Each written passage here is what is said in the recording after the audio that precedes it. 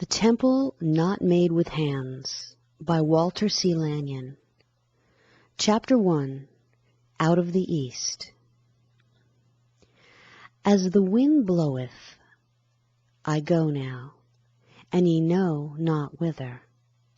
With a warm breath I have blown upon your seedlings. I have blessed you as a warm rain. Aye, and from the northeast, icy.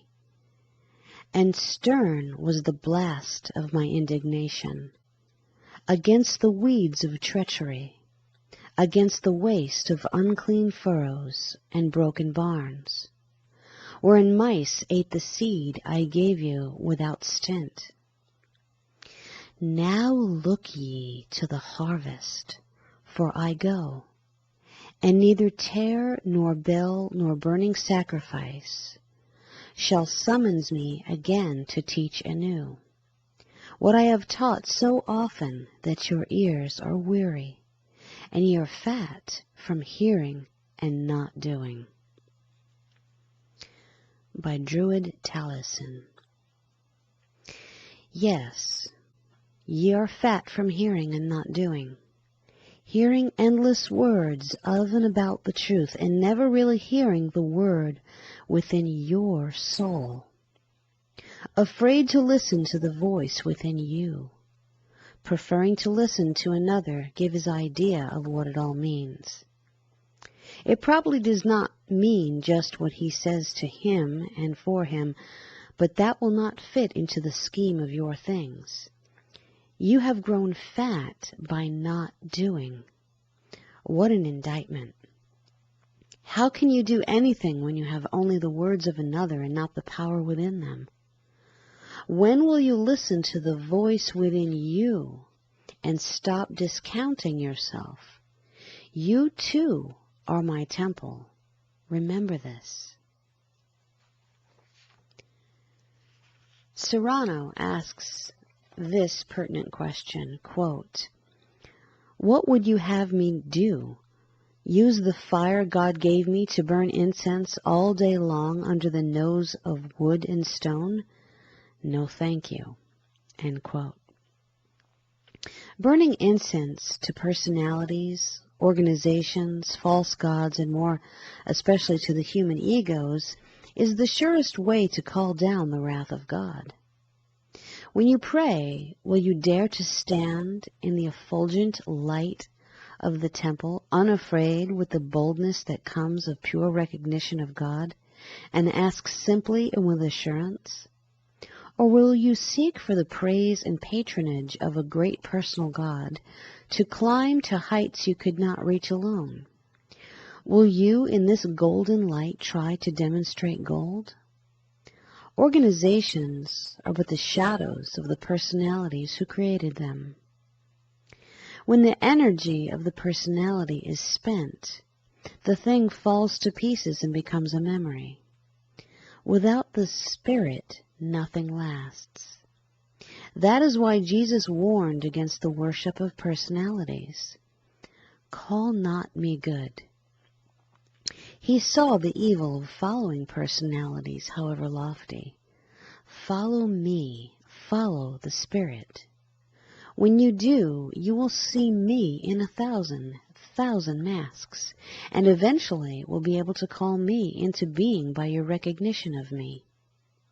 Yes, even in the mass of corruption and death, with all its indications of futility, you will call me forth, and I will come through joyously.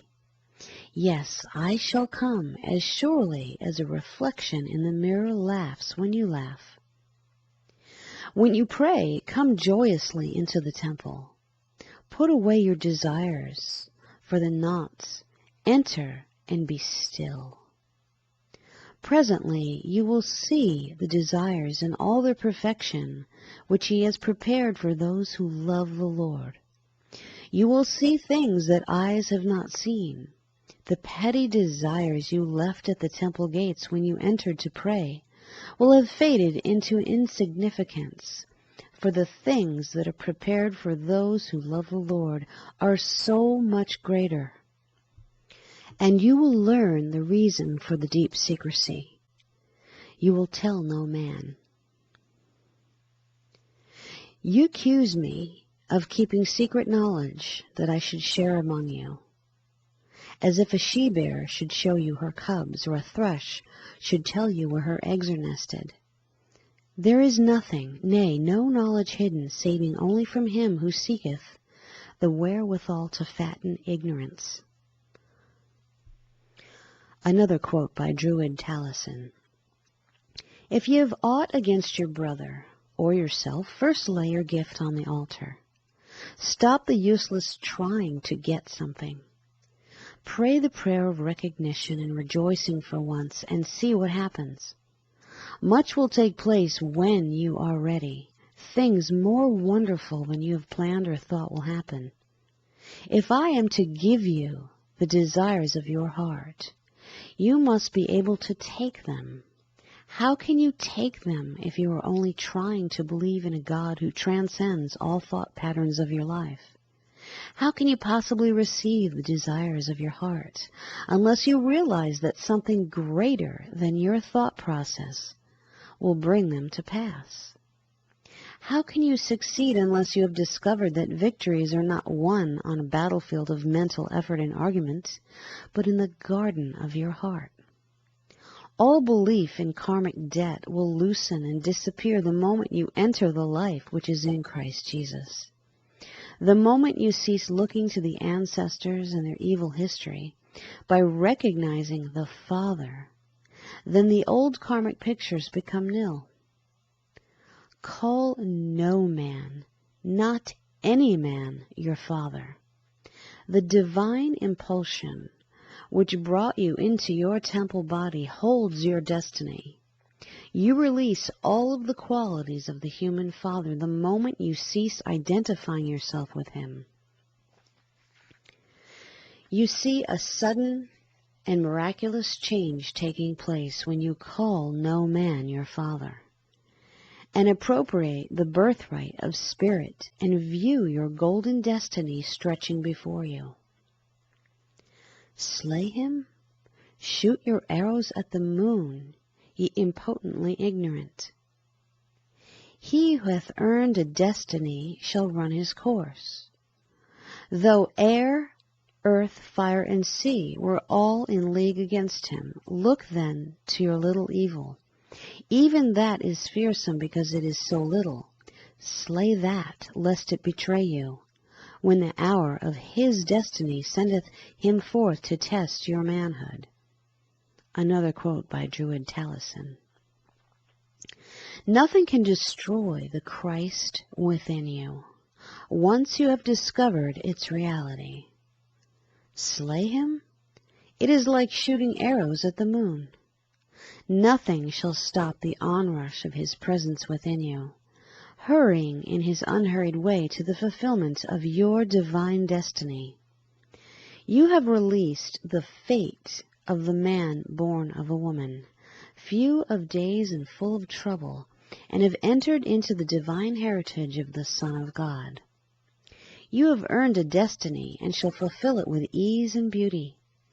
Though air, earth, fire, and sea were all in league against him, nothing shall withstand the brightness of his coming.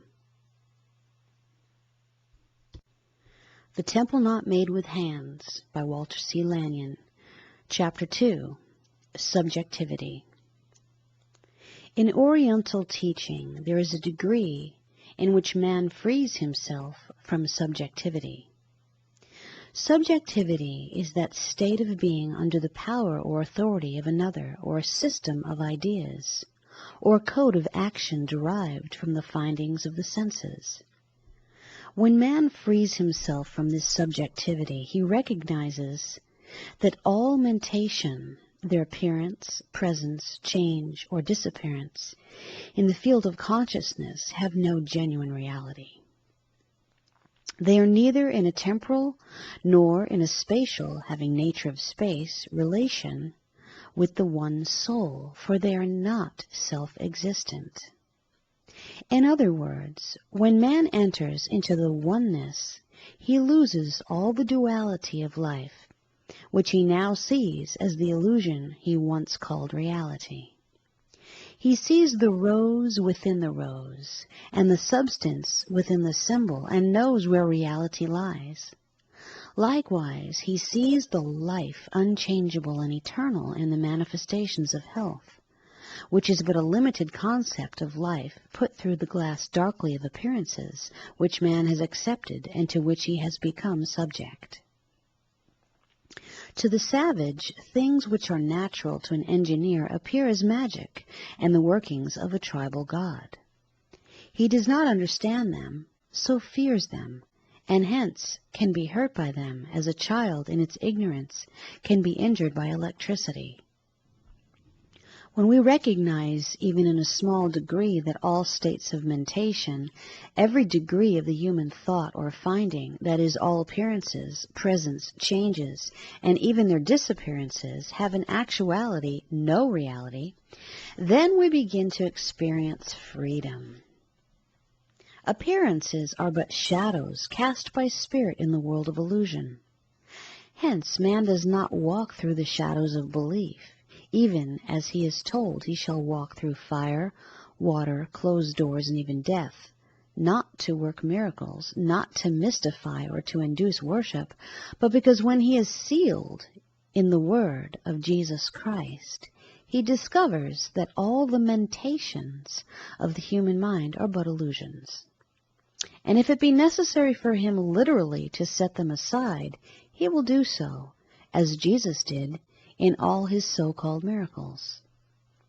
The illusion of the mind, under subjectivity of the human self-made laws, saw the healings of Jesus as something from on high, or something from the realm of mystery.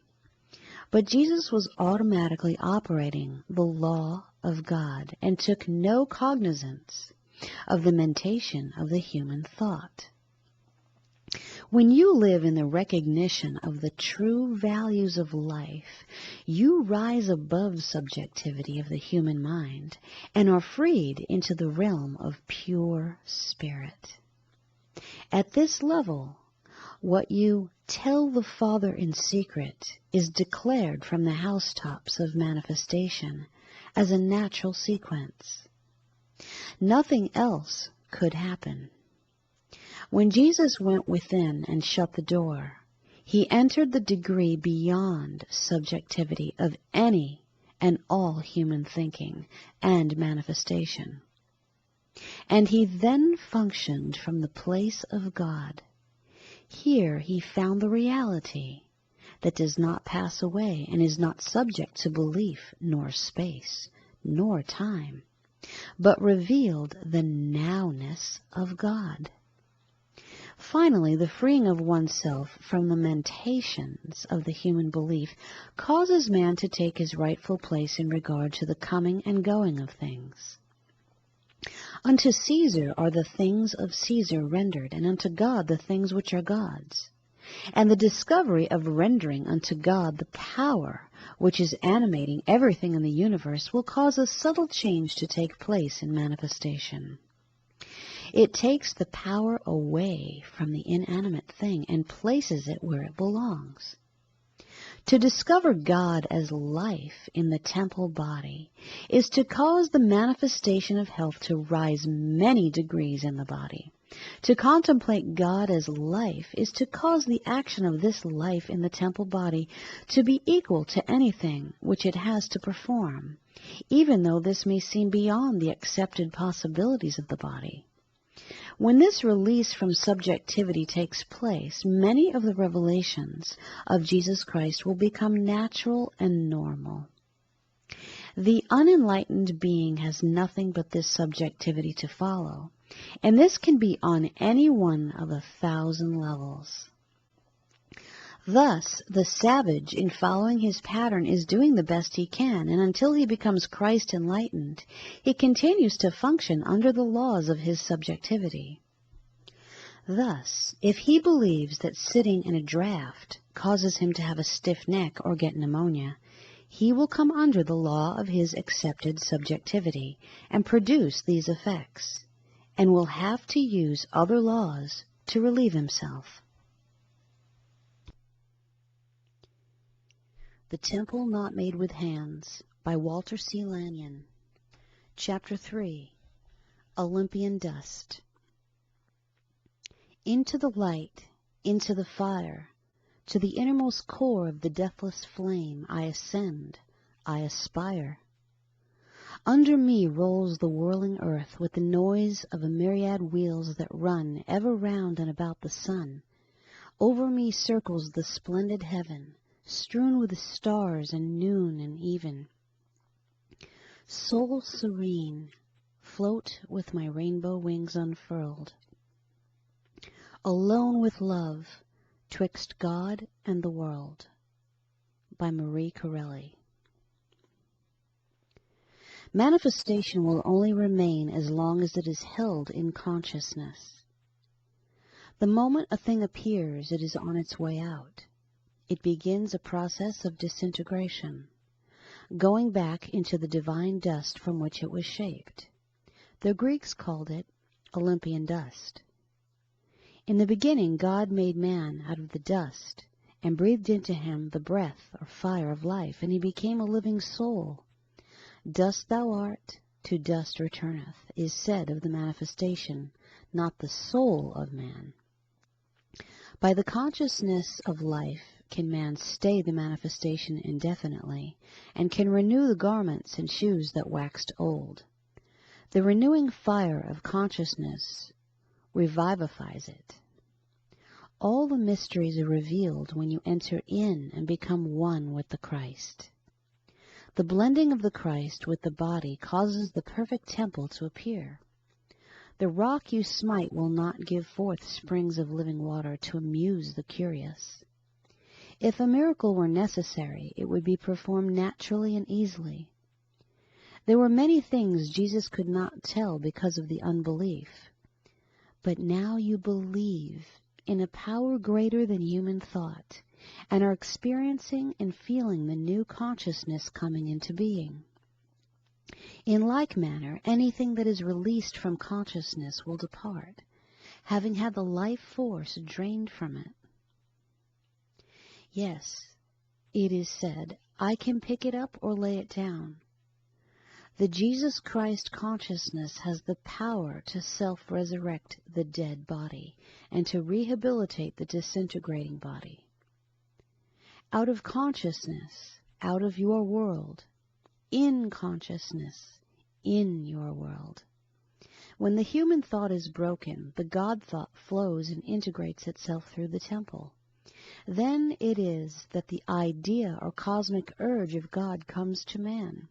As he gazes at this new idea, it becomes clearer and clearer until he can say, "It is done," and see it appear. In all, every one of them, thy ways, acknowledge him, and he shall direct thy paths. The hell of human pictures and beliefs in which you find yourself will suddenly change into the flame of love. Where you stand, the ground is holy when you recognize the One. It is easier for a camel to go through a needle's eye than for a rich man to enter into the kingdom of heaven. The needle's eye was a gate through which to enter Jerusalem. It was so low that in order to enter, a camel must be completely divested of its load. So man, in entering into the consciousness of Jesus Christ, finds he cannot enter until he is divested of all the load of human belief. When he unloads and lets go and leaves all, he does not leave person, place, or things necessarily, but he relates his belief of any power in them. When the closely clutched symbol of a thing is released, the real manifestation will appear. In the fires of self-recognition, do you discover the spiritual priority of all things real, all law and power. This spiritual priority is the last word, the Word which becomes flesh and dwells among us.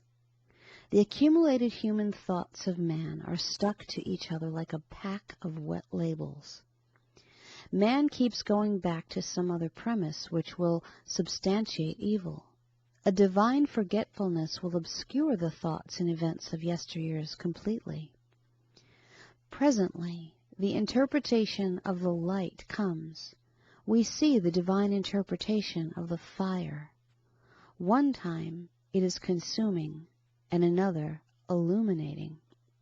Into the light, into the fire, to the innermost core of the deathless flame, I ascend, I aspire. Chapter 4. Illusion. I once saw a so-called famous person in a crowd where no one recognized her as anything other than what she was, just a body dressed and painted in the custom of the day. She became a strange thing without her press agent and her publicity, and began shrinking away from the obvious comparison of herself as she appeared without the acclaim. Presently she became violently ill and had to be taken home. Anything, when not recognized, dies, and the old inflated ego needed the winds of acclaim and praise to keep the balloon afloat. When the inflation was not there, the withered skin of the ego settled in against the form like the loose hide of an elephant. In reality there was nothing there, and so with the personality, if it is not recognized, it dies. I can see her now, looking with wild eyes for recognition. The only thing she lived on was praise and acclaim. The fact that she could run through a whole book of poses meant nothing to anyone but herself, and it was nothing but illusion to her now. She was like a wandering Pleiad, looking for her sisters. Eventually, your old darling will be consumed. No one will save it from the ravages of the flames of time and ignorance. To ignore it is to see it die. The brightness of your coming will need no publicity agent or advertising campaign. You are self-announced, self-sustained, and self-expressed because you have discovered that your body is the temple of the living God, and you bear witness to just that and nothing more. One is sometimes surprised in meeting a so-called celebrity. For some reason or another, we are always amazed that without the acclaim of the world, they are just ordinary people, and sometimes not even that. We are disappointed that the character we have adored exists only in our minds. This imaginary thing, which in reality is not there, comes to apparent life when the applause of the crowd is present, and retires the moment it is not, like the dead grandparents of the children. In the bluebird they arose in their graves when the children were talking of them and said, "We are never dead as long as you are thinking of us." And so we see the chimera of life continue, fed by thought. When you recognize that you are the Christ of God, there is no putting on and off of a character. It is always there and can be recognized without the voice of publicity or press acclaim. "This is my beloved Son," was said of you. That is all you need to hear to make you famous and recognized by all who can see. And they are the only ones who matter. Remember, the fame of him went abroad. The fame of an ego, however great, dies because it is nothing but outside acclaim. If you are seeking fame, it is a futile job. Chapter 5. Recognition. Self-recognition, self-identification automatically produce the Son of God's state of consciousness. It is then not strange that he made himself as God. You experience the subtle change of it when mental consciousness merges into the spiritual consciousness. That which was miracle becomes natural. Why should you stand aghast when you see the power of God disintegrating the pictures of stagnant human thought? The thing that should make you wonder is the appearance of evil in the creation of God. "No man hath taught me these things, but my Father in heaven," is a discovery of soul, a radical dependence upon the inner voice, and a complete getting away from the stupid ideas of man-made teaching. Through identification, the union of man and God takes place, a blending of consciousness in which man discovers substance, undefined, infinite. Then the inertia of matter is overcome. quickened into the spirit substance, one with God, with the all everywhere present. The action of human thought, though it be called intelligence or wisdom, is foolishness in the eyes of God, and moreover is a liar and the father of it. Witness the 1,001 discoveries made by this mind, and proclaimed the panacea for all ills, which later are decried as utter folly. Everything which proceeds from the man whose breath is in his nostrils is untrue. The great ignorance that went up and watered the face of the earth still wears a mask of wisdom. If the child has the native capacity to understand and do the works of God because of his ability to accept a dimension entirely outside the capacities of the human brain, of what use then is the teaching of man? Who by searching can find out God? The great ignorance watered the whole face of the earth and has brought forth a crop of poisonous weeds which are sustained by belief in them. Hence a disease is brought forth by this watering and is caused to flourish by the sheer voice of human belief called race consciousness. Mental consciousness, which appears to be a creator finally, makes its circle and dies together with its manifestation. All human manifestation begins its demise from the moment it appears. It will fall into the dust, or will last for 70 years, according to the sustaining power back of it. The luminous lump of substance which sustains its own manifestation is the point of identification in you. It is the place where the invisible is stepped down to a point of visibility. It is written, I must decrease, ye must increase. The awakening of the true identity causes decrease of the ego consciousness. The ego, which left the Garden of Eden, is the prodigal son who, by remembrance of his heritage, straightway moves toward it. The corruptible begins to put on the incorruptible.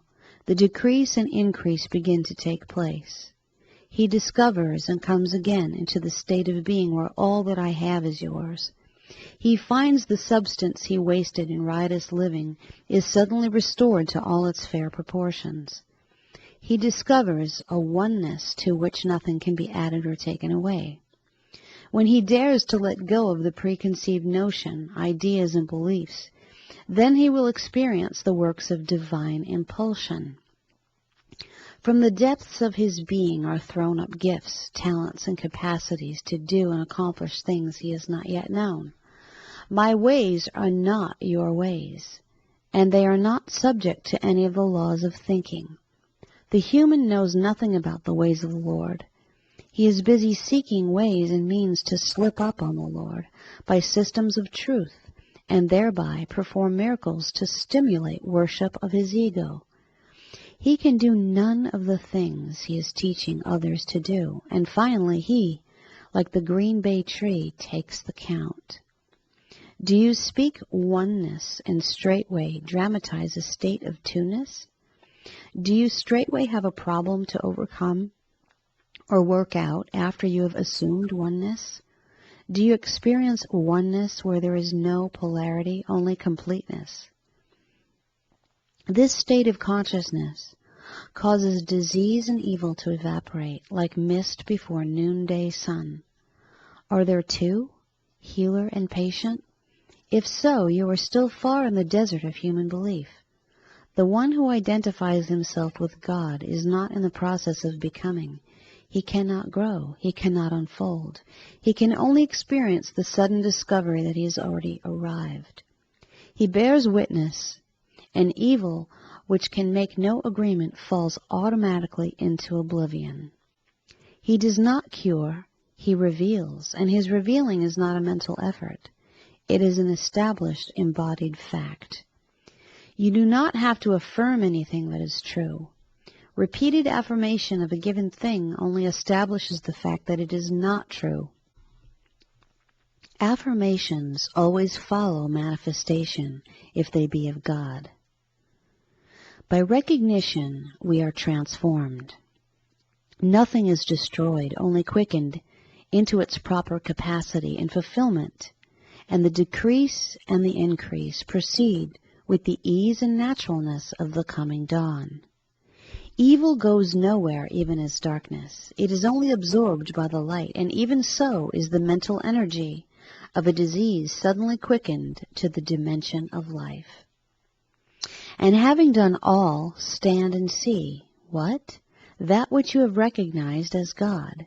The echo throws back at you only what you have given it. Chapter 6. Cloven Tongue. The cloven tongue is mentioned as a power which descended upon the disciples and caused them to understand all languages, by dividing asunder the human thought limitation and knowledge and revealing the intelligence and wisdom of one. That is what is called hearing. Hearing is not something done through the organ of the senses, but something which goes beyond, and as the Spirit searches the joints and marrow, and elevates one to the clear illumination of the mind of Christ Jesus. Entering into this capacity is not the work of a master or holy man. It is the capacity of every man who dares to smite the rock of belief and cause it to give forth living waters. This is not a dramatic display of emotion. It is a sudden realization that Jesus Christ said it is a capacity of every man to hear. Man has been centuries with all the instrumentation of hearing, and yet has not heard the word, only the letter of it, which is dead. Now comes the capacity of entering into the One and discovering the infinite capacities of life. Then is he equipped to hear what a man is saying, even though he may submerge it in subtle double talk and diplomacy. The cloven tongue shall split it asunder, and he will hear what he is saying, and not what he is saying. He will see and understand the exact opposite of the human words, so shall be able to stand in the light. So does a man discover the hidden capacities of the Christ mind within him. He can at will enter into the consciousness of that which he has to do with him. He can, by the recognition of this, enter into the actual nature of a man and discover that which his lips refuse to say. This is not a stunt of a holy man, but a capacity of the mind of Christ Jesus within you, and which becomes an unconscious action finally. It is wonderful. Will you put the coal of fire on your lips? No one is going to believe you, and many may hate you for having discovered such a capacity. My grace is sufficient for thee.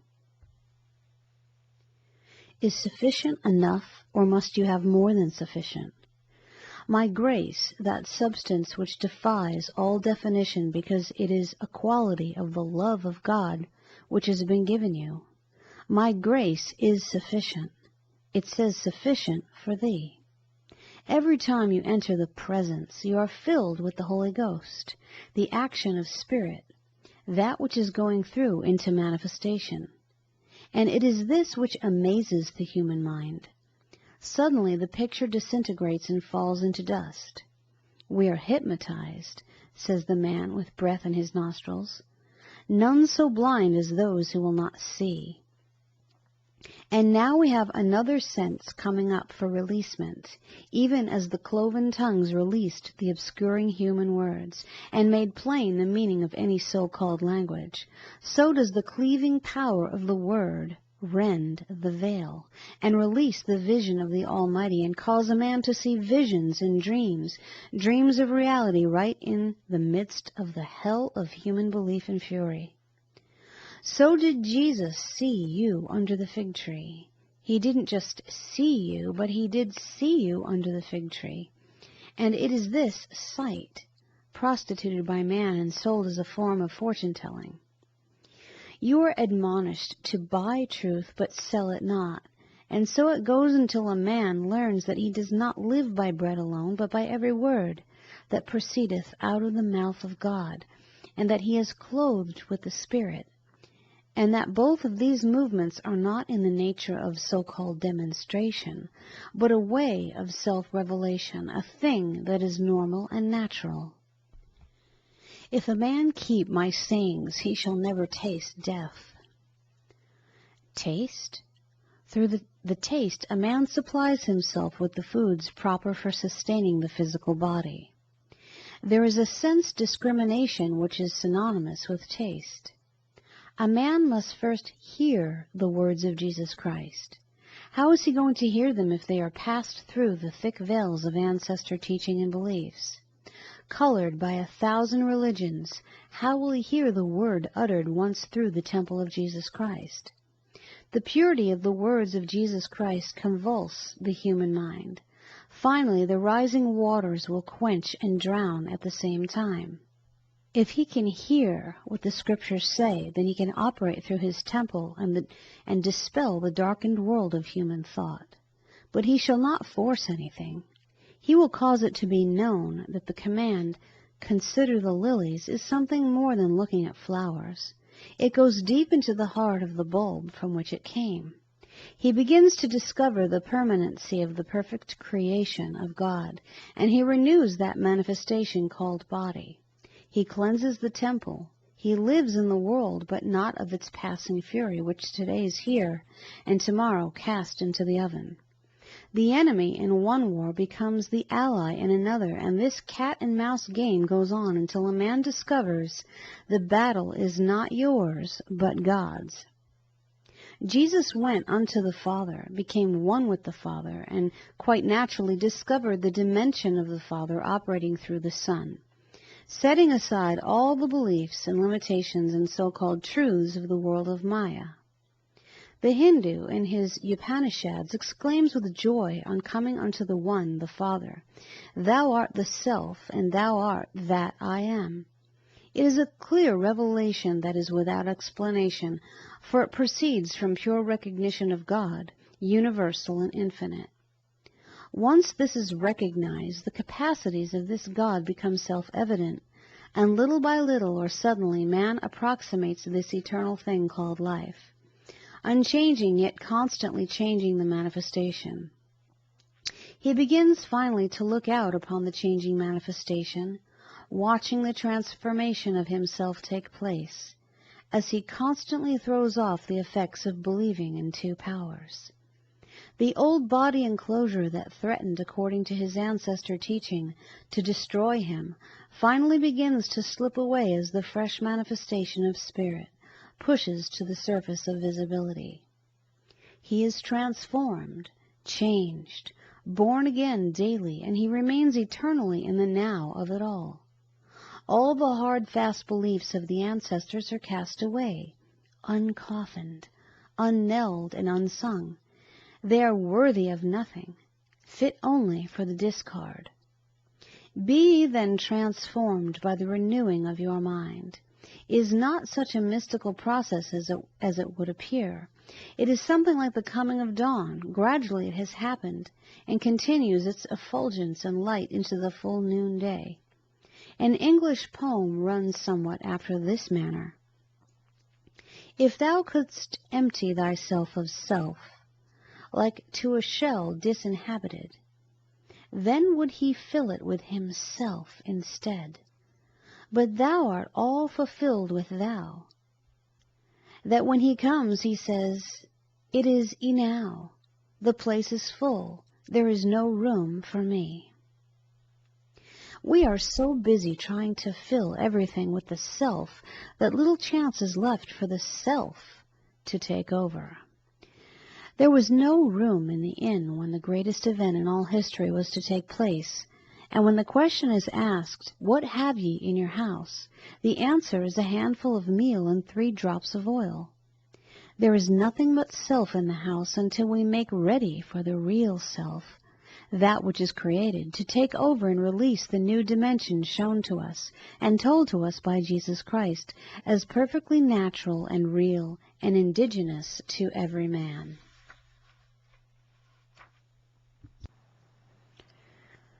Chapter 7. The Poisonous Flower. The bee knows how to take the honey from the poisonous flower. By recognition, you are able to see through by the same divine instinct. The moment recognition is made, the soul responds. Continued recognition will cause assumption of its own strength.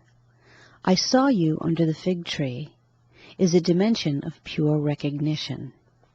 This is the power of soul which rises from decaying human flesh and comes forth laughing. No more do we deny evil after having once heard the command to deny not. What you deny from the human standpoint you affirm, for you cannot deny nothing. It is this very denial that many times establishes it. All evil lives upon and is sustained by human thinking and nothing else. The moment human thought is taken from a condition, at that instant it begins to disintegrate. Many times the fearful human belief returns with such speed, it reassumes the picture or reanimates the picture of evil. I never knew you is enough instantly to destroy evil. An evil bird that rushes at the light bashes out its brains and falls into oblivion. When you enter the consciousness, you neither affirm nor deny with the idea of changing anything. When you affirm, you are making a statement of something that already has happened and is coming into being. The acceptance of this unseen evidence is the final word which releases it. All flesh shall see it together, for the mouth of the Lord hath spoken it. And what or who is to say ye nay? If God said it, 10,000 years of human wisdom with a legion of manifestations cannot unsay it or make it nil. As the falling of the reflection on the surface of the clear water takes place automatically, so does the perpetual and continuous reflection of your consciousness take form and shape in the world of Maya, the world of things. The moment it is released from consciousness, it begins to disintegrate and fall into its divine dust to be reshaped. As easily as passing the hand through the water and destroying the picture on the surface, so in reality is the picture of evil destroyed by the assumption of the Christ. Moses put his hand in his bosom and took it out white with leprosy and returned it again and took it free from the picture. All idea of legerdemain, magic, or doing tricks has nothing to do with the appearance of the presence and the disappearance of the illusion. There is no question in the prove me and see state of consciousness, any more than there is in the mind of a mathematician when he sets forth to prove his equation. Not to see if it is true, but because it is true. The engineer who proves the law of mathematics spans a chasm with a perfect equation. He has completed the entire thing without touching any of the apparent necessary equipment to do the job. But when he has finished with his plan, it then becomes a reality in the flesh, automatically. He does nothing with it himself, but lets it come into manifestation through the bodies of hundreds of men. So the way is always past finding out. I have a way ye know not of. Yes, the bee knows how to extract the honey from the poisonous flower, and you are beginning to see how you devitalize evil and the pictures thereof by taking power from it. The electric wire which was lying on the ground spilling away power is picked up, and that which apparently was causing so much damage is now released into the one. Any time two become one, you have the perfect solution. Chapter 8. The Chastening. Quote, despise not the chastening of the Lord. Unquote. At each new elevation comes the chastening, the refining of the instrument in its way of expression. This chastening carries none of the ugly implications of the scourge or punishment, but rather the reorientation and reassigning of things to their rightful evaluation on the higher level. Whereas before I was blind, now I can see. I can see where I am. I can see and understand that which I have been blindly seeking, because my sight has been chastened, focused to a finer point of perception, extended, as it were, I can see things which are formerly vague and nebulous. Quote, whatever ye see or hear or know was eons old before ye heard it. Unquote. The chastening is gentle yet firm. My son, it seems always to start with that salutation. What a richness in love is the very imagined tone of any father saying just that. My son. There is an implication of protection and a beautiful recognition of relationship, a warmth of love which enfolds like soft wings. It is the mother quality coming into embodiment in the father.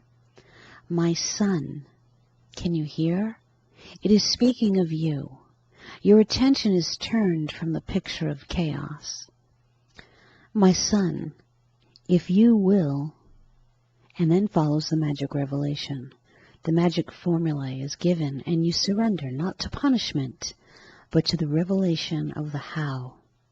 You enter a new tempo which carries you safely into a new day. The chastening. Quote, my father taught me, and I know, that manners are the cloak of dignity, and dignity is man's awareness of his own soul. Unquote. From early Greek. And now some of the grosser and more gauche movements must be replaced or resolved into perhaps lesser action with more definite and sure results.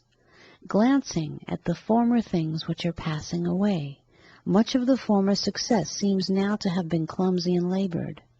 A new tempo has entered in the space between, foreshortened to a vanishing point. At a single gesture now, months of human thought are approximated, and that which is actually is. The fields are literally white, even though it is impossible and cannot take place. A new technique has entered, a technique which cannot be set down in words, but which can be felt pressing upon the diaphragm of consciousness, a sudden feeling of the presence. The Father keeps refining and guiding His Son, not as a punishment, but to cause him to be capable of higher and more outstanding results.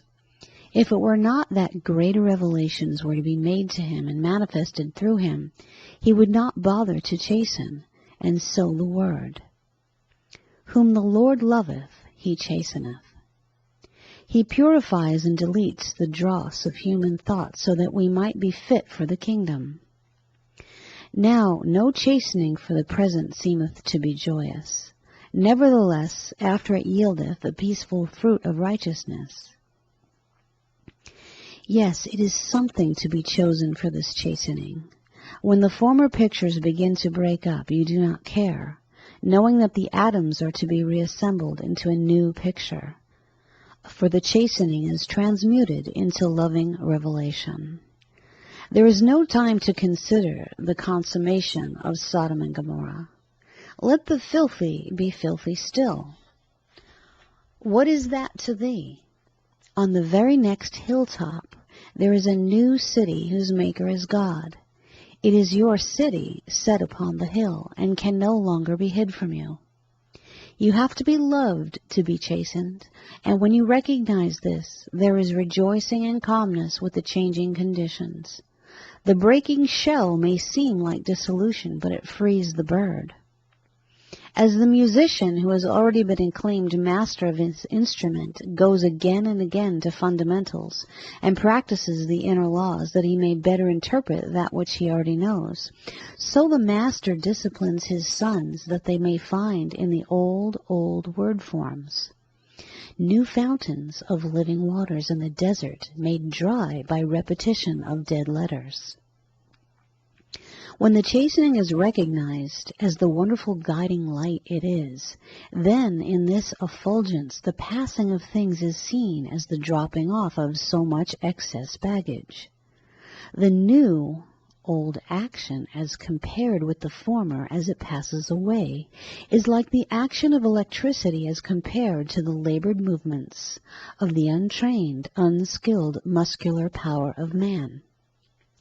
All the questing will go, the why, the how, the what have I done to deserve this, and the comparing of patterns with another, all of it, the moment you transfer the power from punishment to love.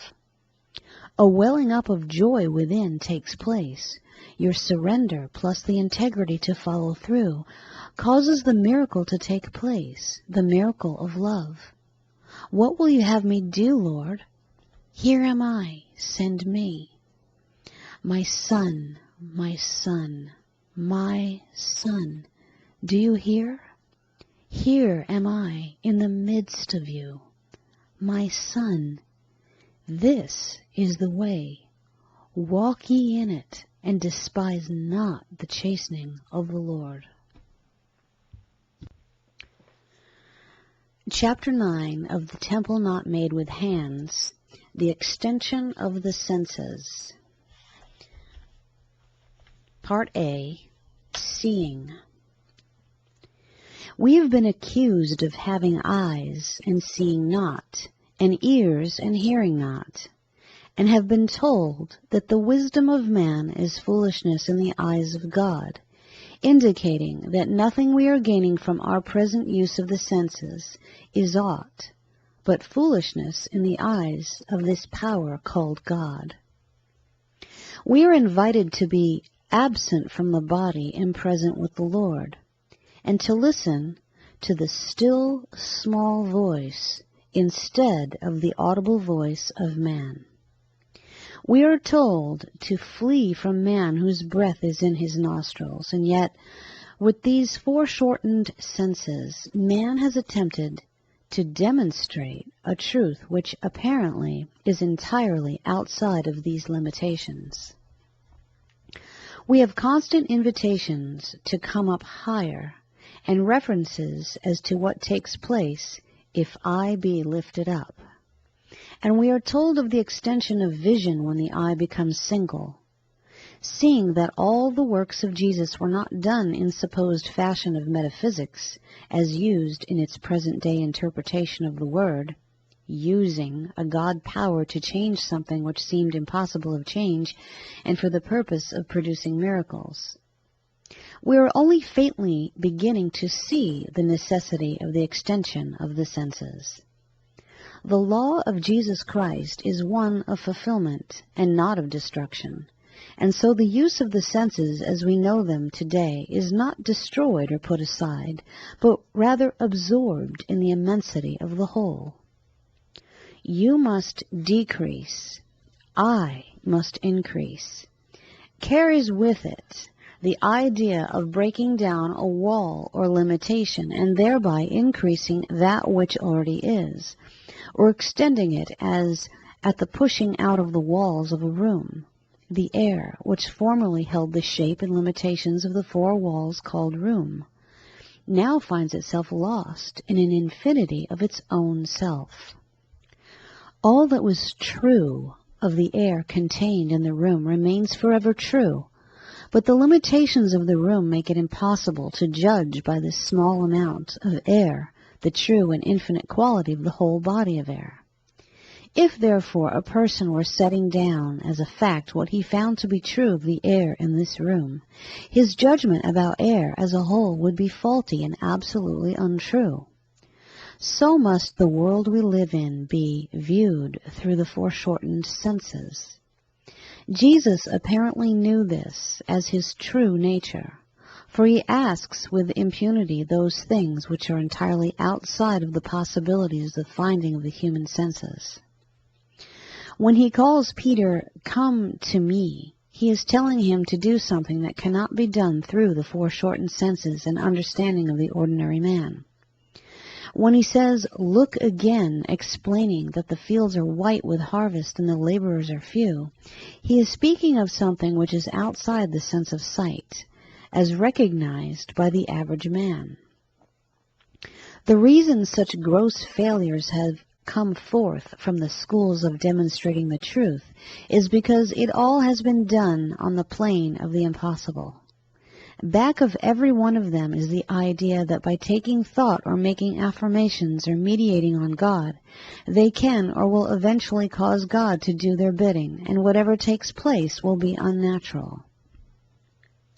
Many will deny this, but if it were not unnatural, they would not make a practice of rehearsing it for the rest of their natural lives, and testimonies would not be told, enlarged upon, and finally printed about this unnatural, natural thing which had happened to them because they treated. We find Jesus very naturally coming to the conclusion that Jesus could do nothing with the limited false sense of life gathered through the foreshortened senses. I can of myself do nothing, but I can do all things. Moving into the naturalness of the presence immediately put him in the plane of the natural functioning of the presence. The miracles to man were the natural functioning of the law to the man of extended senses, or one who had pushed out the walls of the personal into the impersonal. You shall find your life when you lose it, is the paradoxical teaching of the presence. Only when you begin to understand that the look again is not a straining of the muscles of the eyes, or an exalted or emotional state of the consciousness, nor yet a vivid imagination, can you begin to see the fields are white, and that the harvest which you distinctly did not plant is ripe. The command, thrust in the sickle, is one of the most futile, and yet it persists and must finally be obeyed, else you remain a lifelong gleaner to a miserly harvester. Awake, thou that sleepest, and Christ shall give thee light. No light can come through the foreshortened senses. Sifting through the wisdom of man is like looking through the husks for the few grains of wheat that the swine have left. Ye have eyes and see not. Does the statement intrigue you? Does it hold you in its everlasting grasp? Do you ask, see what? Eyes have not seen, and ears have not heard, neither hath it entered into the heart of man, the things that are prepared for those who love the Lord. The things that are to be seen, and which are not seeing through the glass darkly of the foreshortened senses, are the things which already have been prepared. This takes us into an entirely different classification from those who think they can and do create things by taking thought, or that they make things happen because they treat. The things that are to be seen with the blind eyes already are prepared. It is an entirely different premise from which to work. We at no time are concerned with that angle of it. When you are told to look again, that look does not in any way create the fields white with harvest. The sonship degree is constantly concerned with making things happen that would not otherwise happen. But the son has his limitations, and eventually must function into the fatherhood degree, where the finished mystery is revealed. The moment the prodigal rises to go to the fatherhood degree, it, seeing him a long way off, comes toward him with the robe, ring, fatted calf, etc. So when man begins to leave the level of making demonstrations, which come and go constantly and very often leave embarrassing gaps between, the fatherhood consciousness moves figuratively towards him. Jesus was not concerned with the creating of things. He constantly was seen touching the next dimension, or the presence where that which appeared to be the three-dimensional mind, a miracle, was a natural, ever-moving thing. At this height he had but to give thanks or recognition, and the vacuum caused by beliefs in the mind of an individual or a group as to the absence of God in one form or another was instantly filled. It was not a running of unformed substance into a matrix or mold, but a becoming aware of the presence which broke down the limitations of the thing called problem or room, and a joining of the one with the whole. The room, then, was no more, and yet its invisible dimensions might still remain. Or, for want of a better idea, we say the hard, solid walls of granite were suddenly made of the most open of screen wire. The individuality of it is still retained, but it is one with the universal whole. I and my Father are one. My Father is greater than I. Just as the air of the universe is greater than the air taking the shape of the screened-in room. Yet are the two one. The temperature, density, movement, etc. would be the same, and the air in the room could take all of the qualities and powers of the air surrounding it. All illustrations are inadequate and stupid when it comes to bringing out the relation of God and man, soul and body, but they give us a faint inkling of the truth as taught by Jesus the Christ. No wonder, then, that Jesus, realizing the limitations of the senses, first invited man to take his attention away from appearances and asked him to judge righteous judgment. Certainly he could not find the righteous judgment in the appearances of things created out of the limited concept of life. Through the limited senses, man could see only what his consciousness was capable of seeing. Hence we realize that although 5,000 people saw the so-called miracle of the loaves and fishes, perhaps only a small percentage could see anything taking place other than the most orderly passing out of bread and fishes. It was not possible for them to see anything different, no more than a man looking through rose-colored specks can actually see a horse white. The horse, no matter what its true color, will appear eternally pink. So the most glorious revelation viewed through the foreshortened sense of sight would have to conform to that sense. Through the glass darkly, through the beliefs and thoughts that you have accepted as real and true, darker or lighter according to your ability to perceive the reality of existence. Quote, if thine eye be single, thy whole body is full of light. Unquote. This seems to give us an entering wedge to this new dimension. The whole body being full of light posits the fact that all of the senses of the body would be freed into their new field of activity. Undoubtedly, Jesus saw, literally as well as symbolically, the kingdom of heaven here and now because he saw it in his own consciousness. Look not low, here, nor there, for the kingdom of heaven is within you. It is marvelous to contemplate what the slight change in the mental elevation may suddenly do for you. If you are still working with a dual world, still working against evil, still finding evil as a reality which you are especially appointed to destroy, your whole body cannot be full of light, and your eye cannot be single.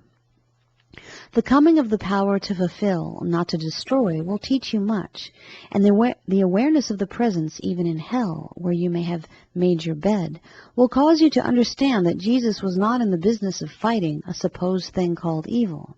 He constantly recognized the presence, and the manifestation of evil, which in its final analysis is a belief that a place exists apart from the presence, is filled full, or discovered to be already full of the presence.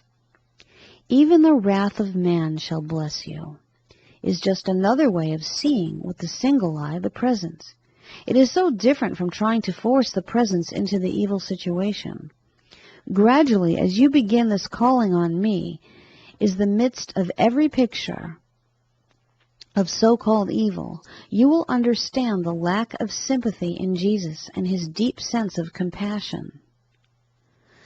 The old prophet putting his hand in his bosom and bringing it out white with leprosy and then restoring it to normal health by doing the same thing should open the eyes of the blind who believe that disease is even a belief which has to be destroyed. It is not in any sense of the word handled. The awareness of the presence is all that is necessary. Call upon me, and I will answer you. Do you believe that? Answer me. Do you believe that the calling upon this me will bring about the manifestation? You will when the dual standard of life passes away and you find that I came not to destroy but to fulfill. That the senses are extending into the real existence, which pushes out the walls of the narrow concept of life in which you have existed all these years.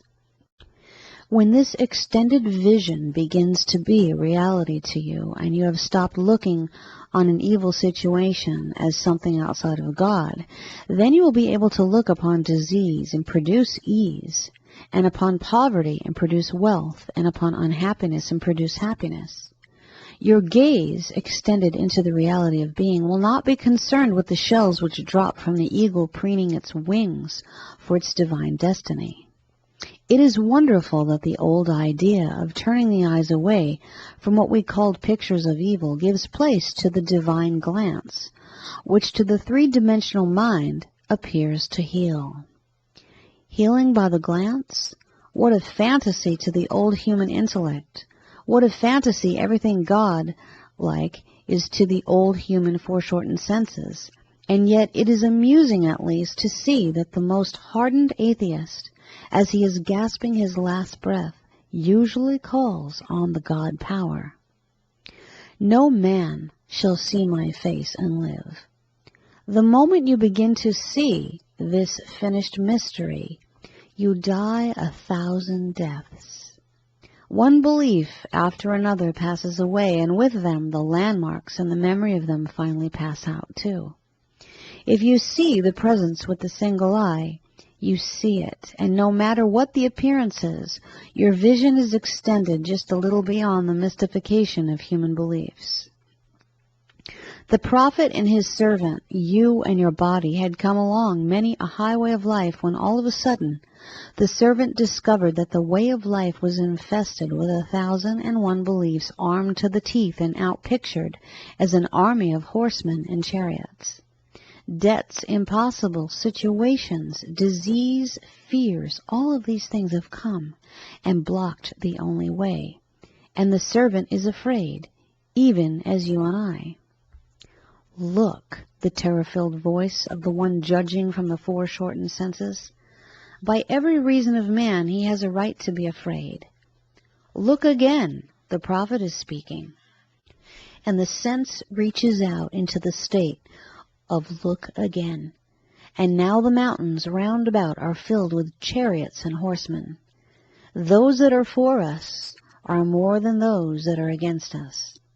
And so the revelation of the presence takes place through 1,000 parables and stories. When you recognize the presence in any place and stop trying to handle the mystifications of belief, you suddenly find the sight extended to the point of look again, and find there the God in heaven rising into expression out of the hell of human beliefs. We are gradually coming into alignment with the oneness of life, and can faintly understand how this understanding causes everything to fall into perfect agreement with everything else. I am of too pure eyes to behold iniquity is not a moralistic statement of a tribal Jehovah. It is the actual uttering of that pure, unsullied state of consciousness wherein no evil exists. Recalling very definitely to mind that your problem is no problem to another, and likewise another's problem is nothing to you, you will begin to understand what it means to move into the place where the single vision exists. When thine eye is single, thy whole body also is full of light.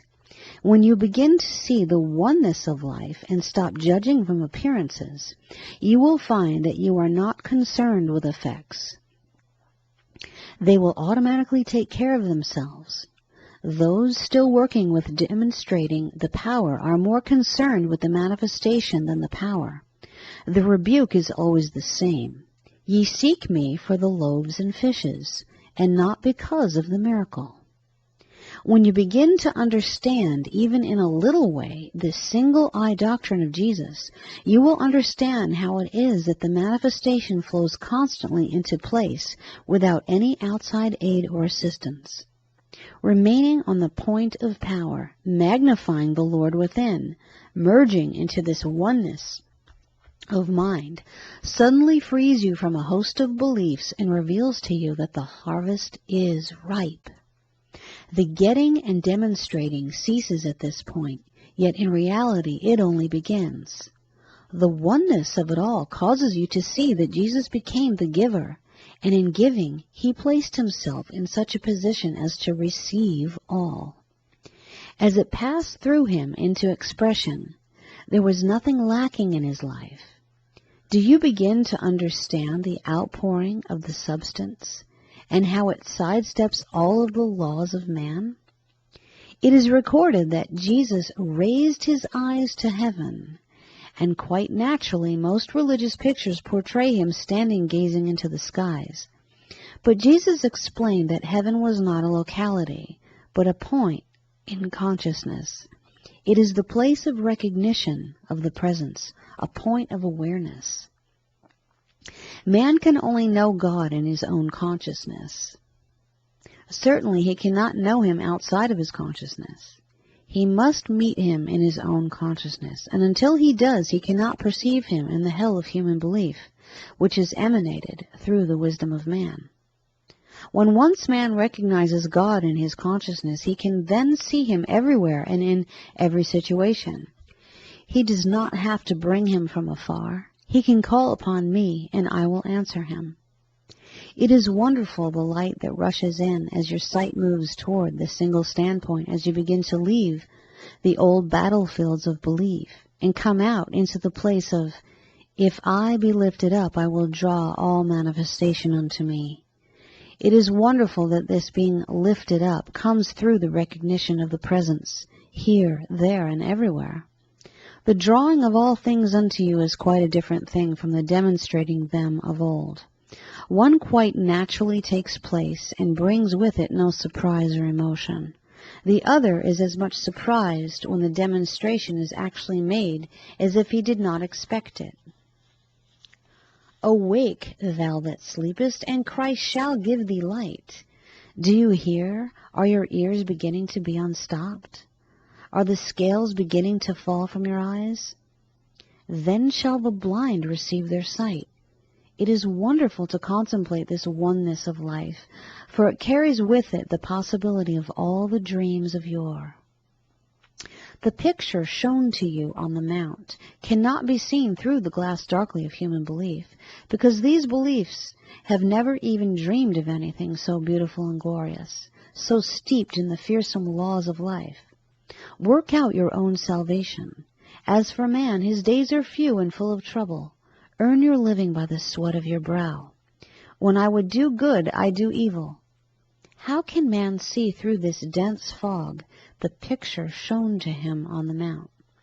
It is too good to be true, and it is not true if squared by the findings of the human senses. But the promise stands, thine eyes shall see the King in all his beauty. That promise that you shall see your soul in all its beauty is enough to carry any man on into the place of awareness. Are you curious about the things that have been prepared for you and the things that have not been able to enter into the heart of man? Only through the extended senses is it possible of attainment. If you cannot see God in the devil who is disrupting your life, God in the disease, God in the thing lying in the gutter, you cannot find him in the temple, for he is all or nothing. Choose you this day whom ye shall serve. And the choice is up to the individual. It has nothing whatsoever to do with the opinions and beliefs of another. The coal of fire is placed upon the lips of the initiated. He has ceased from talking it over with another. He knows and will let the light shine, but does not try to make it shine. By their works, not by their words, ye shall know them. Ye have the yardstick always at hand. Ye shall see him as he is when the eye becomes single, and that will satisfy you. When you even glimpse him, this oneness, you will have answered the question, is this he that should come, or look we for another? If you are still asking this question, you are still expecting another Messiah, and another will come, and another will be found to have clay feet, because you will finally have to find him within. Digging out the clay feet of messiahs is the pastime of metaphysicians, not knowing that at each digging they are only showing forth their own lives in disbelief in the one power. Spending time seeking into the personal lives of speakers and lecturers suffices for understanding of the Christ to many. Follow me. Follow me. Do you hear? Yes, it is true. The fields are white with harvest and the laborers are few, because they have the double eye of lack and substance and coming and going of the presence, which is only possible to the wisdom of man. When Jesus said, "Look again," it was an extension of the sense of sight into vision, where the presence was recognized as a manifested thing. The looking again, the divine glance that heals, does nothing but become aware of the presence, and the flames of the hell of belief subside. Hence the healing glance, the looking past the glass darkly into the presence which shatters the belief manifested in death or disease. Thrust in the sickle becomes a present possibility as soon as the eye becomes single, and the greediness has subsided into the recognition of the presence. Yet in my flesh shall I see God. It is wonderful. The universe in which you live is a mirror of your consciousness. It can only reflect what you discover within. It can only respond to you. It can only answer to your conscious word, be it good, bad, indifferent. Chapter 9, Extension of the Senses, B, Hearing. Having ears ye hear not. Again, man is brought face to face with the fact that he is not properly hearing, that he is missing the voice and hearing only the noise and the sound of things coming together in the outer world. He can be so mistaken in the sense of hearing that if he were to close his eyes, he could not tell whether a horse was approaching on a paved street or a couple of coconut shells were being tapped on a board. If he cannot differentiate between things as simple as these, how can he possibly rely on the sense of sound as he knows it? The fact that we are constantly accused of having ears and eyes which do not use also posits that something important is being said. I once watched a Chinaman in a Shanghai native theater enjoy and apparently hear one of his classics when such a bedlam was going on in the house that it would seem utterly impossible to hear the person sitting next to you without intently listening. And yet the Chinaman was relaxed, making no conscious effort to hear through the din of crying babies, squeaky music, peanut and sweet meat vendors. He was at a terrific point of attention, however, and all his power was pointed in one direction. It was like drawing the sun's rays through a magnifying glass. A deaf woman once told me she could always hear anything evil said about her in her presence. She did not know that if she could hear evil, she could hear everything else by the same method. Attention. She was at the point of attention when it came to evil. In fact, she admitted that she knew she could always hear anything evil that was being said about her, and so she did. The still small voice must be heard from this point of attention to the presence, and not to the noise on the outside. Otherwise, you miss the word which is to be made flesh. There were many things I could not tell you because of your unbelief. Many things which Jesus wanted to reveal, but the hearing was so heavy by accepting the noise of the world that it could not hear the still, small voice of revelation. A woman came rushing in one day, frightened almost into insensibility. "A fortune-teller told me I'm going to be killed in 4 days." She had heard, as many people have heard, the death sentence pronounced over them. Incurable, hopeless, helpless, and thousands of other things that can only be heard by the hearing of the ear. It is not possible to hear these things from the standpoint of spirit, for they are founded on the failing wisdom of man, which is foolishness in the eyes of God. If any of you lack wisdom, let him ask of God. If he asks of God within himself, he will have to hear with the hearing ear. He will have to hear past the noise and confusion of the outside world. The voice will be eternally saying, I will. But unless the hearing is at the point of attention, it will hear the clanging noises of human belief. It is recorded that the dead shall hear my voice and live. And this not only means the physically dead, but the mentally dead as well. Not that which goeth in, but that which cometh out, defileth or maketh a man. That which you hear determines what will come out. Go unto this people and say, hearing ye shall hear and shall not understand, and seeing ye shall see and not perceive. For the heart of this people is waxed gross, and their ears are dull of hearing, and their eyes have they closed, lest they should see with their eyes, and hear with their ears, and understand with their hearts, and should be converted, and I should heal them. It is obvious from many scriptural references that these are the two kinds of hearing, one that causes the heart to wax gross, heavy with misunderstanding, and the other which hears that which the ears, dulled with false learning and judging from appearances, cannot hear. To hear the still small voice of which so much is said, the hearing must be of the heart and not of the ear from the human standpoint. My sheep hear my voice has nothing to do with a shepherd calling on the hillside. It is the inner hearing, just as a wise dog is not misled or attracted by an imitation of his master's voice, no matter how perfect the imitation. There is something in the hearing that detects the voice of the shepherd, and it is just this thing which opens the doors to the spirit of the words of life, which are otherwise dead letter. The 88 notes on a piano do not represent the sum total of sound. It extends to a point of infinity on both ends. Yet because the heavy human hearing does not detect it, he says it does not exist. The universe is filled with music which remains inaudible to most of us because we are hearing with the human ear.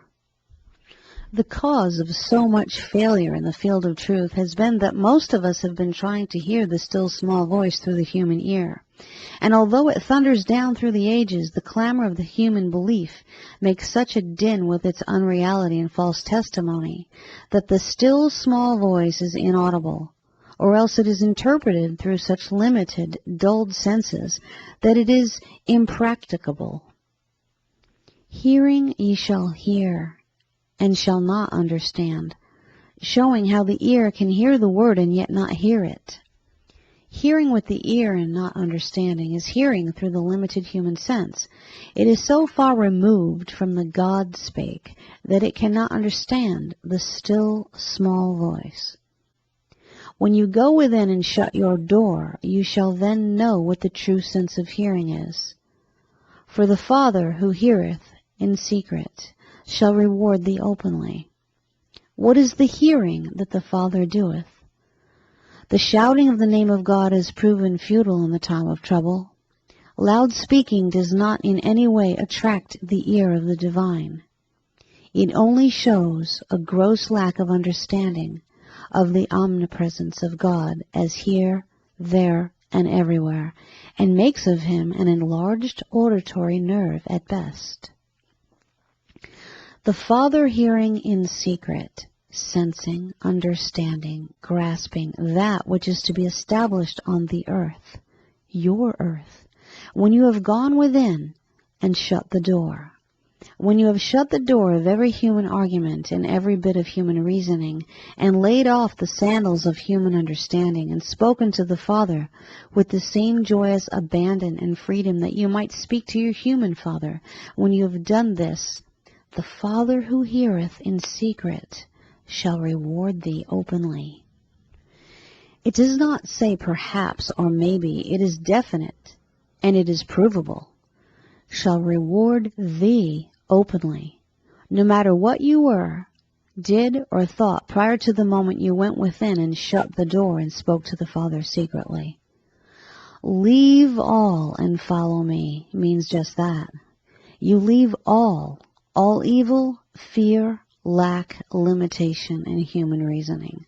Just as you leave all your ideas about success and possessions and everything else that you've listed on the side of assets. You leave all, everything, and by leaving all, you find all. It is glorious to contemplate that when the Father within says, "Leave all and follow me," He is asking that you leave the bondage to everything and follow the me. When I say bondage, I mean just that. If a thing is binding you, if you cannot leave the bondage in it, you are still bound to it no matter whether you put it out of your immediate life or not. Many persons are controlled by things that they do not possess and which they feel they have put from their lives. To have an unsated longing for something that you have given up, and to imagine that because you have thrust it from you, you are free from the bondage of that thing, is to mistake entirely the command, "Leave all and follow me." Then you will find that you have left nothing except the bondage of it. The love of money is the root of all evil. It is the love, bondage to it, of money, and not money, that is the root of evil. Money in itself is not more evil than food, clothing, or anything else, but the bondage to it, whether it be much or little, is evil, and causes you to do all sorts of things either to get or hold it. A miser holding to the symbol while he starves is at the same point of expression as a beggar who is ready to commit any sort of crime to possess it.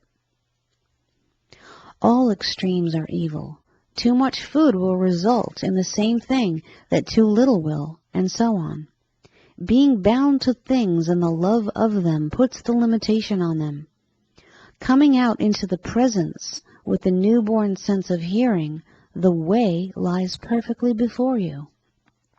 The guiding influence is as a voice from behind thee which says, "This is the way, walk thee in it." This is the way.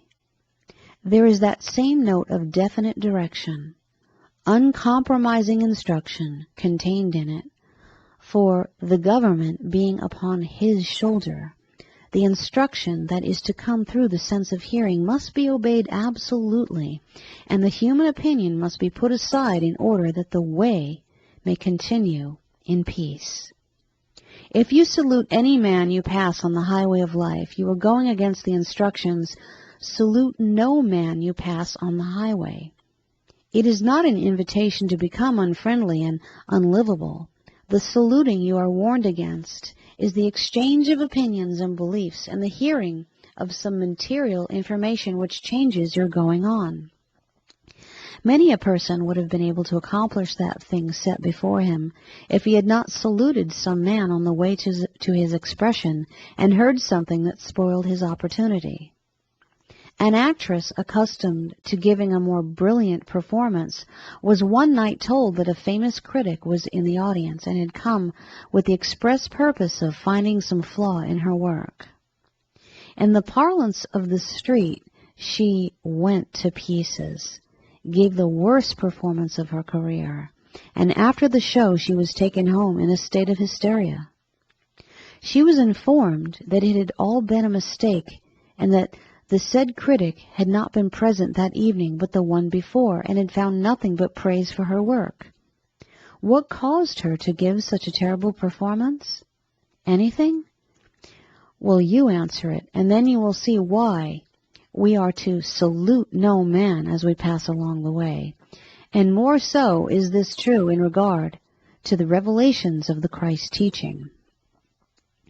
If you have not arrived at a point where you are past the state of arguing, you have not actually heard the word, and will be busy comparing different systems to find out which one contains God. No system contains God, yet they may all be contained in Him. The coal of fire placed on your lips shall also be placed on your ears. Salute no man you pass on the highway of life. He may be more interested in the personality of Jesus than in the Jesus Christ. Where does he live? Is he married? Any children? Any money? These are the eternal questions of the man you are warned against. He is eternally going out to see a person and not a principle, and he carries all filthiness that has accrued from the human hearing and the human looking at a person instead of hearing a principle. I will hear what God will speak. What a glorious resolution, and how hopeless it is to hear through the human understanding with its laws and limitations. But then, I will hear what God will speak. And if you're to do that, it means that your speaking will have to cease, and your human reasoning and understanding will have to give place to the new inspiration of the Almighty. You are sure to hear something that will delight you, for it will carry with it the possibility of establishing it on the earth. When you begin to make yourself as God, which is what Jesus did and could not escape doing if he worked from the premise, in the beginning God, then you shall begin to feel your way with the new senses. Then shall you understand how the deaf shall hear. Then shall the deaf hear. At the instant of recognition of the divine capacity of hearing, the limitations of the human ear fall away, and man hears, and hearing things that the human ear is incapable of ever knowing. Eyes have not seen, ears have not heard, the things that are prepared. They are already prepared for you when you can hear with the hearing that so completely transcends the human limitations that it breaks through the gates of heaven and comes to the throne of the presence. The changing sense of hearing and sight can only be attributable to the human limitations, since it is impossible to conceive of God with impaired vision or hearing, and the changeless power is not subject to degrees of sound or distances. The reason hearing and sight change in the human sense is because they are limited to the human organism and can be easily deceived. Shaking a sheet of steel on the stage produces an impression of thunder, and this on the sunniest June day. And so it goes. Having ears, you hear not. As long as your hearing is stopped down to the physical instrument of hearing, it is bound to be limited and faulty. Then shall the dead hear the voice of God and live. Gives us some sense of hearing and its power. The true hearing pierces every belief of the human kind, even death. And so Lazarus heard, not with the human ear, but with the spiritual hearing, and picked up his body and brought it forth. The establishing of himself again on earth took place because of this hearing. Then shall the dead hear the voice of God and live. Shoots through the walls of human belief and brings out the establishment of the thing on earth.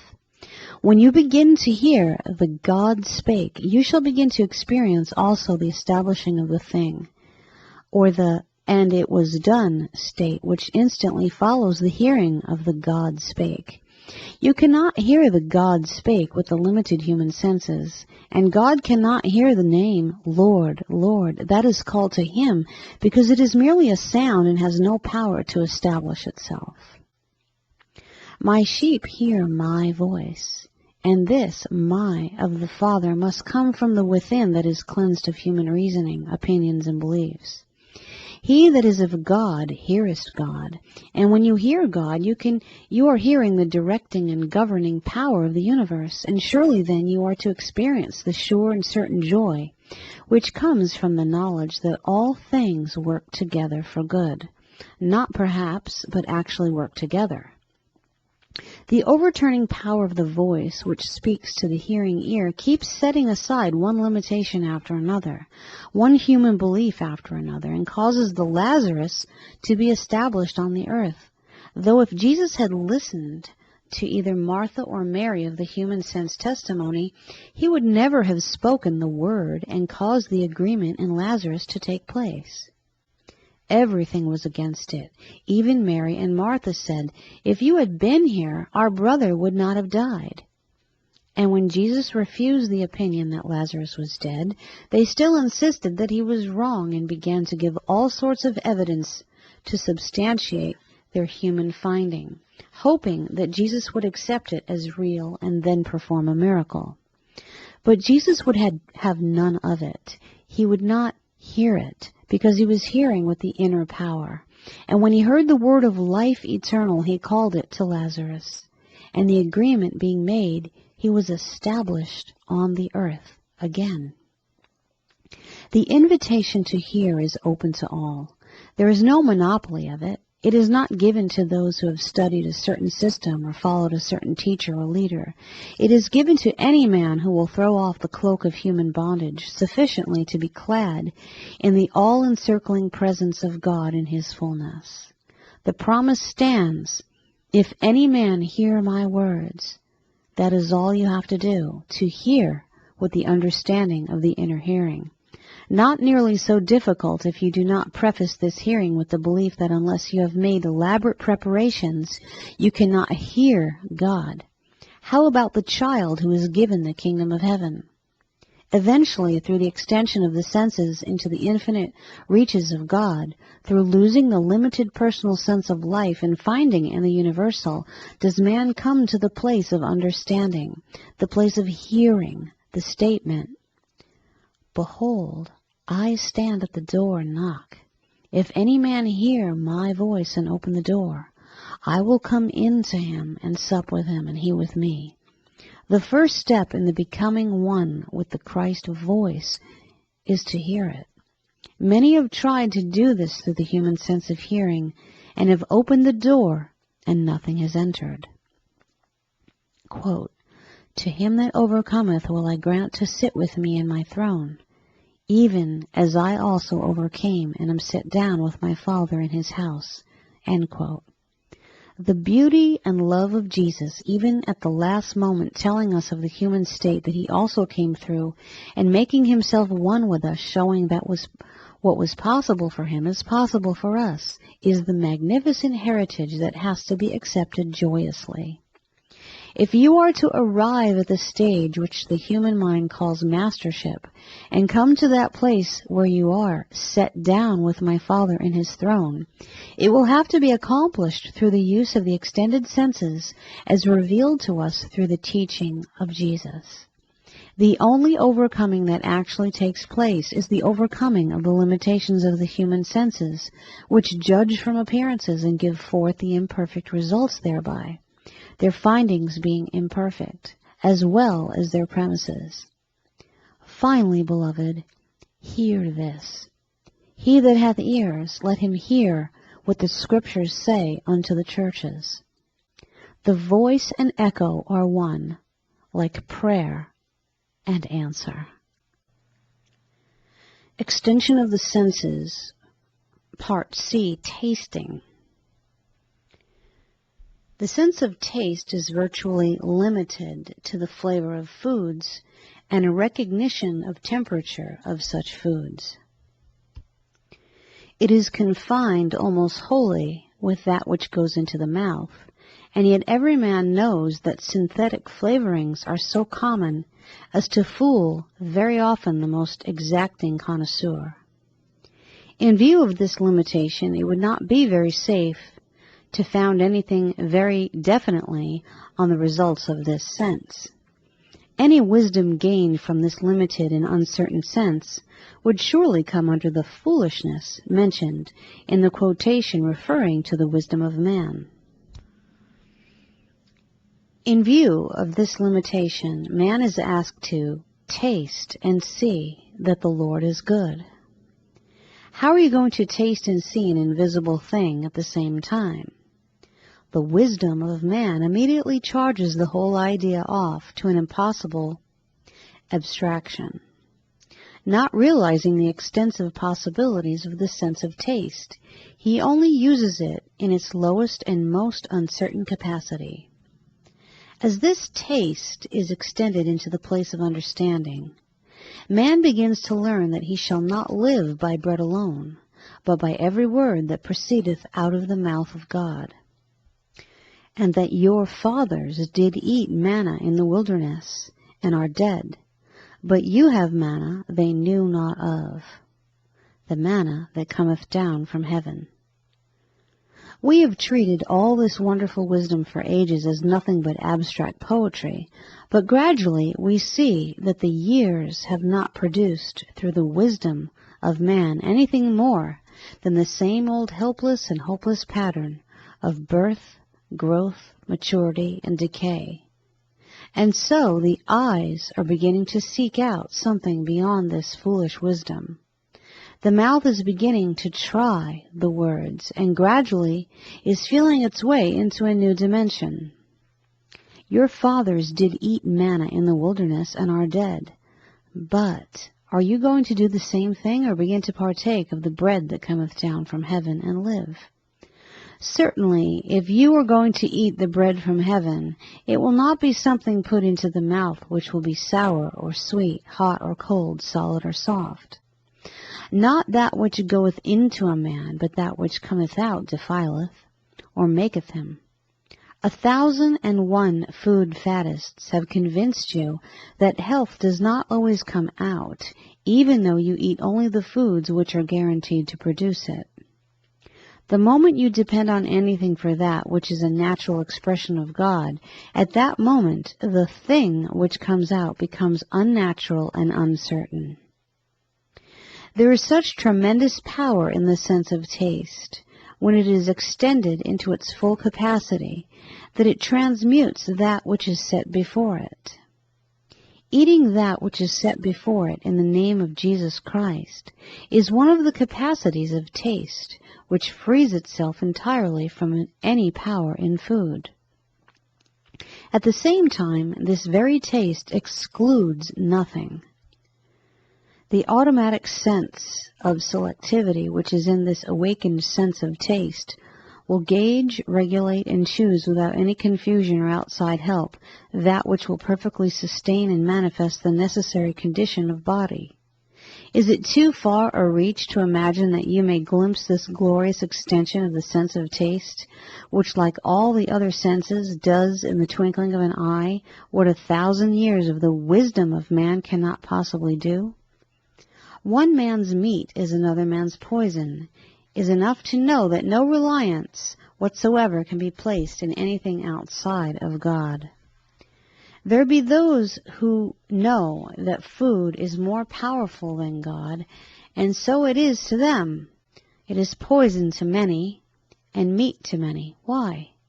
Yes, your fathers did eat manna in the wilderness, and they are dead, but does it not thrill you to contemplate that remark of Jesus, and more especially the inference that death is not necessary to you, whether you can sense it or prove it? It is definitely inferred, and it definitely has to do with the sense of taste. The foreshortened sense of taste which did eat the manna in the wilderness of human belief caused the death, apparently. At least this very taste finds that food, or the lack of food, can kill a man. But ye have bread they know not of, the manna which cometh down from heaven. Where is heaven? Do not ask any man, ask me. The heaven to which Jesus referred was a state of consciousness, and so the bread which cometh down from heaven and is eaten by you is to proceed out of the consciousness of the presence, and must be eaten and tasted by something more extensive than the limited sense of taste as known by the average man. When Jesus came to the woman at the well in Samaria, he asked her for a drink, which she gave him. Then he said to her, If you had asked me, I would have given you living waters to drink, which if a man tasteth thereof, he shall never die. What? Why, you haven't a rope or a bucket or any dippet, and the well is deep. And so she missed the great chance to use the sense of taste, and to be watered with the living waters. Immediately her human wisdom came into play. She drew water from the well daily, and knew just how deep the well was, and how impossible it would be for Jesus to give her to drink. And that settled that. Just as you know how impossible it is for you to taste the Lord and see that He is good.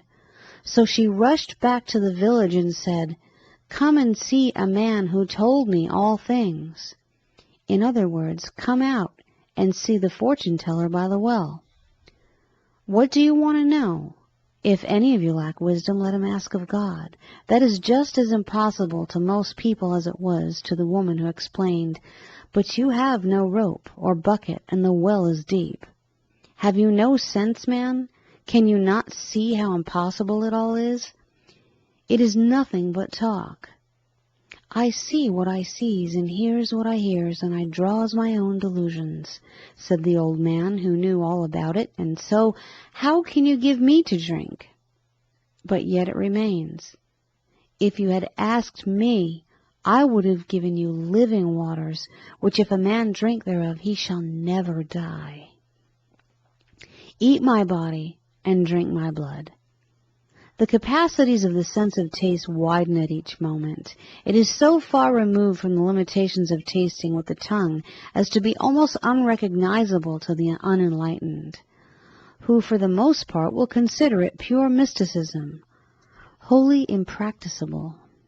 And yet it is the most practicable thing in the world, and when a man begins the use of the true sense of taste, he shall never thirst again. Whatsoever things he does in spirit shall immediately be done in the physical. If he can drink deep of spirit or of the living waters when the physical body is parched and thirsty, he will find wells of living waters in the deserts of human belief, and food in abundance to assuage the physical hunger, when he learns the pure mysticism of eat my body, drink my blood. He has solved once and for always the problem of food and drink. It is bound to manifest in the flesh.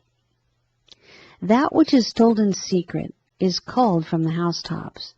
That which you perform in secret is made manifest in the flesh. A woman once proved this rather miraculous thing of partaking of the living waters. Finding herself incarcerated in an institution of questionable character, and suddenly perceiving that the purpose of this place was to torment her until her reason had completely fled, she realized that no amount of struggle or railing would avail her anything.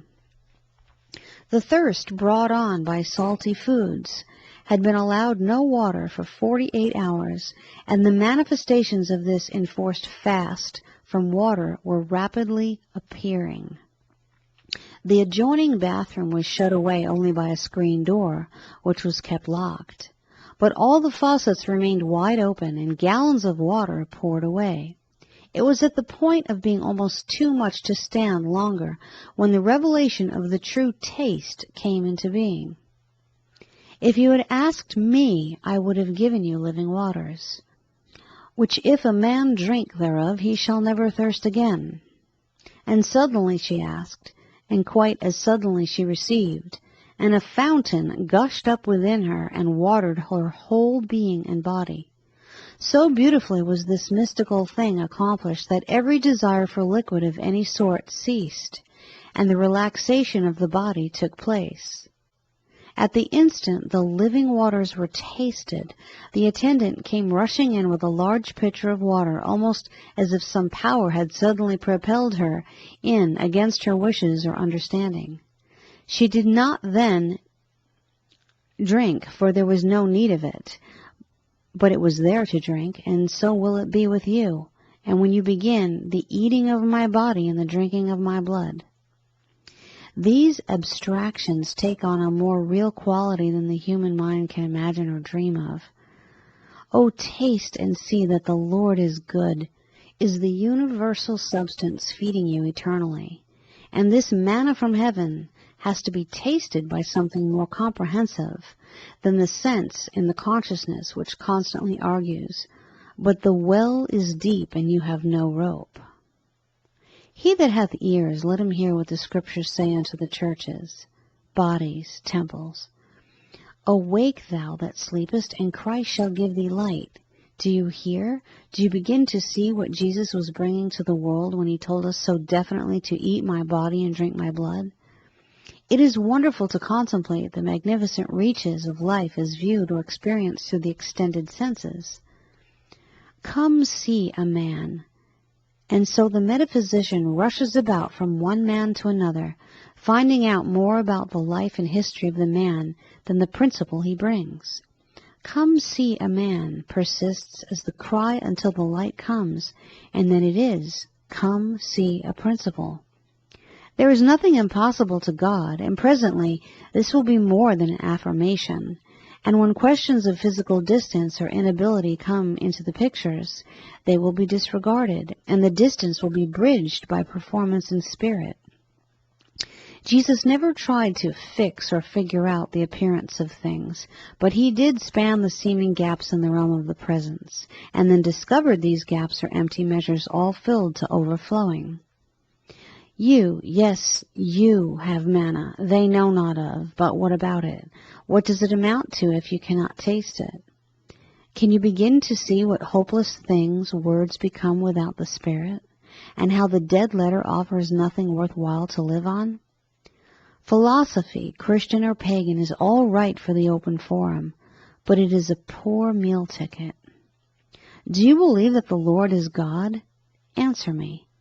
Taste and see. Whatsoever you perform through the extended senses comes into manifestation, and so the problem of eating and drinking is forever settled. No wonder, then, that Jesus advised the journey without thought of the purse, scrip, robe, etc. What need to be burdened with all this? If you have the power within you to eat my body and drink my blood, if you have the power to hear my voice and to look again and to touch me in the crowd and to feel after me and find me, the Lord in the midst of you is strong and mighty, but you must find him there before you can find the manifestation of this strength in your temple body. The searching of the joints and marrows become more than a Bible quotation when the senses are awakened to their true capacity. The Lord circulating through the temple. Nothing can separate you from this revelation, neither height, breadth, length, powers of darkness, not even the gates of hell. Do you begin to grasp what Jesus was giving to the dull ears? The river of life flowing through the midst of the garden shall water the seeds of desire and hope, long since abandoned, and cause them to bloom in all their glory. Yes, the desert shall blossom as a rose, and the crooked places shall be made straight, and the rough places shall be made smooth, as this river of living water flows on and on through the garden of your body. Embodiment. Come eat and drink without price can be understood. The extended sense of taste causes man to see the great free gift of life. My grace is sufficient for you, and now you are beginning to know that this grace is not a sort of sorrowful bearing up in the miseries of the human destiny, but a wide sweeping sense of the presence, nurturing and caring for you. If your mother and father know how to bestow good gifts, how much more do I, the Father of all, understand these offices, or words to that effect, are said unto the listening ear. He careth for you. Consider the lilies, they toil not, neither do they spin, and yet the blood of Jesus is the wine of inspiration, which lights every man unto salvation. When the sense of taste is extended beyond the narrow confines of the human mind, it can taste this wine of life and receive the inspiration which leads into all things. Until that time, man tastes the wines of his own making, and for the moment he may ascend into a place of inspiration, only to fall back into a hell of despondency later on. You cannot take the kingdom of heaven by violence. The drunkard is trying in his desire to get away from the limitations of the human taste. He feels while he is in his cups as if he were a millionaire, or he feels generous, magnanimous, and free. But this false entering into the kingdom always ends in being cast out as a robber and a thief. When the sense of taste is extended to the mystical eating of the body and drinking of the blood, man enters at will into the place of inspiration. He begins to understand what it is to live and move and breathe and have his being in the inspired presence. Revelation after revelation passes over him, and whatsoever he performs in the secret place takes on a body and a form in the realm of the physical. If you ever hear my voice and open unto me, I will come into you and sup with you, and ye with me. The thin shell of belief which is holding all these lovely things away from you suddenly bursts, and the disbeliefs and fears of a lifetime are washed away by the torrents of the presence coming into expression through the extended senses. As you begin to understand the glorious possibilities of the extended senses, you see how they widen out and include much that has not been even dreamed of before. It is stated that the power of life and death are in the tongue, and this very sense of taste extends out until it includes the spoken word, the word which is made flesh, and the yea, yea, and nay, nay, which instantly puts to flight the manifestation or brings it into being with the authority of the Christ Jesus nature. Only speak the word, and my servant shall live. And the word, I will, which the servant tastes, restores him to life. Man shall not live by bread alone, but by every word which proceedeth out of the mouth of God. You cannot live on the manifestation alone, else you will manifest the living dead state of the unawakened. You have to live on the Word of God if you are to experience life instead of a limited sense of it. The power of life and death are in the tongue. The dying of a belief, as the cracking of a shell, releases the flower or bird. With you, releases the desires of your heart. Oh, taste and see that the Lord is good. Chapter 9, Extension of the Senses, Part D, Touching. Quote, Two shall agree as touching anything, and it shall be established on the earth. Unquote. I was glad when they said unto me, Let us go into the house, consciousness, of the Lord. It is impossible to get into this consciousness of the Lord through the human foreshortened senses, since we are told that we are not using any of the sense organs correctly, and that all the wisdom gathered therefrom is foolishness in the eyes of God. The consciousness of the Lord is not a place of demonstration. God is not concerned with making impossible things come into manifestation. The action of spirit is natural to spirit. It is only unnatural to the three-dimensional mind, which sees miracles happening, if it sees at all. Being separated from this consciousness, self-separated, it is true, but nevertheless separated. Oh, that I might find him, is the wail of man looking among the husks of human wisdom for a power which will offset evil. It is stated that ye shall find me when ye feel after me. We feel with the sense of touch. Until this sense is extended, it is merely concerned with surfaces.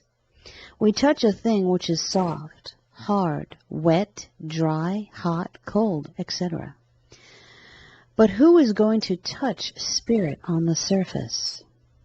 Thousands of people are busy trying to feel after me with their human hands, and with their limited sense of touch, they run into statues, shrines, charms, glorified leaders, organizations, places, things. A modicum of help may come from their belief in any of these. But finally it fails, and finally the hopelessness of any definite touching me in any of these makes them all worthless. Yet it is certainly stated, Ye shall find me when ye feel after me. Of all the crowds that milled up and down the narrow streets of Jerusalem, it is recorded that but one woman touched Jesus. Strange, since owing to their narrowness, practically everybody who passed him came into physical contact with him. Yet it is recorded that this woman touched him. It is interesting to see the attention being so definitely called to the true sense of touch. The Master asked, Who touched me? For I perceive that virtue has gone out of me. It is to be recognized, then, that whenever you touch me, something takes place. Virtue goes out, and an embodiment takes place, and the woman is healed. If I could but touch the hem of his garment, I should be healed. There is an important healing factor in the sense of touch. It is worthy of a little consideration. The hem of the garment has no more healing power than the statue, and vice versa. But the quality of feel or touch that accompanies the gesture causes virtue to come forth, causes that something which is necessary to imbue the form with life and activity.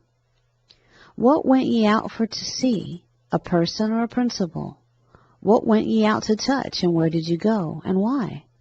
The touching of the presence in which you live, move, breathe, and have your being gives you the ability to feel your way about in the kingdom.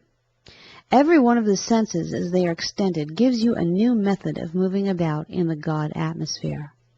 It is wonderful to contemplate the infinite avenues of expression which open to you when the great oneness of the presence takes place in you. You begin to feel the presence here, there, and everywhere. I will never leave you, yet it is expedient that I go, is understood when the touch is understood. The going of any manifestation takes nothing from you, as the spirit, which you can always feel, cannot depart. The symbol of money may depart. In fact, unless you let go of the symbol, it has no power. But the feel of the substance is always with you in this awakened consciousness, and can and will come forth in whatsoever manifestation necessary. You shall find me, the all, when you feel after me. Does not mean a feeling after things on the outside. Many a bank clerk feels or touches money all day long, and in the course of his career may touch millions of dollars, yet he may experience a distinct feeling of lack during his life. To be associated with symbols does not indicate the possession of them. The banker may rarely come in contact with great masses of gold or silver pieces, yet he can touch the money at any time. The richer he is, the less contact he will have with the actual symbol, and yet the more use of it. Awake, thou that sleepest, and Christ shall give thee light. Back in the dark ages of metaphysics, people were very often taught that the possession of symbols made for riches. Visualizing courses by the hundred told you to see yourself handling vast sums of money. Others recommended that you move in atmospheres where the so-called wealthy lived, and to assume the pose of riches. But all of these have produced nothing but more acute poverty, and it was because of the trying to feel after me in the symbol. It is perfectly true that I am in the symbol, but unless you eat my body and drink my blood and throw away the skeleton of demonstration, you do not experience the touch of substance. You have only the feel of hard, cold metal, none of which may belong to you. The sense of touch, when freed from its surface limitations, extends right into the idea of agreement, one of the great words which every man must take and return with to Jehovah. The two shall agree as touching on any point, and it shall be established on the earth, shows the importance of this sense of touch. The agreement which is made with words may be broken, distorted by the inability of the human mind to carry out. But when it is touched in the atmosphere of spirit, then it is impossible to change, set aside, or misdirect, as is the arrow which has sped from the bow. Once this touch or feel is made, the whole process moves on into the place of establishing itself on the earth. It begins to draw from the unseen the substance of the thing hoped for and the evidence of the thing not yet seen by the human limited senses. There is something interesting about the word established. It has a fine sense of solidity and realness about it. God does not bring to birth and not bring forth. The power of agreement, when this touch is made, does not fail to establish. The development of the sense of touch or feeling does not produce the supersensitiveness which some people attribute to spirituality. You can easily determine the amount of spirituality developed or recognized by the sense of ease, poise, and balance present. Hyper or supersensitiveness may be a glorified emotionalism, but it has nothing to do with the harmonious rhythmic movement of the presence.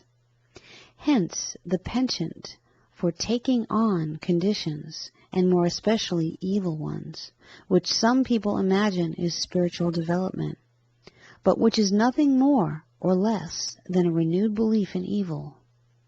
Hiding behind the mask of mental tricks, the feel becomes so degenerated as to sense the perpetual coming of evil. This has nothing to do with the touch of which Jesus asked, "Who touched me?" You are invited to be absent from the body and present with the Lord, and at the same time told to live in the world and be not of it. You begin to see that all manifestation is the presence in its most transitory state. When you are absent from the body and present with the Lord, you are exactly as the banker who is absent from the symbols, but present with the power back of them, and hence in immediate control of them. Lay not up for yourselves treasures on earth, where moth and rust and thieves, etc.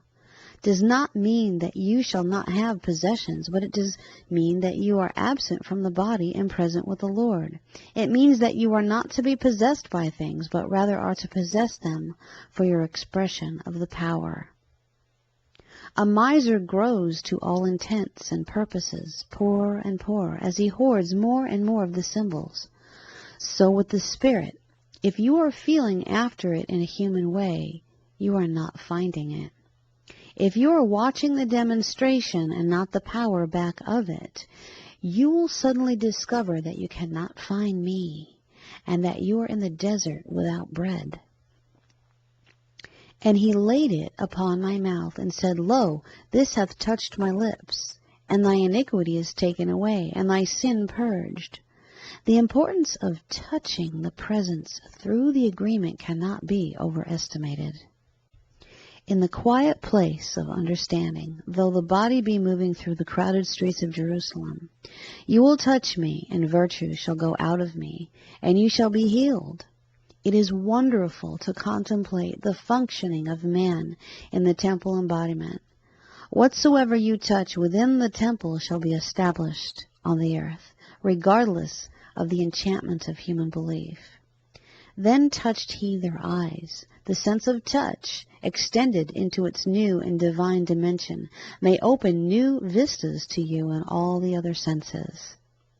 You shall find me when you feel after me. There is no question about that. And when you have found me, you have entered into the kingdom here and now. It is wonderful. The sense of touch and the agreement of life are revealed through the feel after me. When agreement is made, the touching takes place, and conception is. From that moment, the idea gathers its body for manifestation. Chapter 10, Embodiment. I am the voice of the One, the only One, crying in the wilderness of human understanding and imagination, prepare ye the way of the Lord, the law.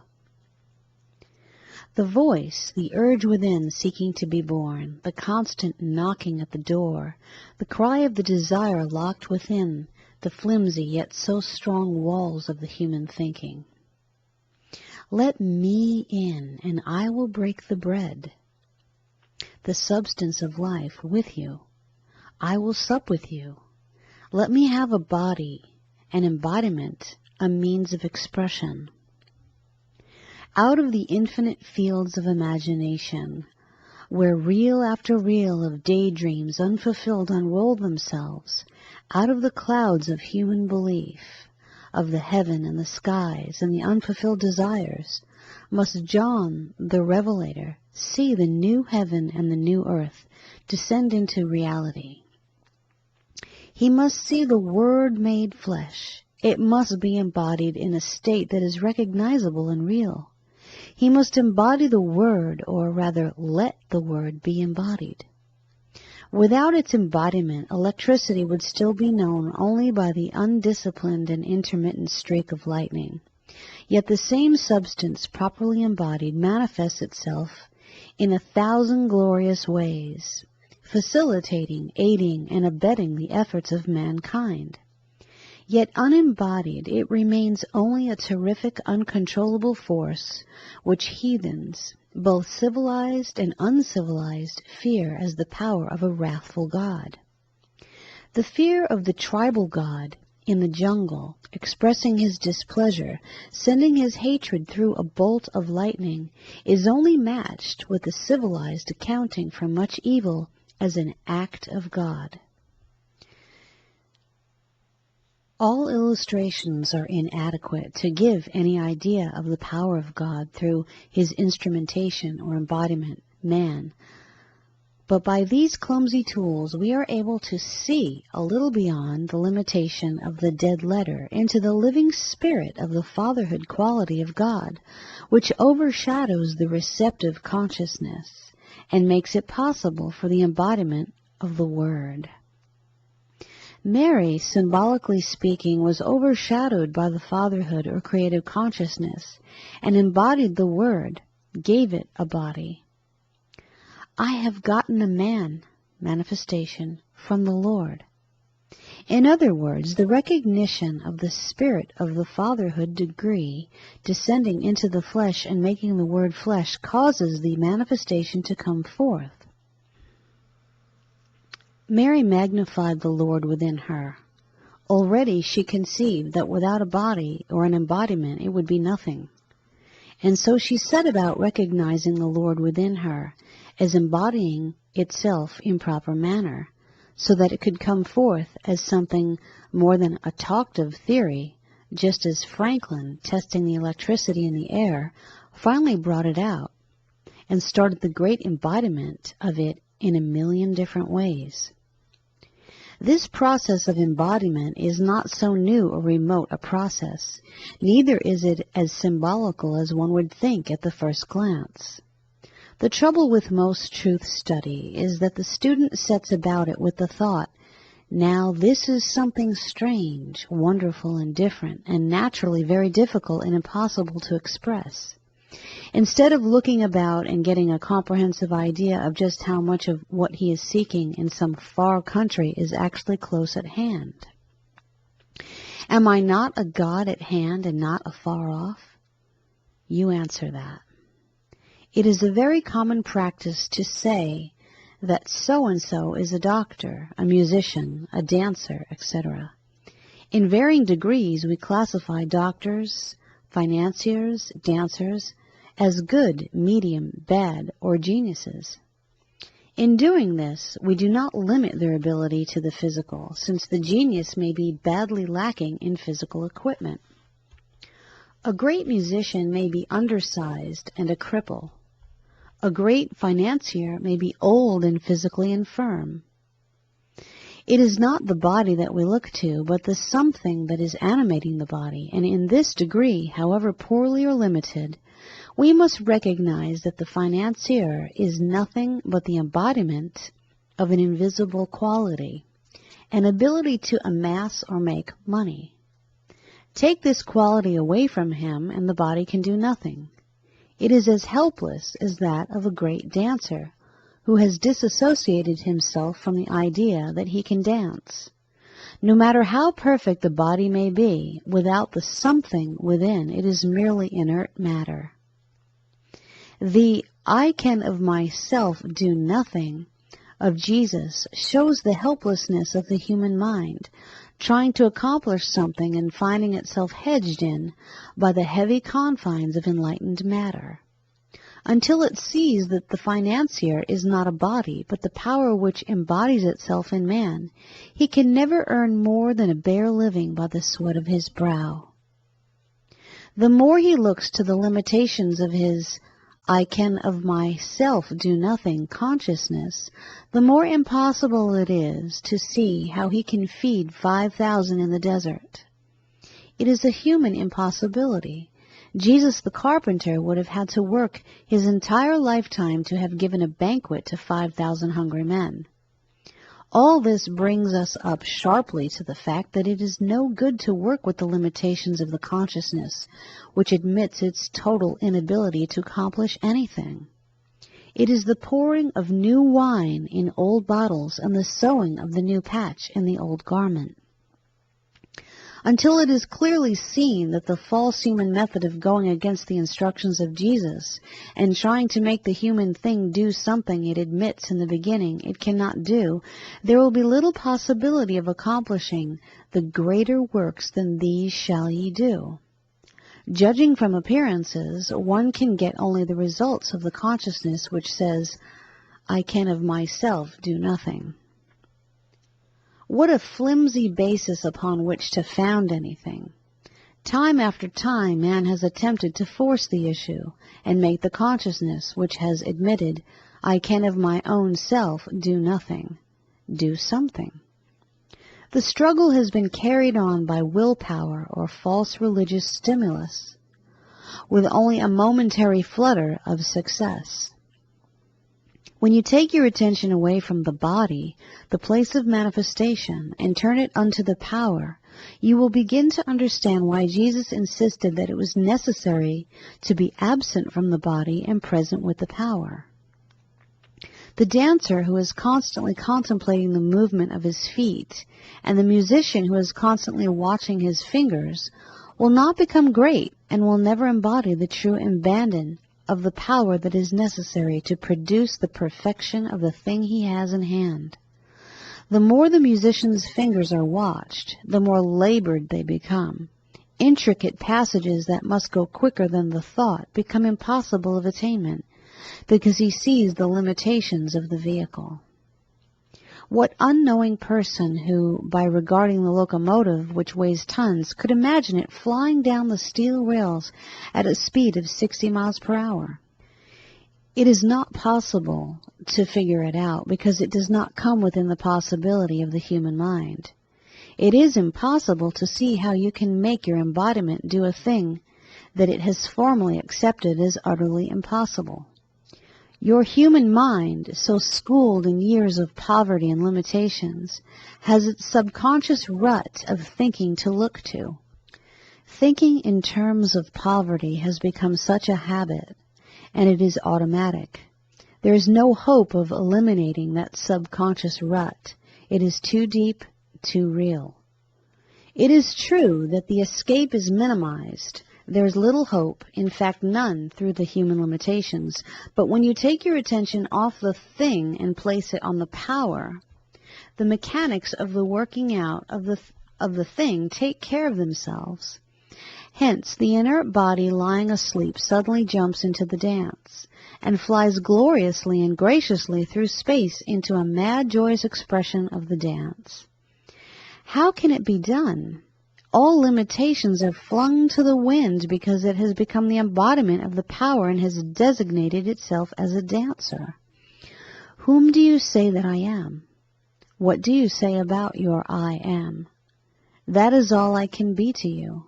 If you measure me eternally by the limitations of John Smith, you can get nothing into manifestation until you come to the recognition that Jesus had. I can of myself do nothing. And stop trying to make this body do something. You will not be absent from the body and present with the law, and hence you will continue to try to make God do your bidding. It is amazing how people are trying to make God do something, as if you can change the course of the winds by your wishing. The wind bloweth where it listeth. No man can say, Whither goest thou? So the financier is embodied in a certain person and the school teacher in another, and you say, Mr. Blank is a financier, yet his body is not nearly so strong and fine as mine, and his education is limited, and his birth and breeding, and so and so. But with all your observations, you cannot make yourself a financier. You may go to him and ask him to assist you, and perhaps he will, and perhaps he will not. Awake, thou that sleepest, and Christ shall give thee light. I did not say perhaps he would give you light. I said Christ shall give thee light. And in this light you shall see that this working with the power afar off, or looking to the body for assistance instead of letting the power embody itself in you, is false and a man-made theory. A lady, upon entering a swimming class recently, had to pass a physical examination. During the examination, the examiner stopped suddenly and said, "You are physically unfit. You had better see a physician at once. Do you know the condition you're in?" The rejected applicant was startled, naturally, at the sudden and unexpected revelation. She went back to the dressing room, 1,001 fears turning over in her mind, the words of the examiner sounding like an executioner's verdict in her ears. "There is a physician at the end of the street. He is pretty good, but there is Dr. Blank 2 miles away. He is excellent. Shall I call him?" These thoughts chased themselves back and forth in her mind as she started to dress. Suddenly, the light came. She was embodying the power in another.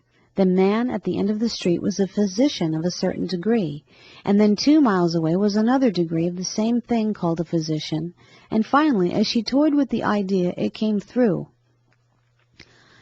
Am I a God afar off and not at hand? The great physician was right at hand, waiting to have the door opened unto him to come in and embody himself within her. Immediately, the presence of the physician was felt, searching the joints. The physician was close at hand, and there was no guesswork or questioning as to causes. The automatic power of the Word being made flesh, searching the joints and marrow, had no need of finding a physical cause. She was the embodiment of the physician, and in a twinkling of an eye she arose and went back to the examiner and said, "Please just examine me again before I dress." The examiner, in amazement, found her perfectly qualified to pass the test. Jesus made himself as God. That is, he partook of the divine nature, and one instant he embodied it as the healer of diseases, and the next as the supplier of food, next as the speaker of the word, and then as the way-shower. I am with you always, in every way and always. I am that I am. Call upon me, and I will answer you in the language you can best understand. Give me a body. Let me be embodied in you, not in some other. Look unto me, the I am, and let that be your point of contact with the universal whole. And you will know that one with God is a majority, and that it is possible now to understand what takes place in the body of mankind when he takes his attention away from the body and is present with the Lord. Whom do you say that I am?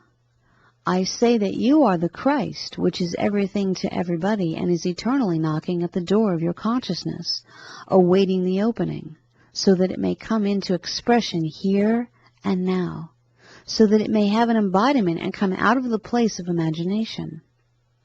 Closer is he than breathing, nearer than hands and feet. And since you see this power embodied in some other, you have come past the point of doubt.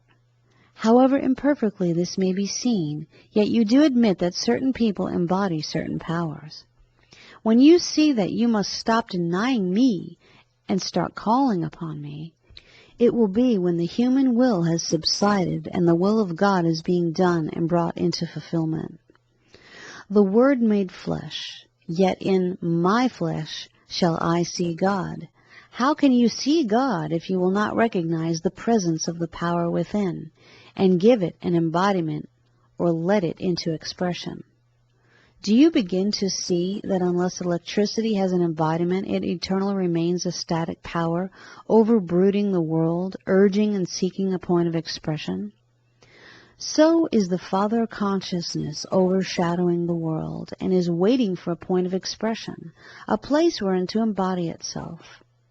Call upon me, and I will answer you. The calling upon The me is from the point of willingness, letting the divine overshadowing take place, and following the urge of spirit and not the dead letter of John Smith. The seeking to demonstrate money falls by the way when the power within you becomes the financier embodied.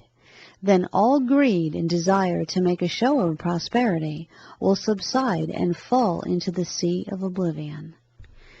The embodiment of the financier within will solve in a moment knotty problems that you have not been able to demonstrate over for years. Come close unto me, commune with me, and let me in, and I will break the bread of life with you, and you with me. The day is at hand, the day of manifestation. John, the love consciousness, reveals to you the new heaven and the new earth descending out of the clouds of human belief. The Word being made flesh, the speak the word state of mind, which releases itself into manifestation.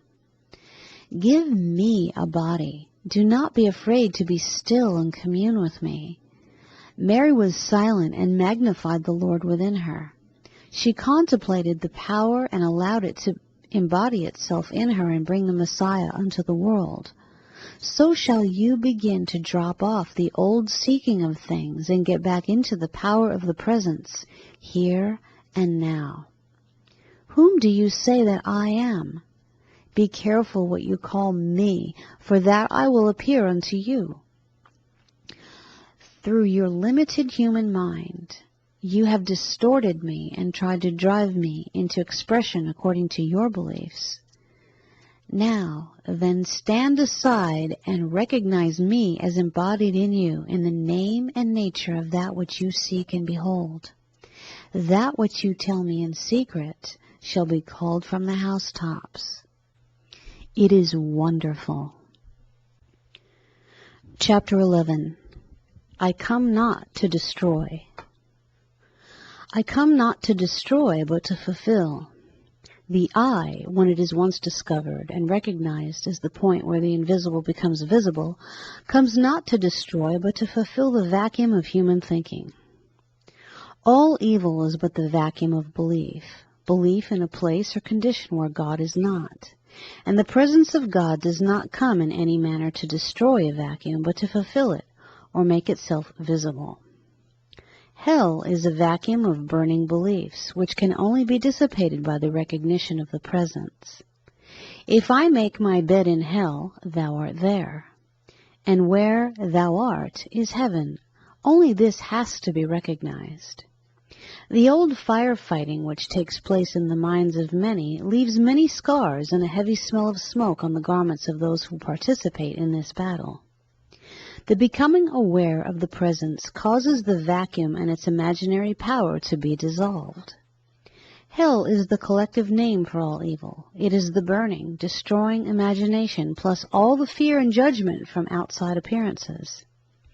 Whether it be a toothache or an earthquake, both of them represent a vacuum in belief, a place where this presence is apparently absent. Yet there is no such place possible except in the imagination. Heaven and earth are filled with thee, and there is no possible place or condition into which one can enter when I go before you and prepare the way, that is not eternally true and probable by the simple recognition of the presence and the disregarding of the vacuum of imagination, no matter in what form it is showing itself. It is not your duty to be overcoming evil, in the generally accepted sense of the word, remembering that he who taketh the sword shall perish by the sword. Your overcoming will be the natural recognition of the presence. The manifestation can take care of itself, and verily the hell of sickness and disease will vanish at the instant of this recognition. And his father, seeing him a long way off, the very recognition of the presence will cause an instant uprising to take place and a movement toward the manifestation. It is wonderful when you begin to see that it is the natural thing taking place instead of the unnatural. So long have we been handling relative beliefs that they have become the order of things, governed by the laws of matter, and God and His universe have become unnatural, occasionally and at best miraculous. What progress can you hope to make with such an intangible set of laws as the God laws viewed through the eyes of the relative? If it is not natural for the presence to come into visibility by the recognition, then is our preaching vain, and we are hopeless indeed, for through what prayer or anguish will He respond? Can you imagine anything intelligent or satisfactory coming out of mathematics, if we were the least uncertain as to whether the law of addition would work for certain people or not? We know that any man who thirsteth can come to the fountain and drink, just as any man can use with impunity the law of mathematics. But he must first recognize this law, honor and obey it with all his soul, mind, and body, if he is to get results from it. The law then works quite naturally, and the results do not surprise the man. He knew that the answer existed before he started, but through the glass darkly he could not see it. I knew that these things were before I said, "Thank you, Father."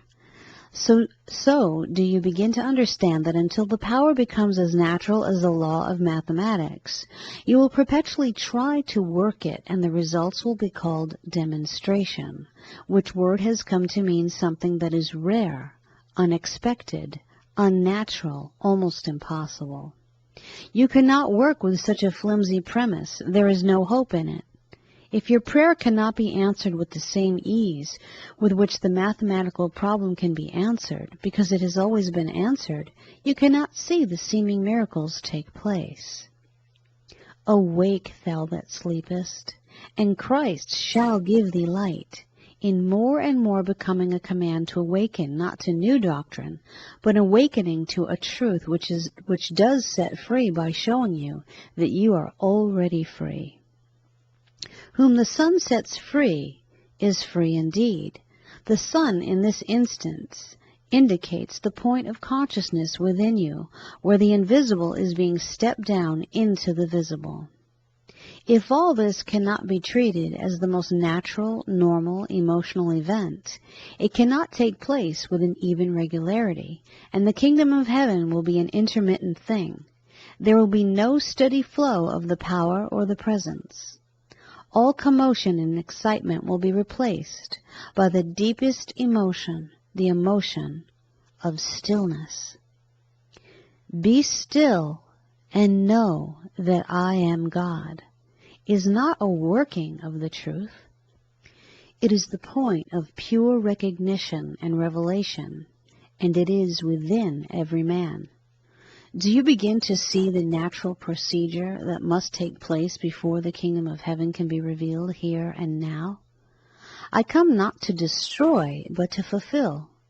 For the first time, the thrill of life coursing through the poor diseased imagination begins to fill everything full by making itself visible.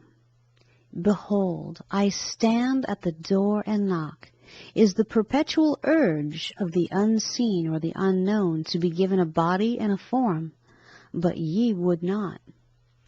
I come not to destroy your body or temple, but to show you that I am the power which can pick it up or lay it down, which can cause the springs to rise in the desert, and the low places to be exalted, and the rough places to be made smooth, and the crooked places straight.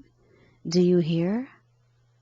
Do you begin to feel the presence and to understand what it is to recognize for a moment that nothing, no, not anything, is to be destroyed, but everything is to be fulfilled with the love of God, which only has to be recognized to change the imagination and shatter the belief that held it into its outline of ugliness? Even your enemy, your disease, your poverty are not to be destroyed, but to be fulfilled, to be filled with the substance of God. And this seemingly impossible thing takes place by recognition of the presence. Keep this naturally in your mind, or else the importance of it will overthrow you. Make it the most ordinary thing, remembering that the child has the gift of materializing his Father Christmas by accepting it as true, and that Jesus gave you the same formula to make God come into visibility in your life. Do not let any man whose breath is in his nostrils, filled with the terrible intellect of evil, take this precious simplicity from you. The wisdom of God is foolishness in the eyes of man, and the wisdom which fulfills and does not destroy anything in all my holy mountain is past understanding or reason. Search the Scriptures, for in them ye think ye have life eternal. Little by little you will see just what is meant by this natural approach, this natural recognition. It will free you from all the surprise of manifestation. When you come to the place of naturalness of the presence, then the manifestation, whether instantaneous and outside of the order of man or not, will not surprise you. It will cease to be a demonstration, something to be repeated with wonder, and will be the holy presence lovingly showing you the way. I am the way, the truth, and the light. And when this comes a little more into the alignment of the natural and ordinary, your way will be one of manifestation. All the impossible things will be possible, for you have gone out from among them, whose chief business it is to tell strange and wonderful things.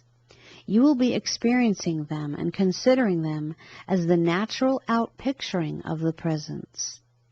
The fulfilling will begin its movement in you, and after that any measure you hold before it, even the borrowed measures, will be filled full.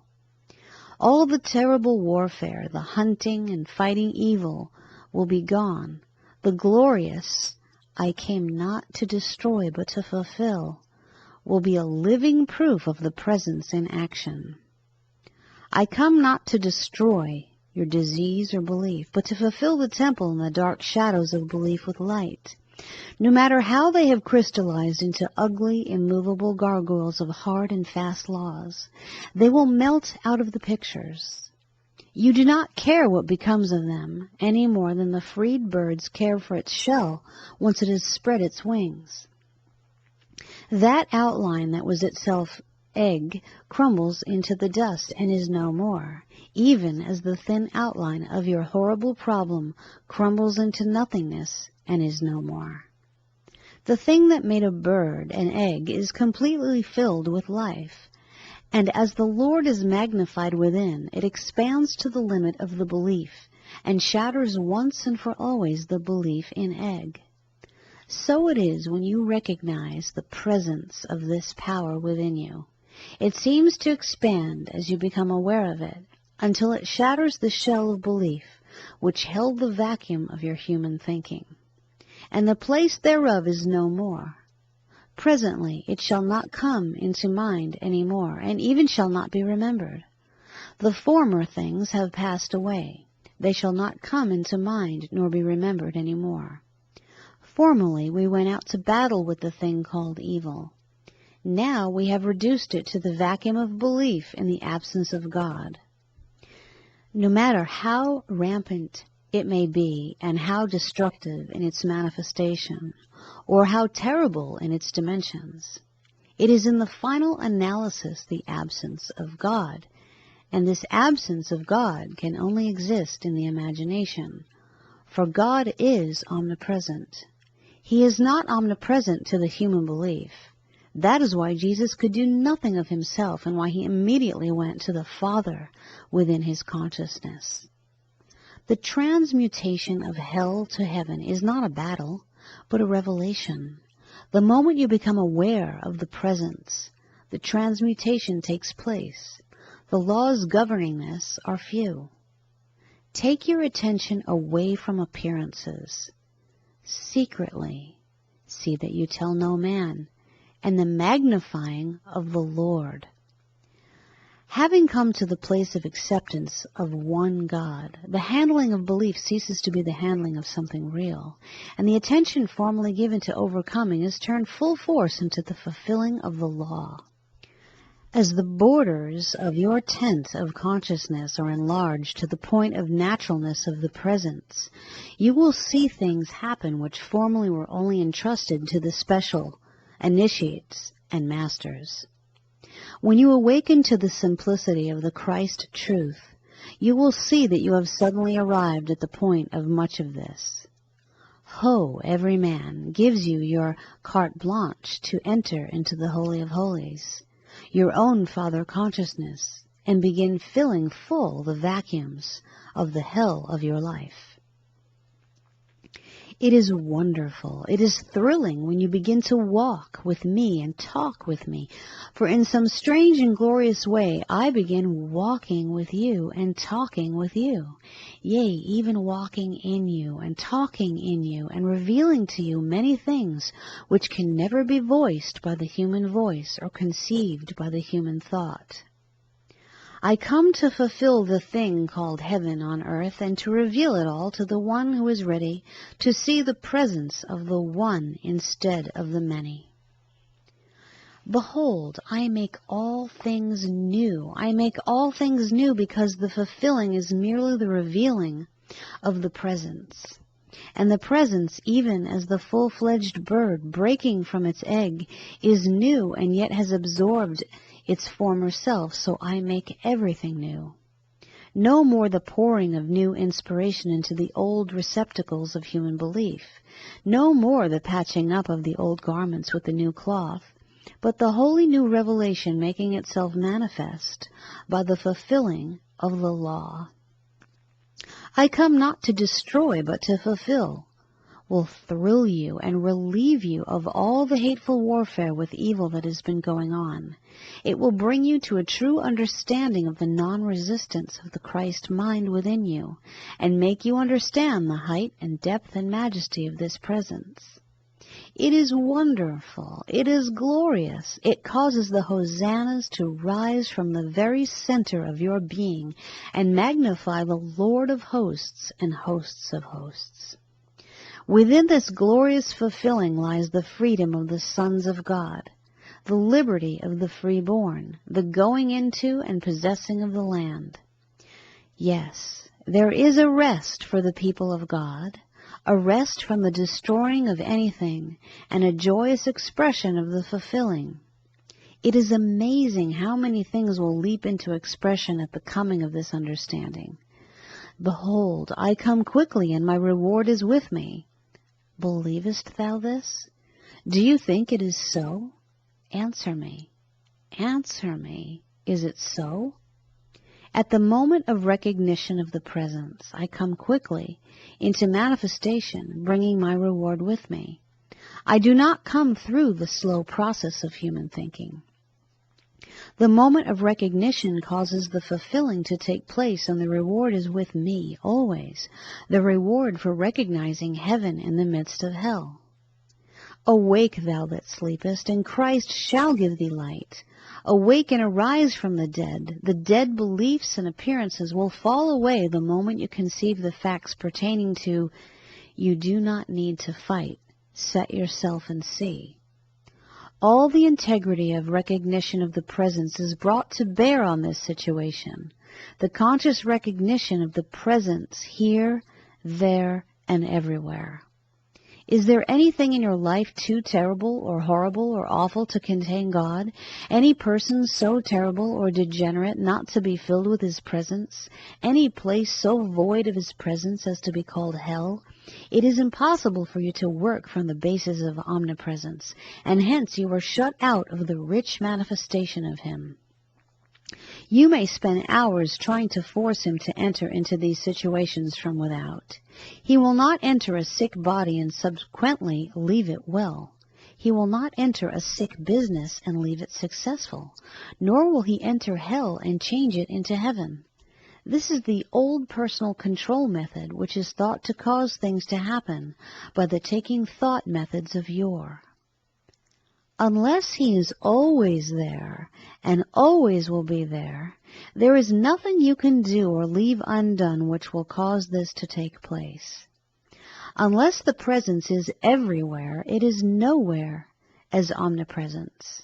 And the moment you see the naturalness of this wonderful truth, you will stop, once and for always, trying to control God, and start a very successful campaign of recognizing Him. All the condemnation and hateful resentment will fade out. All the loathsomeness of evil will pass. God is in His holy temple. The whole earth is rejoicing, and His holy temple is the manifest world. Who are you to section it off into little patches called God temples, excluding Him from anything that does not conform to your narrow ideas of the universal? All the hellholes and sumps of evil from which you have been drawing away your holy robes are eternally hidden in your consciousness, and will fester there until they are smashed to pieces by the recognizing of the presence. It is glorious when this rushing, gushing power, passing through the universe, fulfilling and not destroying, comes to be understood by you. The whole creation of evil which has existed and been sustained by your thought falls to pieces. The surprise attack of it caves in. The glory of the risen Lord is being revealed, and all flesh shall see it together. I come not to destroy, but to fulfill. I come to fill the diseased body of your imagination full of the vibrant life which is even now searching the joints and marrow, and in the twinkling of an eye restores the radiant sound sense of life which man calls health to you. The most loathsome disease, then, is not something to be fought with. It is merely a shell outline held in the imagination by the recognition of the presence. It is shattered instantly, and the place and design thereof is no more. You have suddenly stopped feeding it with your thought, and it, being only as old as your last thought about it, disintegrates and falls into the dust of oblivion instantly. It is unfed. It is wonderful, the way of oneness. I come not to destroy. No, not even that most hateful problem you have been fighting with so unjustly for so long. I come to fulfill. Do you hear? If I destroyed your problem and left you nothing in return, where would you be? But with the revelation of the presence, which comes to fulfill, the line of imagination called evil, no matter how real, is automatically wiped out of the pictures. I come not to destroy, but to fulfill. Put up your sword, remembering always that he who takes the sword shall perish by the sword. He who fights evil is still working with the two-power idea and fails to see God standing in the midst of hell. He goes on fighting the flames, at last being consumed by them, because in that spot, in that vacuum where he believes God is not, only the fury of his belief can burn away. Heaven and earth are full of thee. What else is there? Evil? Go dip 7 times in the Jordan, until all these theories of oneness and something else have been washed from you. And then you will understand how it is that I come not to destroy, but to fulfill is true, and what it means to recognize the presence in the midst of your problem instead of trying to introduce it from the outside.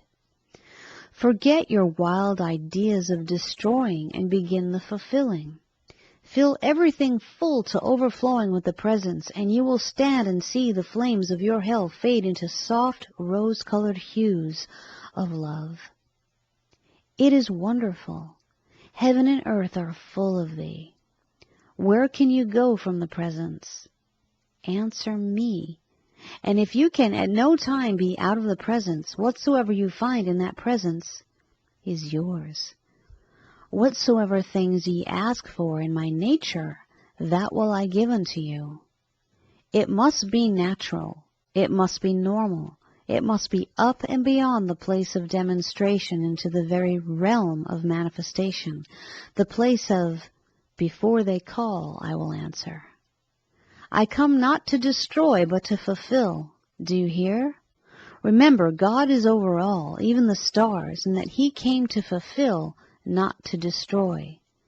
Call upon me, and I will answer. Chapter 12. That which concerneth me. The Lord will perfect that which concerneth me. Like a glorious bird loosed from the mountain tops, drifting, soaring, diving, and rising with perfect abandon and serenity over the terrible chasms below, so this glorious promise carries the soul on sure, tried wings, over and above the concern of the human mind. That which concerns me in the workaday world into which Adam wandered is terrible to contemplate. Earning the living by the sweat of the brow, beset by an inescapable destiny of evil, no matter what is done, working from the cradle to sustain a body, so that it may be destroyed by old age and death. Yes, that which concerneth me, from the human sense of the word, is much. Who will deliver me from the body of this death, is the wail of the soul trying to escape the ugliness of that which concerns him. Leaning upon the broken reed of human reasoning, man tries to lift himself about the terrible onslaught of fears. But he knows he is being pierced by the reed and is only putting off the day of wrath. Yet the promise, the Lord will perfect that which concerneth me. But how? And the human reasoning again finds this promise impossible of fulfillment. The government shall be upon his shoulders. Not on the shoulders of the human mind, but upon the shoulders of the Christ, upon the Father within. Not upon an imaginary power, but upon the power of God made flesh. Yes, the government shall be upon his shoulders, the government of your life, when you once can recognize this and stop trying to assume the power yourself. A great sweep of joy and light covers you when you arrive at the place of acceptance, wherein you recognize that God is able and capable of running the universe without any human aid or assistance, and that the wisdom you are about to expound on the subject of the government of your life will be hedged in by the limitations of your findings from the appearances that are faulty. That which concerns me is much. It holds all the joys in self-expression, and the things I have sought from the beginning, and which I have found impossible of attainment. The imperfect manifestations that you have brought out, half-hearted failures or successes, the things you passed over because you could not bring them into being. These are the things that concern you, and these are the very things which the Lord is going to perfect, is going to make perfect, whole and real. The government being upon his shoulders relieves you of any effort, struggle, suggestion, or taking thought, but it calls you to a strict sense of integrity and secrecy. A man sitting at the linotype machine has an inspiration for a poem. He presses lightly the keys of the machine, and his invisible and inaudible poem runs through an elaborate series of mechanisms and comes out in solid blocks of lead at the other end of the machine. It is practical application of the Word or the unseen being made visible before your eyes. Yet the man only lightly touches the machine. The less effort he uses, the more successful the results. If he pounds upon the machine, he is very apt to have defective work or a broken machine. So is it with man. If he beats upon the doors of heaven in an effort to get them open, it only posits the fact that they are shut tightly against him. The line of poetry materializes. It takes on an embodiment by means of an automatic working of the machine. No man can see power, but he sees the manifestation of it. No man can trace the operation of prayer. He only can see the results, which are sure and safe, if with the effortless touch of assurance he knows definitely that he will perfect that which concerneth me. A joyous sense of abandon, divine abandon, backed up by a keen sense of integrity, overtakes man, and he rests, for he has done all. When ye pray, enter your closet and shut the door, and the Father who seeth in secret shall reward thee openly. Only what you can tell the Father can the Father of power make manifest to you. Only the keys you press on a linotype machine respond, no more, no less. Though there be quantities of them, the only response you get is from the ones you can touch. Only what you can ask the Father for can you receive. You remember just what you could ask the human Father for. You knew your limit, and that you were reasonably sure of getting. Only what you can conceive of as possible coming from invisible power can take place in you. We all go to the fountain, but you can take away only the measure of your recognition.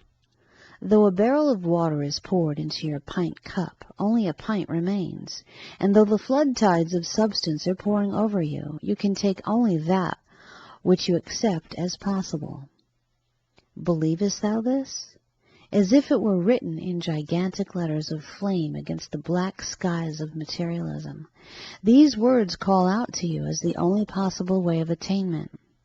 If you believe, you are told you shall be made whole, and a whole being would have no defective or inadequate parts. Everything that concerned the whole man would be governed by the automatic power, and it would be perfected from glory to glory. The automatic power, the way ye know not of, neither slumbers nor sleeps, and the government is upon his shoulders.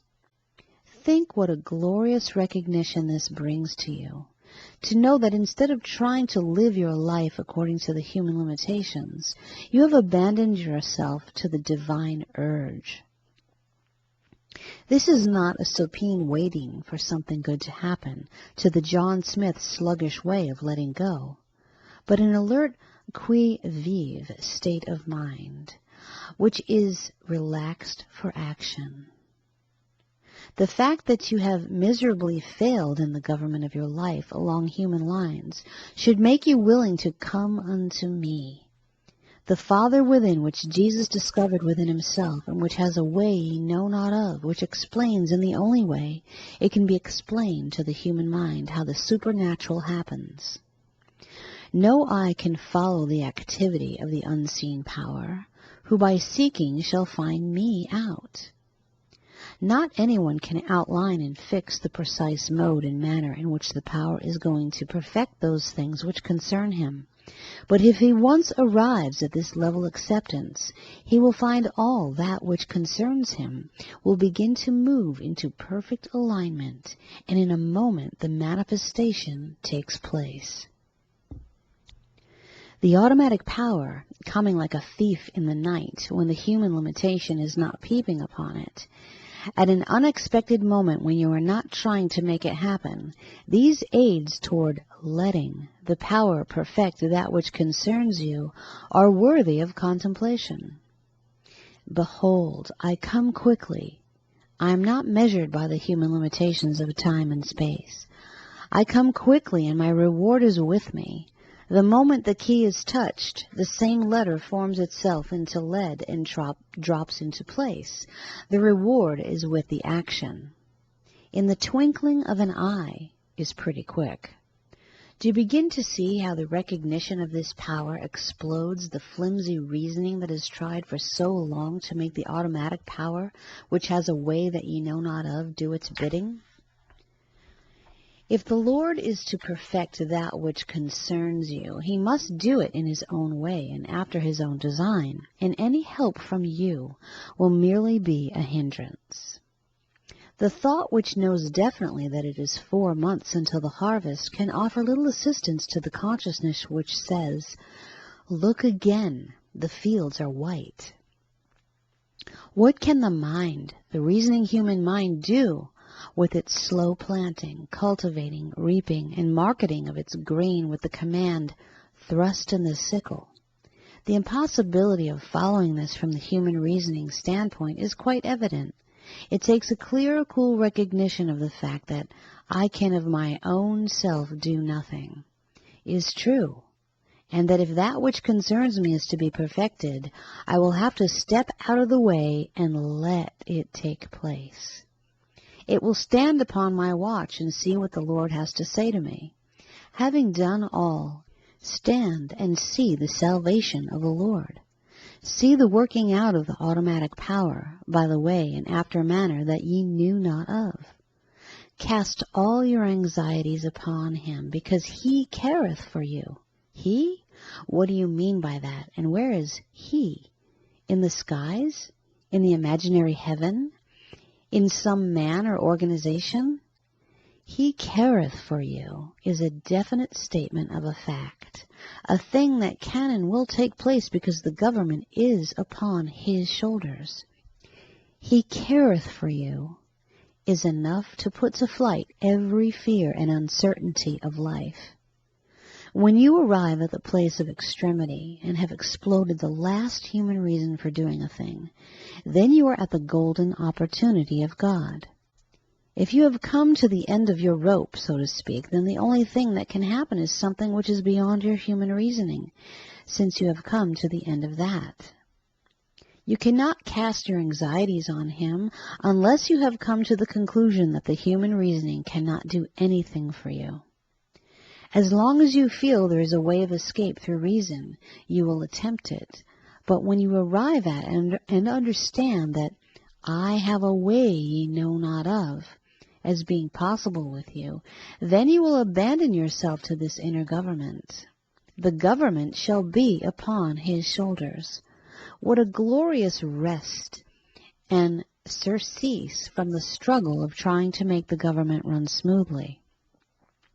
Can you thrust in the sickle, symbolically speaking? Can you arise and go to your Father, to the heights where you accept the fulfillment of the promises in the flesh? Can you cast your burdens on the knee and let it sustain you?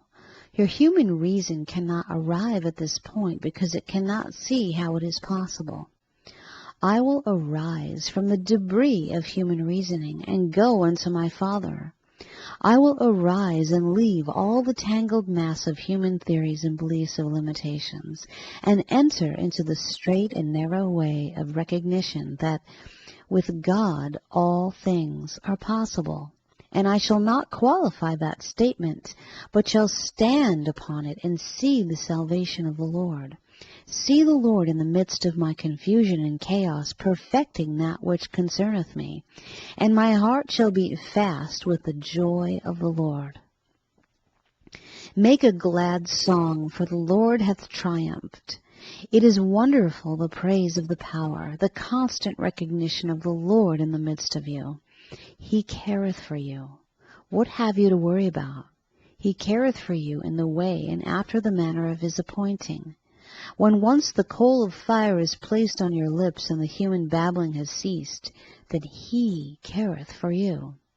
He that hath a cheerful heart hath a continual feast. How can you have a cheerful heart if the government of your life is based on the uncertain lines of the human reasoning? The continual feast, the eating of my body and drinking of my blood, the partaking of the inspiration of life, and the manifestation can be had only by the cheerful heart. And the heart cannot be cheerful if it is racked with 1,001 uncertainties about the outcome of its life. Believest that I am able to do this unto you requires an answer so sure and certain that the government of a lifetime is shifted instantly on to the automatic power which immediately corrects the mistakes of the human reasoning. Be still. Be quiet. Rest a moment in the consciousness of this transcending power, and you will feel the whir of the inner wings, the cosmic urge in the egg even now trying its wings, the quickening shaft of warmth of love, which sets the thing in motion and causes it to come into being.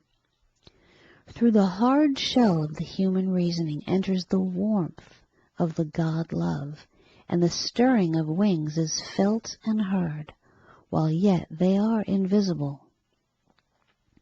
So will the whirring of the new thing start into being within you and cause you to know that, deep in the secret place of the Most High, the automatic power is at work bringing to perfection those things that concern you. It is wonderful to contemplate this glorious leaven, which unseen and unheard is changing the whole mass of meal into leaven. This very presence is changing the whole base of your life and making it more natural and easier to accept the Word of God as powerful and possible of attainment. He will perfect that which concerneth me. Do you hear? You who read this line? No matter what that thing is, He, in a way you know not of, will perfect it, will bring into being, will make it manifest and give it an embodiment. No matter how hopeless and impossible it has seemed, He will perfect that which concerneth me. For He careth for you, not as the human father careth for you, but in a manner and after a fashion that you formerly thought impossible. There is a rest, then, for the people of God, a rest from all the anxious thought and worry that hovers about the human reasoning. He will perfect that which concerneth me. Chapter 13. From walking up and down and to and fro. But where did evil come from in a perfect world? And how did it all happen? The leaving of the Garden of Eden and all these false ideas that man has accepted and under which he has functioned. 1,000 questions of this kind surge through the mind of the seeker of truth. He has a right to ask such intelligent questions. He also has a right to the use of his own free will. If man were merely an automaton and had no will of his own, no power to choose, were nothing but a machine, just as the typewriter I am using, then there would be no possible reason or excuse for the appearances of evil in his life. But man born of God is given the happy faculty of free will and allowed to develop the gifts with which he is endowed according to the light of his own choice. Choose you this day whom you will serve shows the wonderful freedom of the sons of God. This liberty is your heritage, and most of you have used it to a point of prodigality. We know what a dismal thing life becomes when it is completely legislated by another. When life is completely legislated by another, we have prison. Your free will and choice are taken away. You must obey the law of another. You do not relish the idea, nor would you appreciate the universe of God run on the same lines, even though it had saved you from many of the problems through which you had gone. It is true that if a man has himself locked up in a cell, he is not going to be injured by an automobile. In fact, he will entirely escape all traffic problems and dangers ensuing therefrom, but he will also have lost his freedom. Jesus counseled, "Be in the world, but not of it," knowing that when man is properly aligned with the Father within, he finds everything verging to a point of harmony.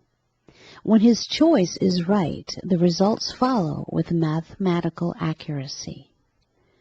People who are crying for a cut and dried heaven, which will cause everybody to conform to the laws of what they call goodness, would only find themselves in such a hopeless state of monotony that they would do anything to break the tedious spell of it all. The glorious freedom of the sons of God allows you to choose the way of life. If ye be led of the Spirit, ye are not under the law, and so you move in a world and are not of it. You give to every man that which he asketh. But in having discharged this blessing, you do not wait to see.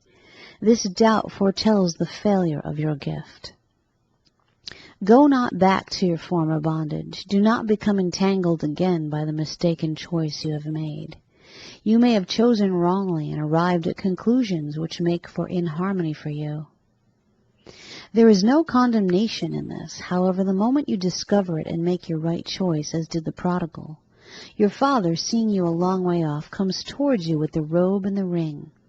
It is marvelous, the statement that the former things shall pass away and shall not be remembered nor come into mind any more. 1,001 instances of the creation of evil out of belief have been cited.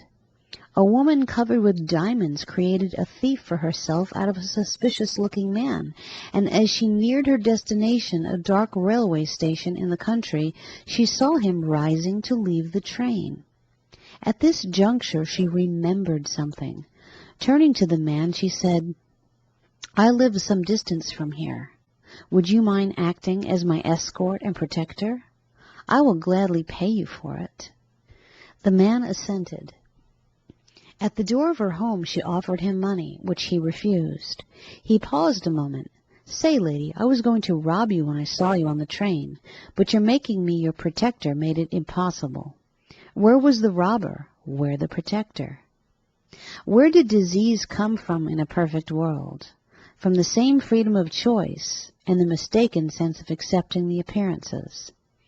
To the sight, two lines running away converge and seem to touch, and at first a good mistaken conclusions might be drawn from such a premise, but later you can say with assurance, "The appearances do not move me.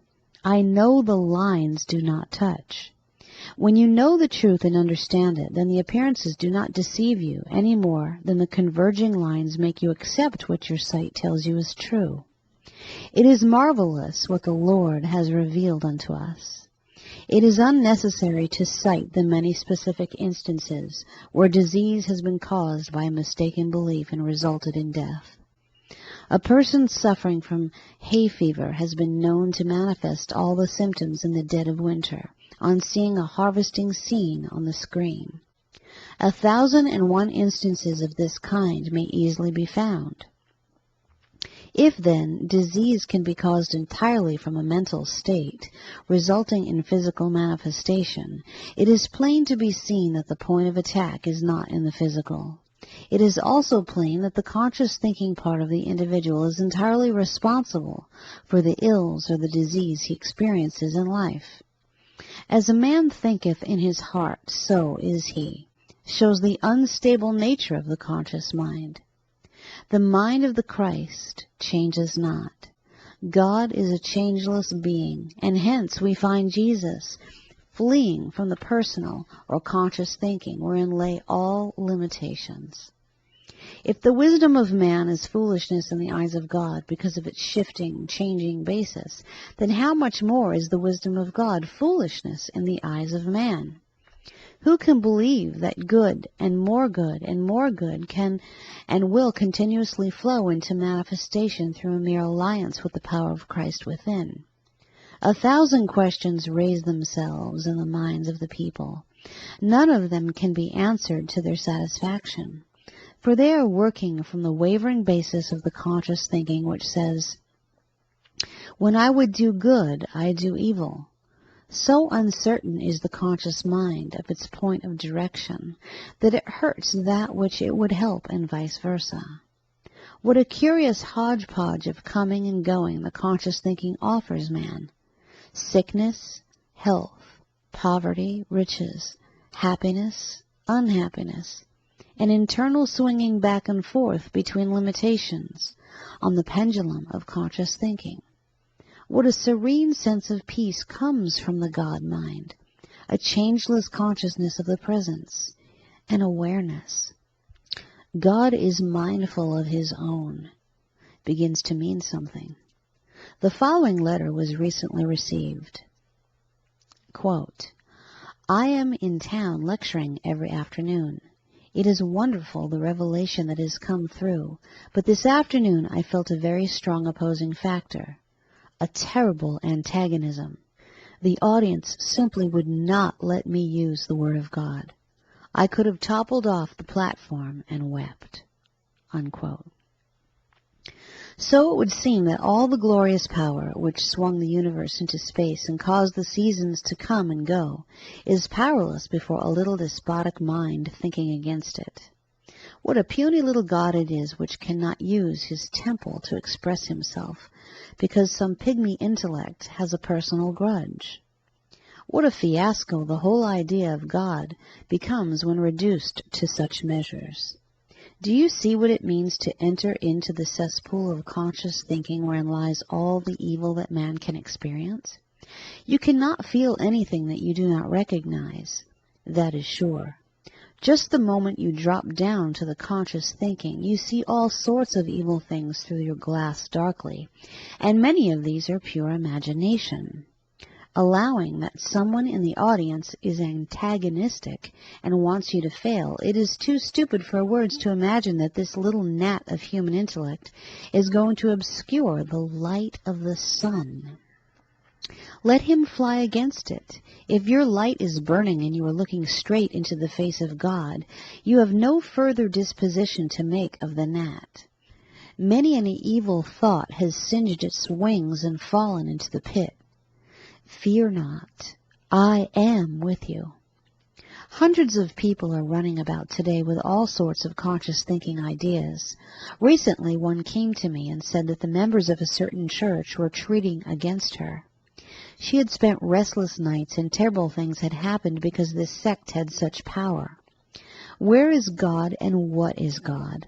And then a little bit later, the same person came to me and said that the members of her own church were practicing the same thing on her and had threatened her with all sorts of evil if she failed to do as they said. Do you not think it is about time for you to awake and arise from the pigsty of conscious thinking and go unto your Father?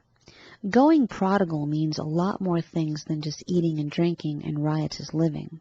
It means going into the filthy conscious thinking created by persons and peddled about in the name of the Christ. Teaching filled with fear, cursing, and hatred. Do you not think it is about time for you to arise and go unto your Father and leave all these husks to those who trade in such theories? Certainly they get results from it, just as the jungle witch doctor gets results from his voodoo practices. But both they and he must be sure of one thing, and that is that the patient knows he is being worked upon. And this very necessary step uncovers the whole thing as a process of conscious thinking. You are your own devil and your own evil power. Whenever you recognize evil, you embody it, and it takes up active warfare against you. Jacob struggled all night with the angel and found out that he was doing the whole thing himself. So he loosed it and let it go. How wonderful when you loose the fear that the issues of life and death are in the keeping of a person, and know that the issues of life are in God, and that as long as you are knowing God, you are verging into life eternal. Stand and see the salvation of the Lord. No wonder the sons of God shout for joy. They are being freed, not from a god of evil, but from their own conscious thinking. Who did hinder ye? What are you going to answer to this when you are confronted with it? One woman came to me and said that she had been told if she read certain books or went to certain places, she would be cursed. Cursing does not proceed from God. We are in the new day, when the God of love has come, and in this recognition lies your sudden and complete escape from the beliefs of witchcraft, modern or ancient. Dressed in a new garment, evil may be presented to you as truth. But if you are staying by the teachings of Jesus Christ, you will not be deceived. God is love. Is it love? Answer me. Awake, thou that sleepest, and Christ shall give thee light. Awake and arise from the dead. There is no mediator between God and man except Jesus Christ. Why will you look to another and get yourself involved with the ideas of a man? Little children, let no man deceive you. If you are not following after a man, there is no danger of your being deceived.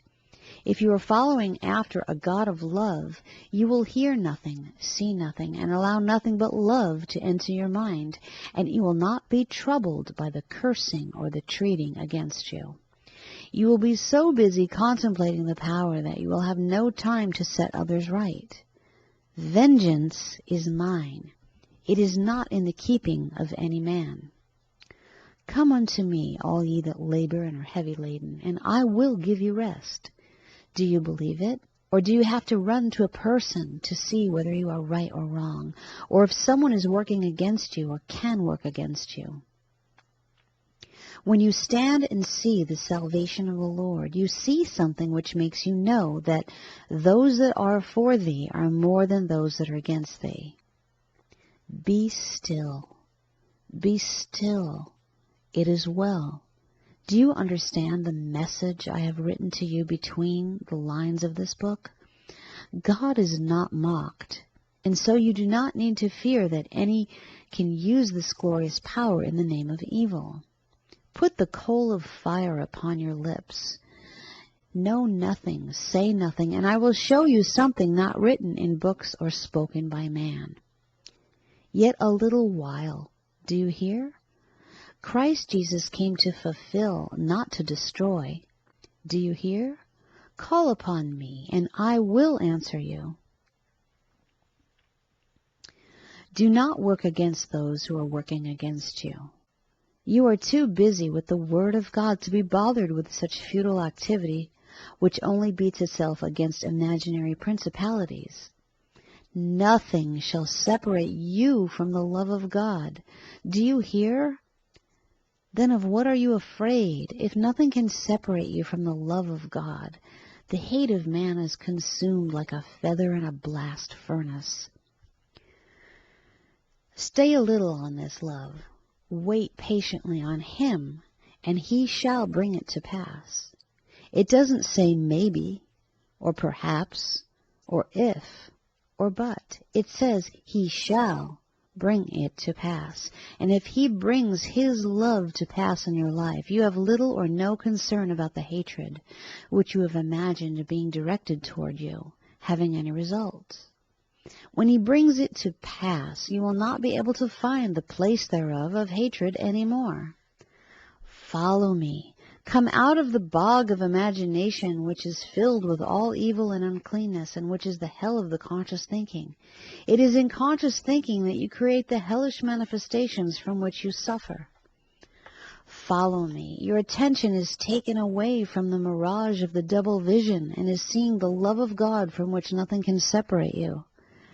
What is that to thee? Follow thou me carries such nobility of the spirit with it that it dwarfs the mountains of conscious thinking. The divine indifference to the appearances, accompanied by the integrity of soul, lifts you above the whole mirage, and when you look again, the place thereof is no more. What is that to thee? Follow thou me. Do you hear? If you will do this, you will find that your accusers or your cursers are no more. They have fled into the shadows of their own wilderness and the hell of conscious thinking. All that they offered you in the way of fear is an actual reality to them. The Lord is in His holy temple. Let all the earth rejoice. The Lord in His holy temple, your embodiment. Does it not thrill you that this glorious power is in the midst of you, and that through you and round about you, and that nothing can separate you from the love of God? Nothing, not anything, person, place, organization, nor condition can keep you from the love of God. Only your conscious thinking can so obscure the view as to make it appear all distorted by judging from appearances. Believest thou this? Believest thou that I am able to do this unto you? Do you believe in the love of God as transcending all the hate of the conscious thinking? Or do you believe a pygmy intellect, swelling itself with all sorts of imaginative power, can control, destroy, harm, or direct your path? In all thy ways acknowledge Him, and He shall direct thy paths, is just as true today as when it was first said. What do you care upon the opinions and beliefs of another if your path is being directed by Him? Be still, be very still. You have something to hear that does not come through the noisy voice of man. It is wonderful, and so it is. Chapter 14. The Friendly Enemy. I received a letter from New York while sojourning in Florida, which contained the following. Quote, "The report has gone around that you died last week. Of course, we know it's not true, but how did these things get started?" End quote. I had to reply to this letter somewhat after the following manner. Quote, "In the language of Mark Twain, I must say that the report of my death is greatly exaggerated, and yet somehow or other the same report is true." Unquote. The offices of death are many. According to St. Paul, death is one of the most helpful and necessary things that can be performed. He advised the habit of dying daily, and this prefaced the glorious possibility of being born daily also. There is something back of the idea, death, which is replete with substance for mediation. Death brings with it oblivion, a blotting out, as it were. In reality, it can only occur on the plane of changeable manifestation. There is no possibility for death to enter the precincts of the changeless life of the spirit. When you die to anything, you are through with it. Just as in the relative sense of the word, when a man dies, he is immediately separated from all his possessions, good, bad, or indifferent. His debts are cancelled as far as he is concerned. His estate is disintegrated almost immediately, and no longer is attached to him. Like a cloud of dust in a hurricane, his entire affairs are scattered in all directions. When the dust settles, the place thereof is no more, and the particles have gone into another pattern. Not understanding life, the greatest enemy is death. It deprives life of its manifestation. When Jesus became conscious of life, he could pass in and out of the shadow called death, almost as if passing through a purifying fire. When he arose from what appeared to be physical death, even his disciples did not recognize him until he allowed himself to take on enough of the former beliefs to which he had died for them to do so. All along the way to Emmaus, they could not distinguish the man with whom they had been for 3 years. I have power to pick it up or lay it down. The I of which we so often speak and which Jesus designated as the Father has power to pick up the embodiment, pick it up so completely that it has none of the limitations of belief, or to lay it down. Hence, this very I can cause the body, its own embodiment, to become lighter than water, to transcend all laws of cohesion, adhesion, gravity, and inertia, even interference and resistance, cause it to pass through the crowds and even to the other side of the lake. All this is outside of the relative beliefs, and still in the midst of them. In the world, but not of it. We are not going to heaven, but we are performing death in the belief that we are in hell, trying to work our way into heaven through a never-ending corridor of problems. The power of life and death are in the tongue. There is a fearless approach to the word death in this sense, an almost friendly idea. It appears to be one of the cleansing agencies. To die daily, as Paul instructs, is to be born daily. It is a letting go of used ideas and a taking up of new and fresh possibilities, without any hangovers or memories of beliefs. The former things shall pass away. They shall not be remembered nor come into mind any more. The power of life and death. Surely this is not the evil power from which the human mind shrinks in terror. It is the redeemed idea from which the sting has been removed. Nothing shall be destroyed in all my holy mountain. In this day we are reclaiming all the lost enemies and making them into friends. To tell Jesus of a death was not to upset or startle him. He did not seem to be any more moved than when he heard of a blind man or a poor man asking for aid, even though the evidences of the death had gone so far that the greatest imagination of the human mind could not possibly piece the body together again. He went into the tombs and pronounced, "The Lazarus come forth," which brought about results. When the eagle is born or hatched, it means death to a thing or a state of things called egg. That much is sure. The former things which were true about the egg are no longer true about the eagle. It is under a different set of beliefs entirely. As an inanimate egg, it is acted upon, but with the death of the egg, it acts. All the beliefs that were true of the egg fall away forever. Marvel not, ye must be born again, and in this new process it is impossible to carry any of the old estate with you. Many are seeking the new birth, but they do not want to go through death to get it. In other words, they want to hold on to old ideas, and at the same time try to express new capacities. It is quite as impossible for a caterpillar to fly as it is for an egg. Both must perform the death upon the thing of which they want to be rid, and re-embody themselves with the new idea, before they can attain the expression they are seeking. When you learn the proper interpretation of the word death, you will see that it becomes a friend. For it is a cleaning process. It is a letting go completely and ascending to a place where the former things cannot enter in and have nothing whatsoever to do with the present manifestation. Instead of getting rid of things temporarily, man dies completely to the idea and its manifestation. In the new place he finds himself as incapable of experiencing his former limitations as an eagle flying over the abyss would have in experiencing the cramped quarters of the eggshell from which it evolved.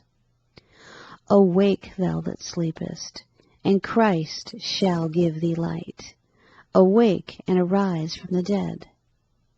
It is only because the idea of life is transient, and because it is dependent upon muscles and brain, that man is afraid of death. He is in constant fear of it, because with his limited sense of life he knows that it will eventually overtake him. When the new arrives, and man begins to sense the idea of life eternal, then the fear of death is transferred into an intelligent understanding of the power of death, which is mentioned as being in the tongue. It is a power to crack the shell of limitation or rip open the cocoon and free the new expression into a place already prepared for it. I go to prepare a place for you is the assurance that spirit makes to the awakened soul, just as the place for the butterfly or the eagle is already prepared for it before it cracks its shell or opens its cocoon. So the place is prepared for you when you die to the shell of consciousness, which is holding you in the present irksome limitations.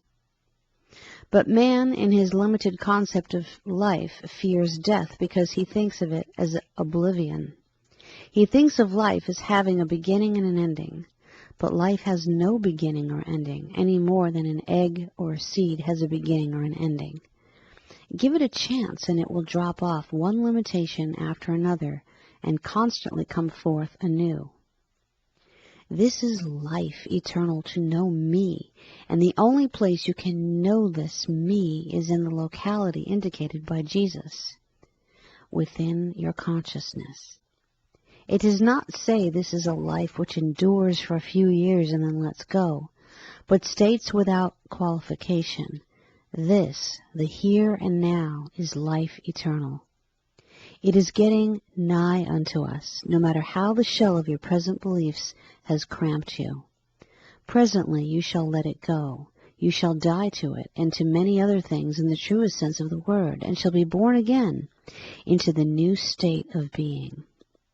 Give up, let go, call down a blessing is not a supine drifting into all sorts of chaotic conditions, as many mistakenly believe.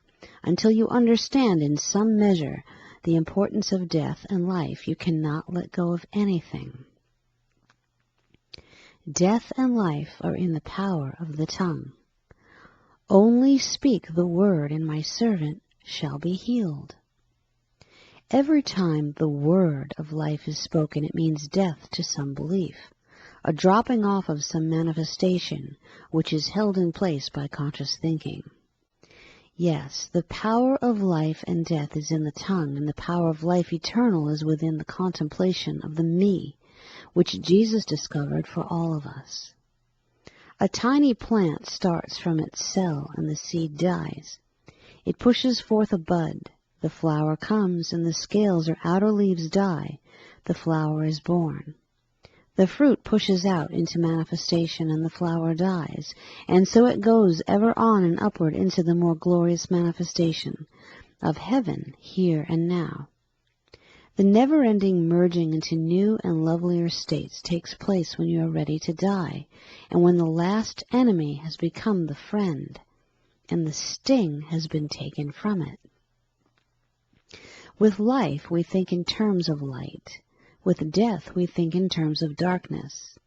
The offices of death are oblivion to that which is outgrown and of no further use.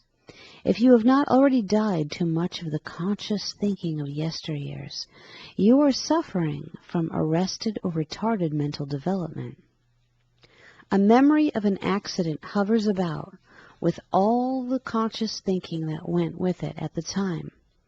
The mind fixed upon the fortune that it once had and lost, or the health or friends that it once enjoyed and has no more, has not performed the death that Paul so advocates. It is the chick half out of its shell. Awake and arise from the dead. When Jesus aroused Lazarus, he brought him out of the tomb, and when he resurrected himself, he also came out of the tomb. He laid aside the grave clothes and cast off the sweet-smelling garments that had been the badge of the conscious-thinking death, and came out from all of them and was free. So when you have gone through the death process and let go of a thing, then arise and go forth out of the tomb of conscious thinking, and do not stand holding on to beliefs with which you have finished. But what if one has the scars such as Jesus had? Did it ever occur to you that unless Jesus chose to show the scars, they apparently were not visible? That for the moment he descended to the point of conscious thinking where Thomas, who could only believe by seeing with the human eye, could see? No blessing went with Thomas finding out about the resurrection. Blessed is he that believes and does not see. Blessed is that one who does not have to handle with his hand the unseen thing of spirit. That one will be able to see and handle and experience the hidden things. It is wonderful. It is wonderful when you contemplate the power of death in its resurrected sense, when you begin dying in the true sense of the word. All you can die to is conscious thinking. In the conscious thinking lies all the substance of the evils of your daily life. The conscious thinking of Jesus was that of a carpenter. He admitted that he could do nothing of himself. When he died to this, he gave up all the limitations of it and moved by the process of birth into the Father consciousness, where none of the former limitations came into play or had anything whatsoever to do with him. He did not graft the Christ power upon a Jesus consciousness, as many people have tried to do, and make it his own teaching. My doctrine is not mine, but his who sent me into expression. He dropped off the limitations of Jesus in order to appropriate the consciousness of the Christ, and the two became one, just as the egg and the eaglet become one, one being lost into the other, absorbed, made one, whole. He that heareth my word, singular, and believeth on him that sent me, hath everlasting life, and shall not come into condemnation, but hath passed from death unto life. Note the singular tense of word, which indicates a power upon which may be strung or shaped the thousands of sounds called languages. The word of God is singular, one, whole. The words of man are legion. They are good, bad, and indifferent all at once. The word that shall not return unto you void is the word of God, which is not circumscribed in the narrow confines of human language. Note, then, that when you hear the word, there is a passage through the idea of death into life eternal. In other words, you pass from a limited sense of life into life eternal because you die to the limitation of it all. Hath passed at the very instant he finds himself through the death of the limitation of the separation of life into the life which is indivisible and which cannot be separated from its innate qualities. Gradually, the idea of death is assuming its proper function. The last enemy is being overcome. The fear of it is being slowly but surely removed by the recognition that life is eternal and that the ascended body, or the body which is spiritualized, as was the body of Jesus Christ, is a present possibility. No matter how remote the manifestation may be from you, no matter whether or not you know anyone who has already accomplished it, no matter what an avalanche of testimony there may be against it, the urge persists, and the feel that it is so has eventually taken away some of the fear of the last enemy. Only the things you fear can come upon you. Little by little you are passing from death unto life. The hour cometh, and now is, in which all they that are in the tombs of human belief shall hear his voice and shall rise. When you hear not with the ear, but with the consciousness of the presence, you will arise from your tomb. Is God a God of the living or the dead?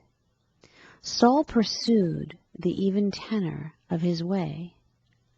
He was endeavoring to establish the kingdom of heaven by violence. Suddenly he was blinded by the light of revelation and died to the Saul part of his nature. Saul was like the shell of the egg which gave way before the new manifestation.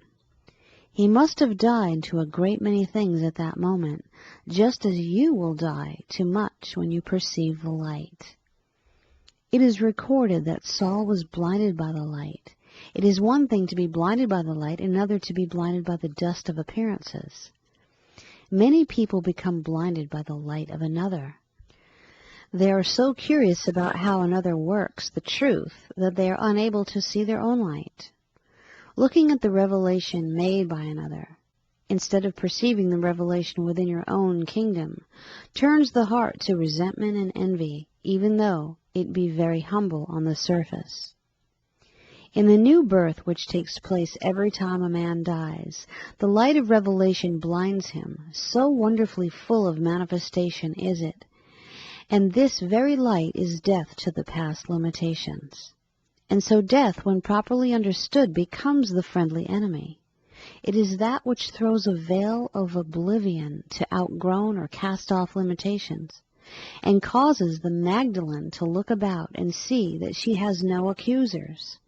Suddenly she is dead to the thing called harlot, and all that has gone with it, and she is born at the same instant to something that cannot experience or understand the former state of things. The friendly enemy has released her. Chapter 15. In all thy ways. In all thy ways acknowledge him, and he shall bring it to pass. When you begin to acknowledge him in all thy ways, no matter what the appearances are, you will see the instant and perfect action of him and the embodiment of such an acknowledgement. The acknowledgement of the presence and the resting from appearances will satisfy the hunger of 5,000 beliefs in any desert. Appearances may be entirely to the contrary, just as they were in the miracle of the loaves and fishes. But when Jesus raised his eyes to heaven and gave thanks, he acknowledged the presence which immediately brought it to pass. As you move further into the idea of acknowledging him, you will be surprised how the borders of your tent are enlarged. You will begin to acknowledge him in the most adverse situation or condition, and presently you will extend this acknowledgement until you find him in hell. This acknowledgement is not the mere repetition of words, not the repeating of an affirmation, but the recognition of the presence everywhere. Gradually, you will begin to see the results of this acknowledgement. It is always in the nature of thanks for something received. It has the spirit of the finished thing. It is in no way speculative or problematic. When you come to the point of acknowledging him in all your ways, you will see how utterly impossible it is for you to assist in bringing it to pass. My Father worketh hitherto, and I work. After you have acknowledged the presence, you will receive full and definite instructions as to your part in bringing it to pass. Heaven and earth are full of thee. The unseen is filled with God, and it is only waiting the acknowledgement to come forth. The manifestation which takes place from this acknowledgement is as steam turning to ice. Even in hell of beliefs, if you will but acknowledge him, he shall bring it to pass and change the burning futile thoughts into heavenly peace and quiet. The peace which passeth all understanding often results from the acknowledgement of the presence in the midst of the evil which has seemed so real and terrible.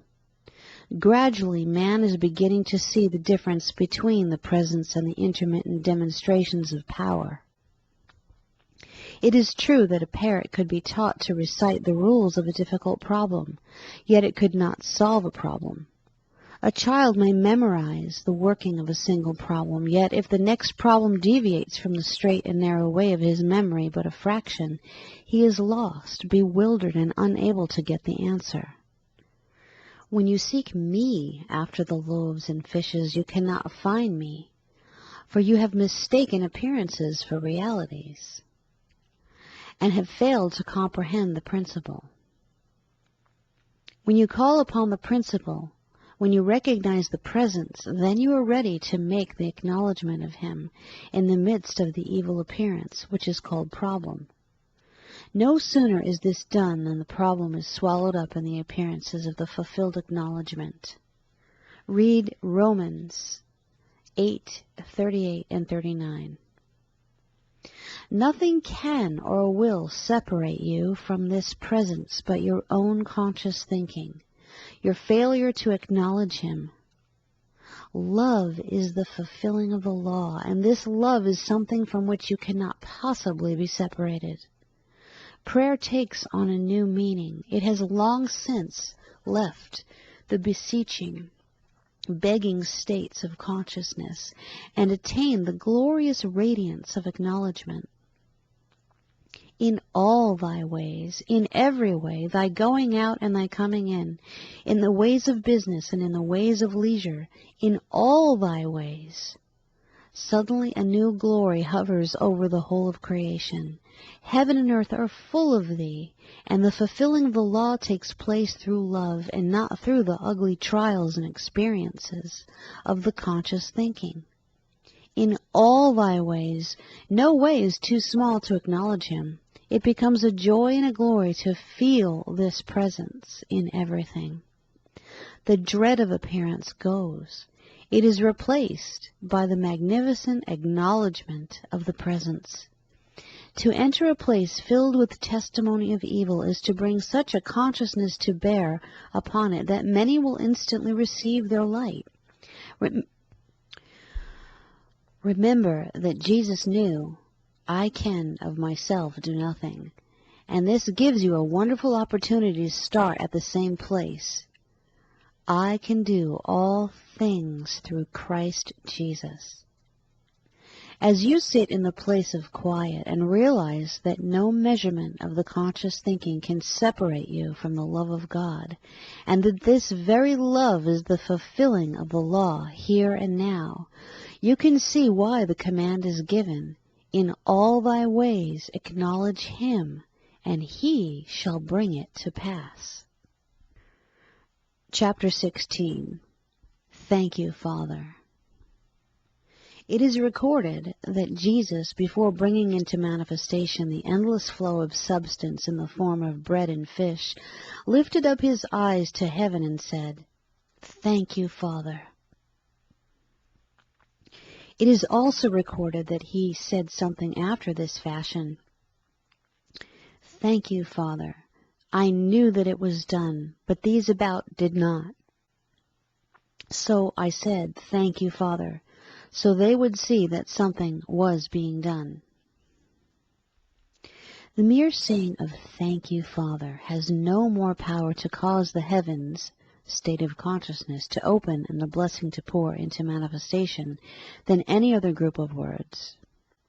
Thousands of metaphysical people over the world have reiterated the words in all degrees of intensity without so much as an indication of the embodiment of the thing for which they gave thanks. How did Jesus differ in his "Thank you, Father" from the ordinary saying of the words?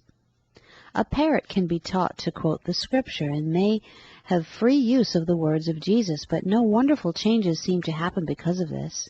He does not seem to be in any better condition than his brother parrot, who is filled to overflowing with profanity. Certainly nothing is truer than "the letter without the spirit is dead," whether it be a parrot, a man, or a gramophone record. Reeling off the sayings of Jesus has proved futile in solving the difficulties of the human race. Still, in following the Master, we find him applying exactly this simple thing, "Thank you, Father," and getting results which are hopelessly beyond the comprehension of the human thought. Who should think that we can say a word and cause the power to come into manifestation? You do not run about in the relative world saying "thank you" for things you do not receive. How much less, then, will this trick work in the realm of spirit?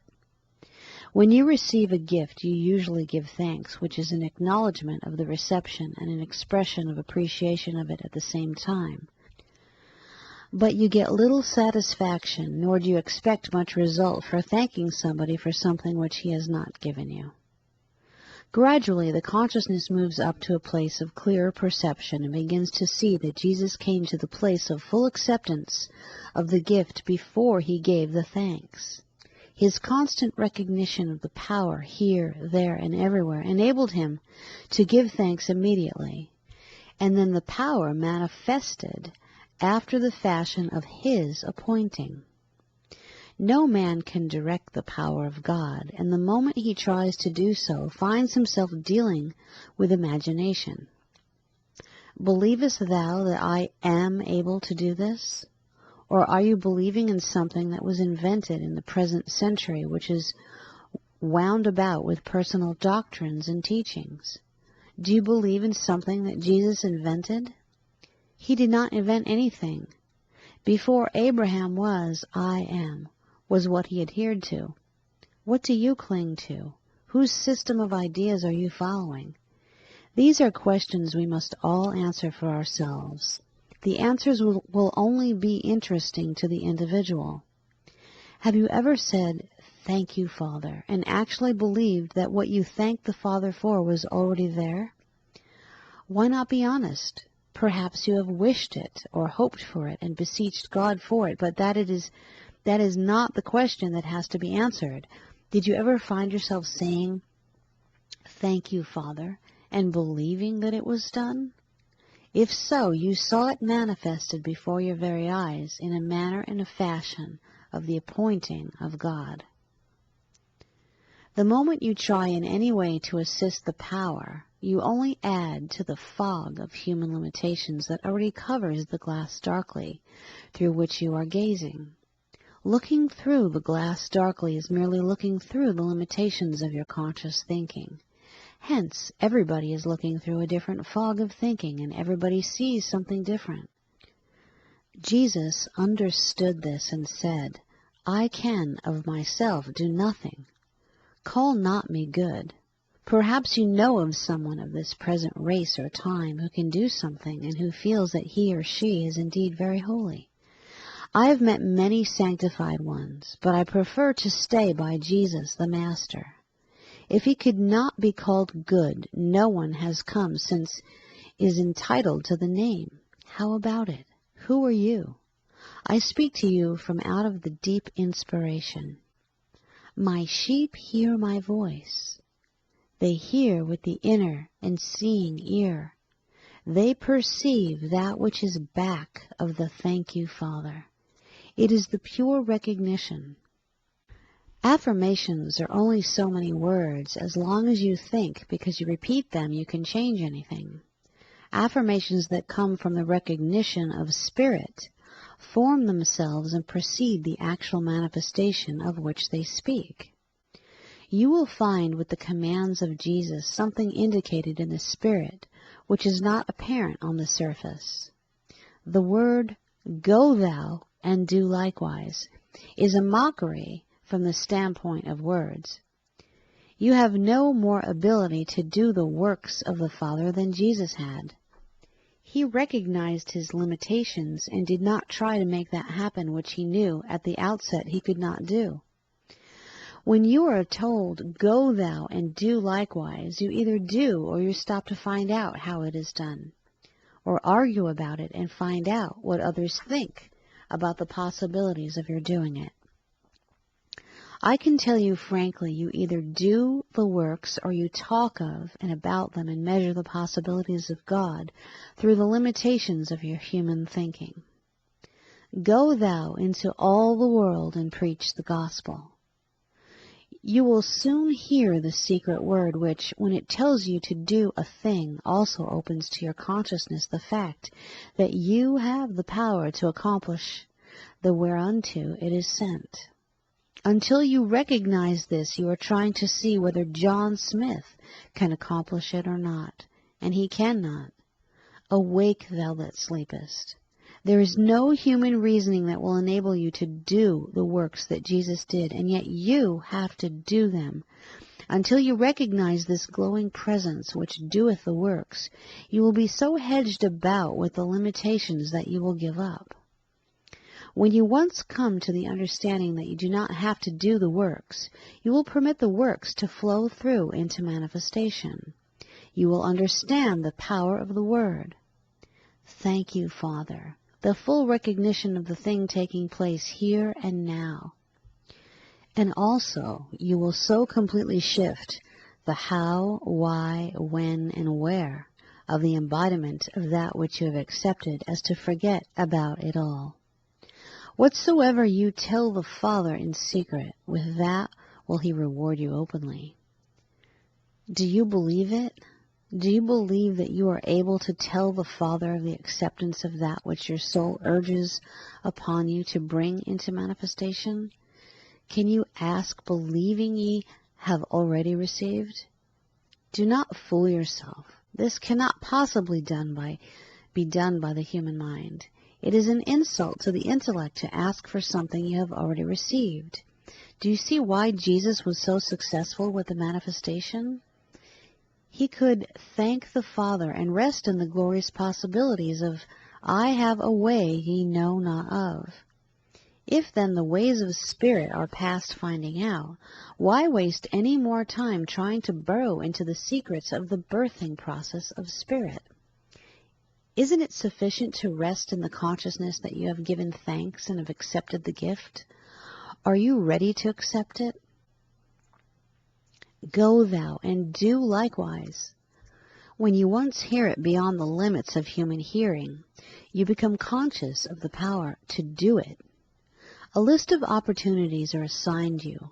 Raise the dead, open the eyes of the blind, open the ears of the deaf, preach the gospel, and many other things, none of which you can even approach in the slightest way. Who among you would attempt to open the eyes of the blind, much less to say to a man born blind, "Hence without eyes"? Open your eyes, and yet you are told, "Go thou and do likewise."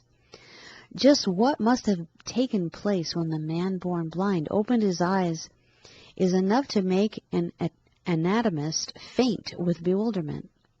Presuming that everybody knows something about the structure of the eye, try in your imagination or thinking to thread the delicate nerves which do not yet exist into and through equally intricate muscles which control the eye, and perhaps after that is accomplished you may say, "Open your eyes." Do you see how hopeless it is for you to even think of it? And yet you are told, "Go thou and do likewise." What a hopeless feeling when you measure your limitations by thought. Can you do it? Do you believe it? Can you speak the word? All of this glorious revelation is being poured over you now. You are in the flood of seeing light, perceiving that no matter where you stand in the scale of things, when you suddenly understand what it is that does the things, your liabilities or assets as a human being have nothing to do with the case. To the men of Athens who were so amazed at the power displayed by the disciples, the encouraging message was given. Ye men of Athens, we are men like unto you, with like appetites, passions, habits, etc. Beloved, do you begin to see the secret doctrine which the Master gave us and which is beginning to appear through the density of human thinking? When ye pray, then follows the strict instruction. Believe that ye receive, and it shall be so.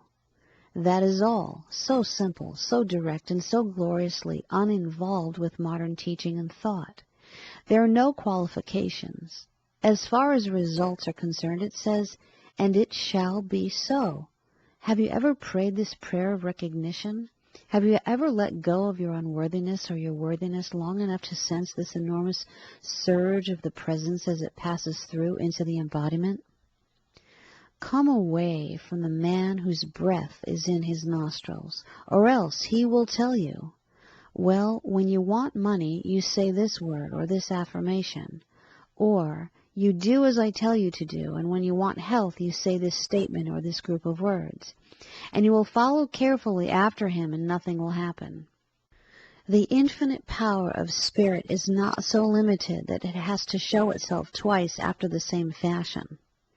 If you believe that I have a way ye know not of, then why do you try to know that I must function the same as you as for John Smith?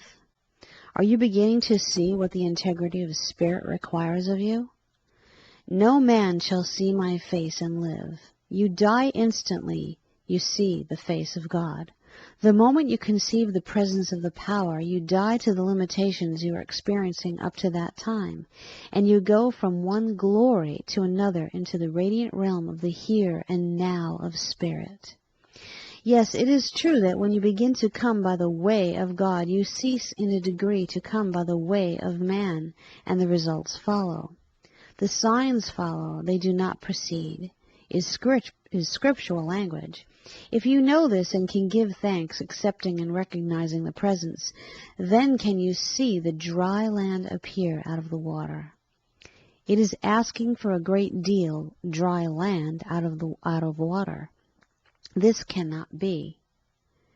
And so the old human mind finds so many things that cannot happen, and presently he has God reduced to a glorified man, with the same limitations, plus a tyrannical power and an emotional yielding to verbiage.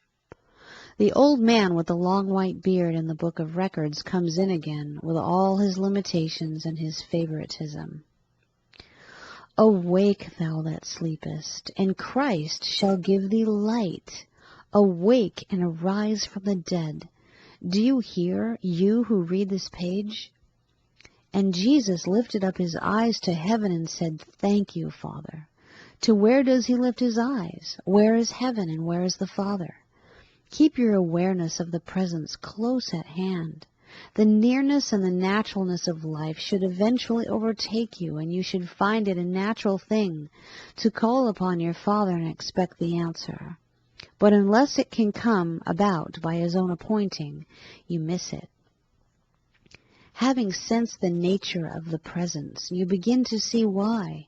Whatsoever things you ask for in my name, nature, that I give unto you is possible. In other words, whatsoever you can find in the presence, that can you bring into manifestation. Beloved, the thrill of the light that comes when you catch even the merest glimpse of this lovely revelation, go thou and do likewise, is so replete with evidence that you will know. One vista after another becomes visible as you emerge into this sea of the presence, and are one with everything you find therein. You will stop the silly process of trying to draw a few small fishes from the sea of life, and you will move with the great presence. Never mind what the man in the street is saying. If you do not salute him, you will not have to answer his inane arguments that God is all, but that he is powerless to do the things which he, the man in the street, finds impossible. Agree with your adversary quickly. If he wants to believe in sickness and evil, limitations and disaster as ways and means of manifesting the power, who are you to deprive him of this pleasure? Why not agree with him? Of course, this does not say you have accepted the crude thought theories which limit God to doing the things which man finds possible. So let the man on the highway alone. If your light is shining and he comes to find out why, then you can speak the word. Do not be afraid. Plenty will see the light and come to hear the word through you. Go into all the world and preach the gospel. The works that I do, ye shall do also. No satisfaction will come until you accept and acknowledge the presence is able to do that which is demanded of you to do. Let go of the little personality which always tries to justify life by its own limitations. Understand that you are not going to do it because you have no capacity. Come to that lovely state of surrender which automatically says with the Master, I can of myself do nothing. It is God that worketh through you. Are you afraid to acknowledge freely and gloriously that God can and does accomplish what he will? Go into all the world. Yes, you can go and preach the good spell. Preach the presence of something which can and does accomplish something more than talking of and about a remote power called God. Do you begin to sense the power to do and go, which comes into your possession when you can accept the command? Go thou and do likewise. Thank you, Father. Chapter 17. Ye must be born again. The girl with the club foot who wanted to dance, the caterpillar that wanted to fly, the tadpole that wanted to leap, the seed that wanted to flood the world with perfume, the poor man who wanted to breathe the air of freedom for a few moments, the diseased one who wanted to know ease. All of these in you must be born again. I know that it is as impossible for you as it was for Nicodemus. I know there is no possibility for you to perform the birth process or to change the vile body, and yet this is just what has to take place. Consider the lilies. Is not such a far-fetched and fantastic idea after all. We have considered the way of man and found that he cannot make a dancer out of a club-footed girl. Neither can he make a butterfly out of a caterpillar. Nor can he make the egg spread its wings and float lazily with abandon over the fathomless chasm. None of these things can be accomplished. The more effort put forth to make them take place, the less is accomplished. Ye must be born again. Marvel not. I have a way ye know not of. Definite laws govern all birth. One of these is secrecy. Absolute secrecy. No meddling helpers can aid the butterfly, or the eagle, or the dancer. They only mar that which is coming into being. In the first place, few believe you can be born again. Do you? Do you believe it is possible for you to be born again? And since you cannot perform this process yourself, are you willing and ready to come under the deep secret laws of letting the gestation take place in the silence of your heart? Behind the eggshell which appears to be limitation, within the cramped cocoon which swings through the winter gale on the branch of a tree, a new birth is taking place. Be still. All of a sudden the shell cracks, the cocoon gives way, the clubfoot stretches itself out of its cramped position, and limbers itself up with joy. In the new consciousness into which you have gone, the new mansion in your Father's house, the former things have passed away, and with them all the limitations and the symbols of them. We are not trying to make a demonstration of the overcoming of disease. The consciousness we are seeking is ease, and there is no dis-ease there. Never has been, never could be, and never will be. For it simply does not find expression or recognition in that mansion. Looking at the limitations a caterpillar presents when it comes to flying, you come to the conclusion that it is impossible. And so it is. It is not possible to fashion wings on the caterpillar and make it fly, any more than it is possible for you to dance with the clubfoot. Jesus did not examine into the nature of the limitations about him.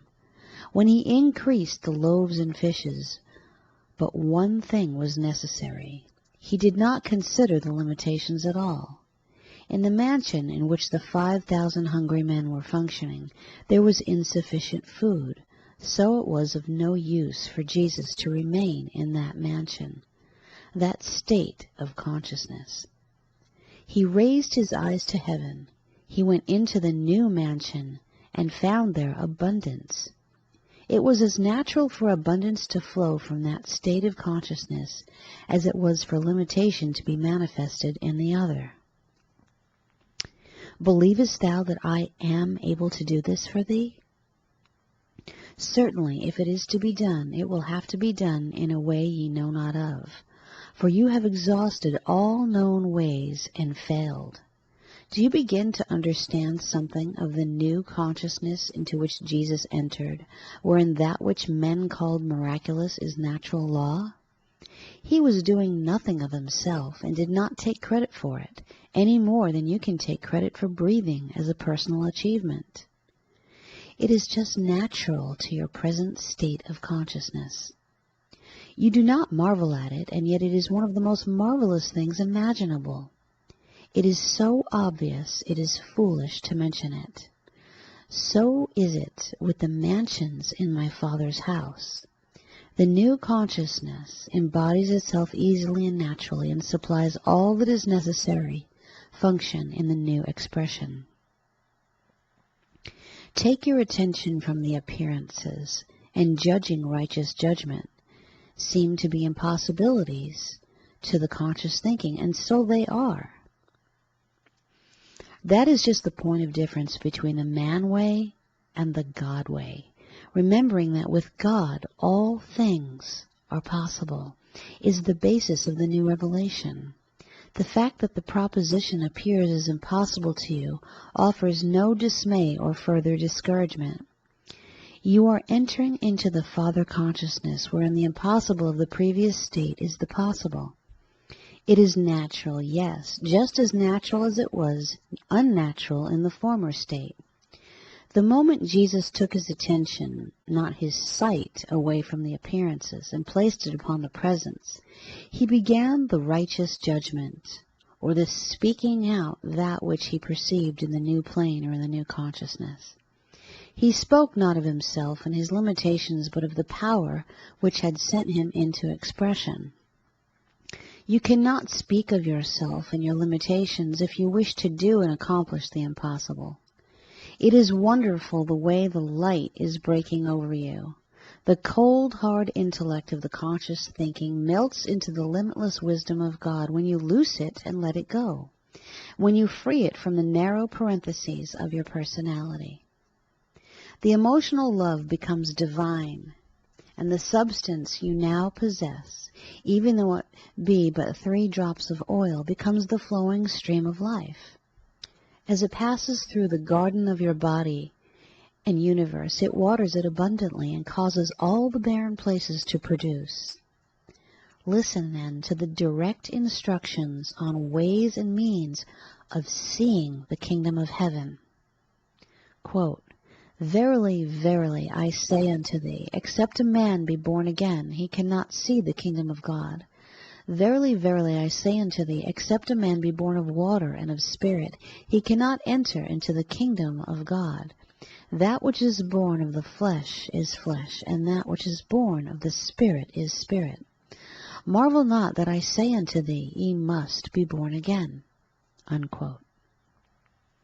The kingdom of God of which Jesus spoke so often is the fulfillment of your true destiny. In order for this fulfillment to take place, you must be born again. You can do nothing of yourself, so there is no use trying. The possibility of a new birth looms large with new prospects. The old conscious thinking with its limitations must give way in order that the new vision may become real, just as the shell, cocoon, and husk must give way for the new manifestation. No man has ascended up to heaven, but he that came down from heaven, even the Son of Man, which is in heaven. Please note the words even and which. They are singled out for your special attention to show that no exception is ever made.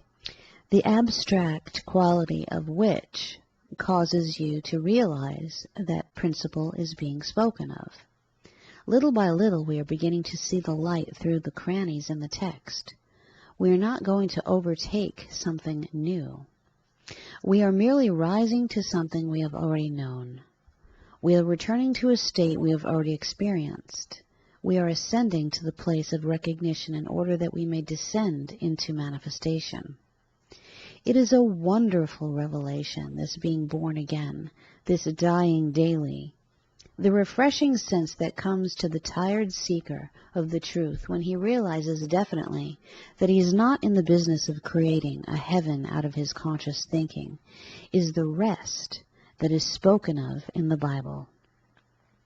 If you cannot do it, if you cannot perform the wonder of the miracle, remember Jesus also said, I can of myself do nothing. When you come to this extremity, then it is God's opportunity. Are you afraid that God will miss his opportunity?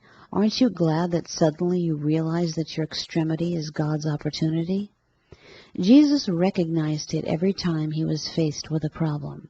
He immediately recognized that he had reached his extremity and joyously turned it over to the power.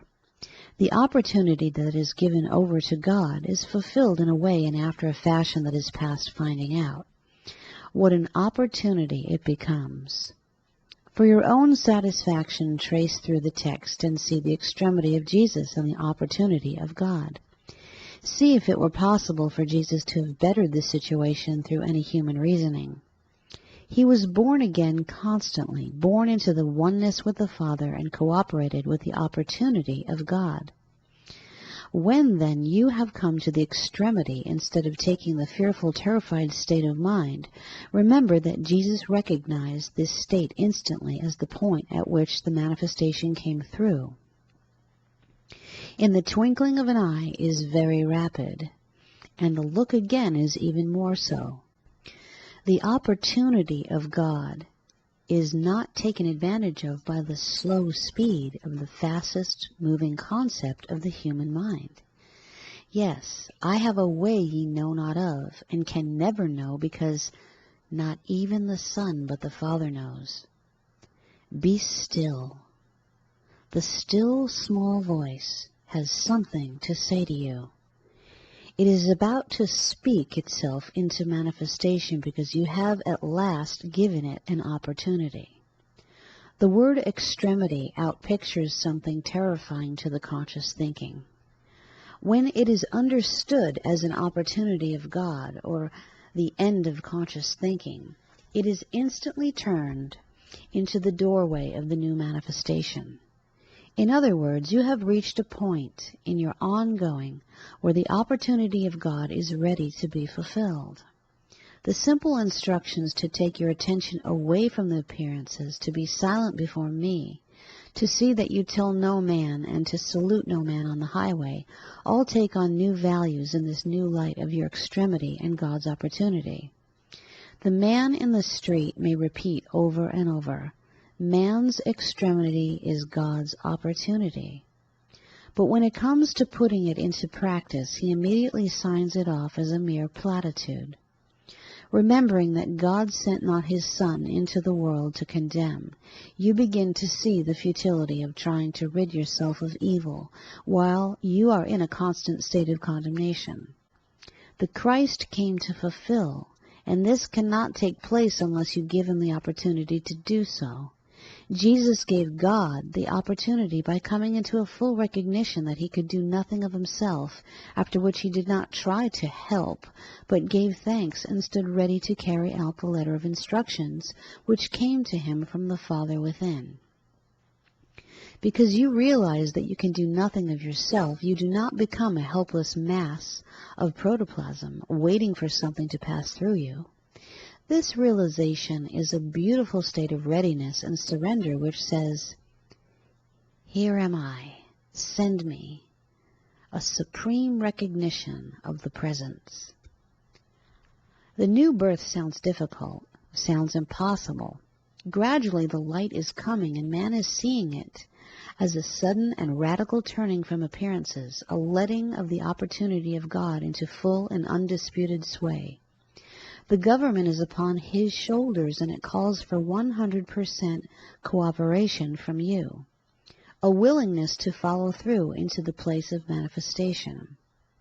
The dreams of the girl with the club foot and the caterpillar are only possible of manifestation when the attention is turned radically away from the appearances, and the new birth is brought forth from the extremity opportunity situation to which they have come.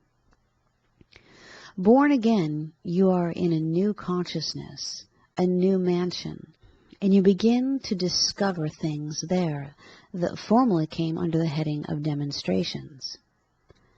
As ye have borne the image of the earthly, so shall ye also bear the image of the heavenly. That which is born of the flesh is flesh, etc. That which comes from the conscious thinking partakes of the nature of conscious thinking, fraught with limitations and accidental law. The straining and struggling to make on the extremity conscious plane gives place to the let on the opportunity plane of spirit. These things I have said unto you, do you hear? That your joy might be full. It is wonderful. Yes, it can be accomplished and brought to pass if you will make it my opportunity instead of remaining longer in your extremity trying to find a few grains of wheat among the husks. Ye must be born again. Chapter 18. Setting the Captive Free. Caught in the prison of conscious thinking which is engendered by the long history of your case, there is no more escape for you than there was for Jesus. Human destiny will fulfill itself without a question of a doubt, and nothing can alter it or change the way of it except a man find the Christ within. Your prison house of conscious thinking is made up of all the facts of your human nature. Your race, creed, color, education, birth, breeding, personality, and all. These are the bars against which you are leaning and pressing, trying to escape when there is no escape. It is true that for the space of a moment or so you may shake yourself free from some of the hateful pictures, only to return again to your dungeon of hopelessness. Jesus Christ came bringing the way of escape from this hateful destiny and heritage of evil, realizing how futile it was to try to escape from the human destiny through the human mind. He early discovered that I can of myself do nothing. But the moment he recognized the presence, he instantly not only dissolved the destiny that was functioning at that point, but revealed the picture of heaven on earth. So sure of this was Jesus that he permitted his human destiny to function into the pictures all along the way, setting it aside at the last instant to show just what the Christ power was, and how very instant and powerful it was when recognized. To pause in the flurry of evil which has suddenly appeared in your human destiny and recognize the presence is to shatter all the evil circumstances and conditions, and to bring about the surprise which must have filled the Magdalene on looking round and finding no man there to accuse her. The picture of her human destiny was destruction, and all the elements of the climax were drawing in. There was no escape for her. The destiny was to be fulfilled. Then, in the twinkling of an eye, the whole picture, so real and terrible, was shattered as if a secret force had blown it into nothingness. It is magical to the human sense that the thing which seems to be impossible becomes the natural action of the power.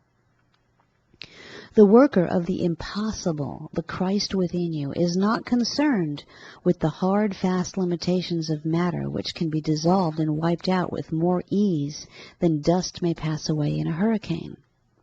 Too long has man spent fighting the appearances, but as the hateful destiny closes in upon him, he realizes he is at a point where the time is too short to argue or set right, or do anything of himself. He is driven into an impasse, faced with the Red Sea, hedged in with the jagged cliffs, pursued by the armies of the Pharaoh. It is too late to make any kind of truce. As far as he is concerned, the destiny has caught up with him, and it is about to take its pound of flesh, which means his life. No good to turn and fight against the appearances. They are too strong and terrible and real. The end of the whole thing is so evident, but at that instant recognition of the presence shatters, wipes out, and puts to flight that which seemed so inevitable. It is thrilling to contemplate the presence and the capacity of this power which lies within every man, to realize that the walls of Jericho, which seem so impassable and formidable, crumble away like so much sand. So does the power raise the high walls which are shutting you away from your heaven. So aware of this power was Jesus that he even permitted the human destiny of death to function. Thinkest thou that I cannot now pray to my Father, and he shall presently give me more than 12 legions of angels?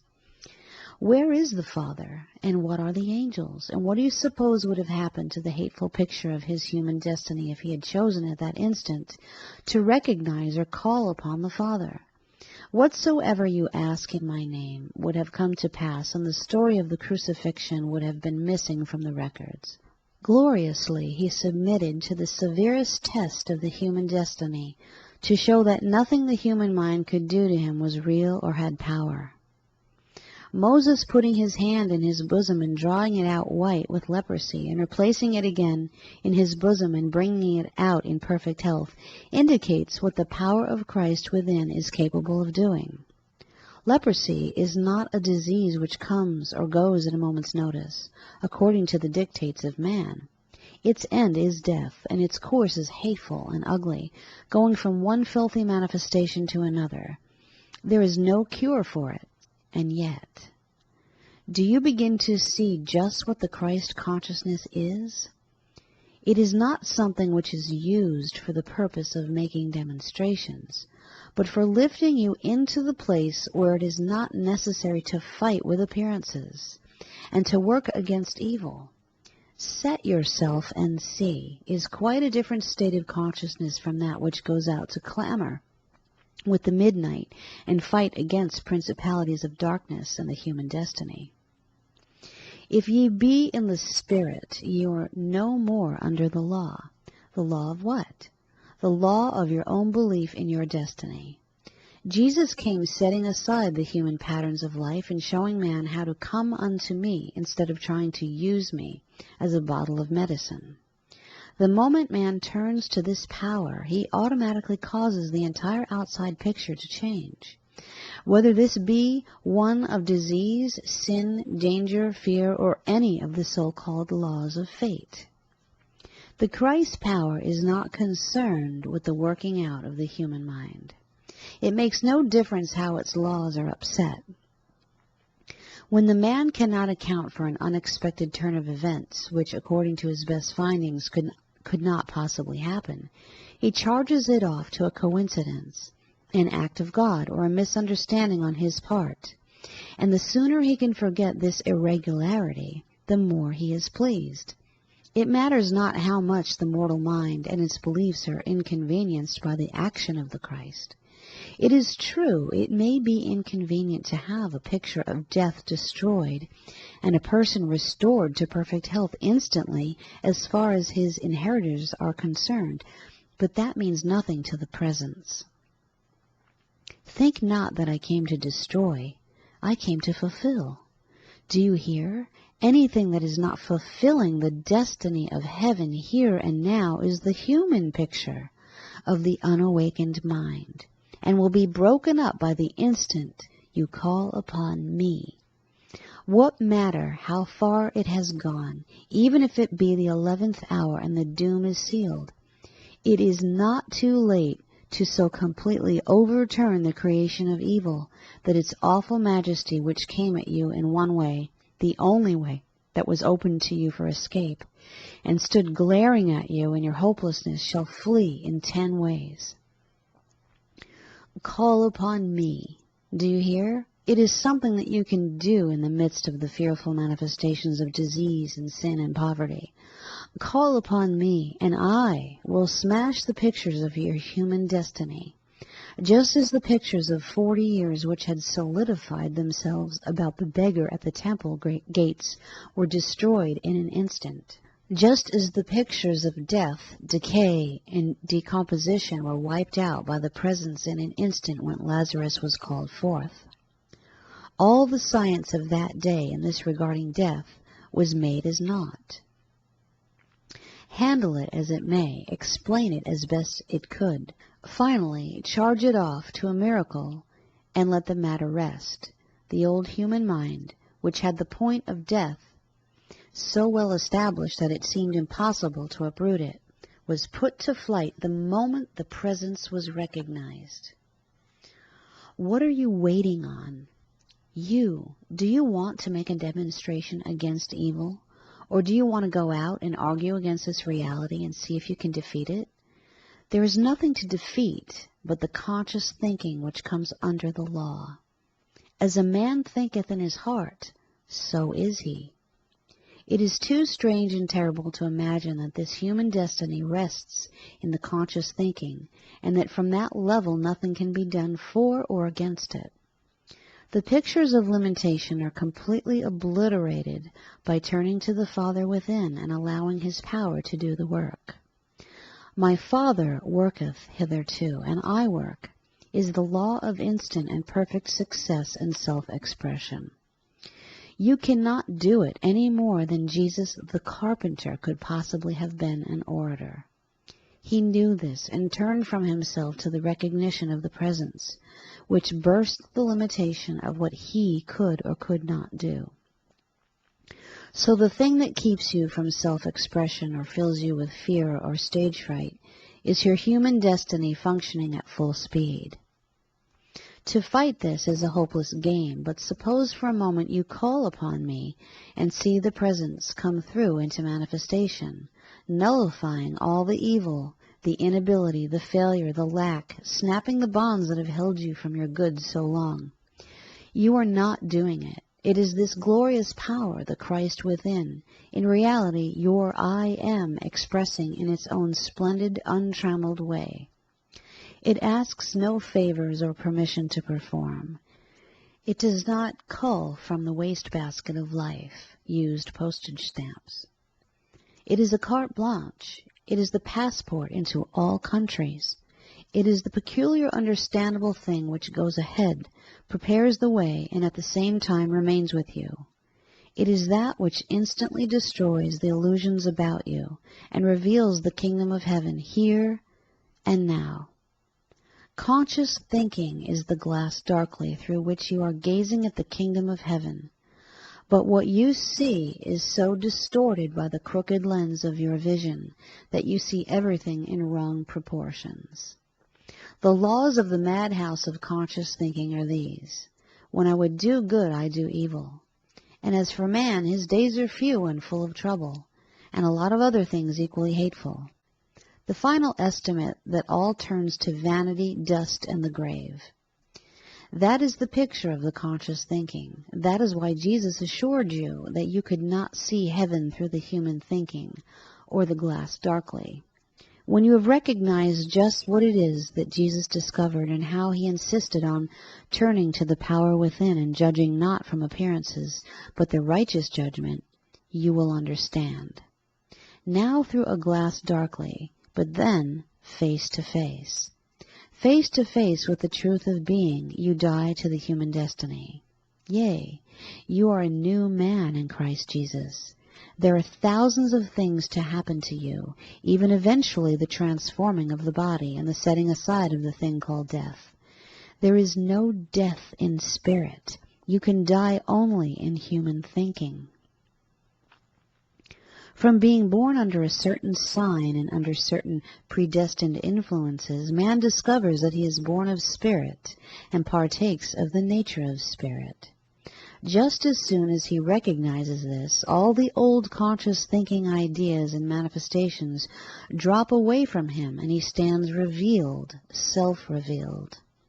Arise, shine, for thy light is come. Do you hear? Not the temporary light which resolves itself into darkness with the turning of the earth on its axis, but the inner light of self-revelation which nothing can extinguish and which shines out in the blackest hell and causes heaven to appear. No matter how long this darkness has been about you, it is instantly dispelled by the light. Darkness is never overcome, as it has no power to be overcome. You do not need to fight. Set yourself and see the salvation of the Lord. Do you begin to see the priceless gift which Jesus has given us? It is too wonderful, too awe-inspiring for the superficial seeker of truth to grasp. He is still peeping through the bars of his prison house of conscious thinking, hoping to incorporate this glorious light with the pattern of his personality for personal gain. Why personal gain when all that the Father hath is yours? Do you believe this? And if not, what are you trying to do? Take something that does not belong to you? Be still. Be very still. Suddenly you will hear the new revelation of the presence in you. As you read along, the light of this inner Christ is shedding its presence on you and whispers in your being, "You can." What a word, when said from spirit and removed from the conscious thinking which has tried every way and found that you cannot. You can, because it is not you, but Christ in you, which doeth the work.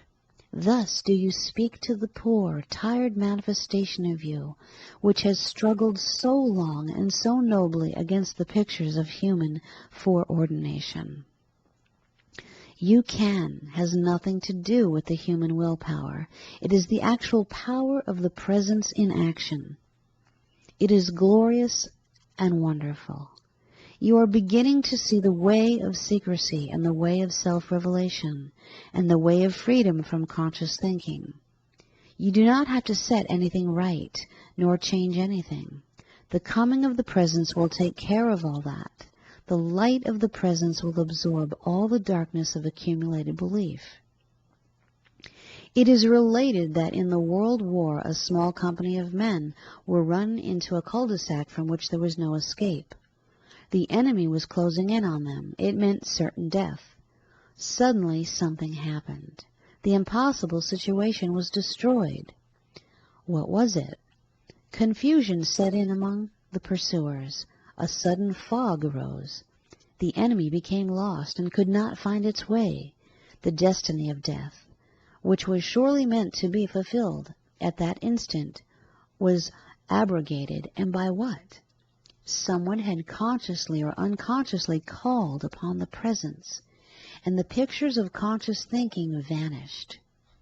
What was the report of it all? 100 different stories were told.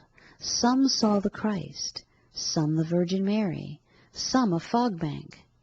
According to their symbol of protection did their mortal eyes see that which stood for the abstract quality of protection. Do you begin to see what it means to recognize this power as present? It is not overcoming evil, it is revealing the kingdom of heaven. Presently, when we become conscious of the presence sufficiently, we shall also see the destiny of human death flee from before this light of life eternal.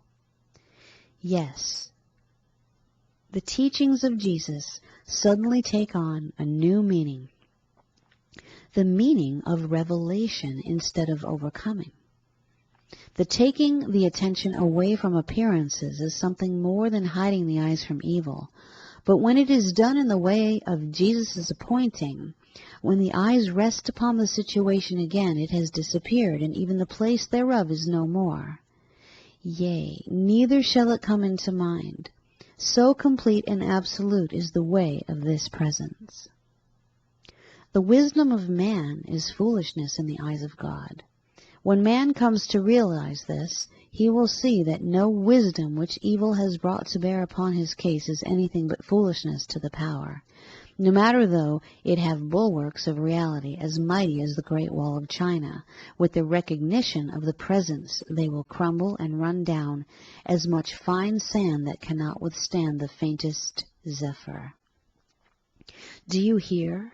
Do you hear the revelation of spirit within the inner depth of you saying, "Fear not, I am with you always"? It is wonderful, glorious, and the new day is even now showing the first faint flushes of the coming dawn of spirituality. Your human destiny is giving place to your divine manifestation. I shall overturn and overturn and overturn until he comes whose place it is to rule. And no matter what is overturned, how time-honored or respected as wisdom of the conscious thinking, it is nothing and worthless, and must and will go before this glorious presence. Chapter 19. Resist not. A mother admonishing her son not to pull the cat's tail was surprised to receive the answer, "I'm not pulling her tail. I'm just holding it. She is doing the pulling." Would you say that the cat was causing her own misery? She was doing a lot of struggling and resisting at any rate. We are told that Jacob struggled all night with the angel. Apparently things were getting pretty serious for him, but in the morning he loosed it and let it go. How strange that he should struggle with something he only had to loose. But he was struggling in the night, and he loosed it in the morning. We are told to resist not evil, and then we are told to resist evil and it will flee. What are we to do? Who knows? God. Hence the wisdom of following the command, "If any lack wisdom, let him ask of God." Where are you going to find this God? In heaven? And where is heaven? So much teaching has told us about God in heaven, in the realm of spirit, unseen, unknown, inaudible. Until we take God out of this spiritual heaven and bring him down to earth, we cannot see the Word made flesh, or the materialization of spirit which Jesus came to explain and show. There is in the mind of the average person as great a gulf between spirit and matter as there is between Dives and Lazarus. To many they are as unmixable as oil and water, and so the hopelessness of any present assistance in a tangible way. What a mockery it is to repeat the beautiful promise, "If ye shall ask anything in my name, I will do it," when the belief is chock full of ideas about God in heaven and you on earth, an incalculable distance apart.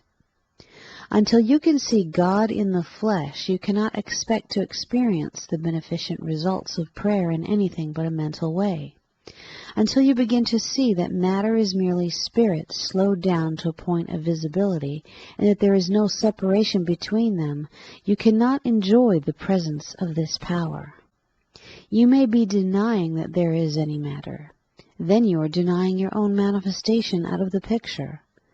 And by what authority will you deny God the presence of flesh in which to clothe his own Word?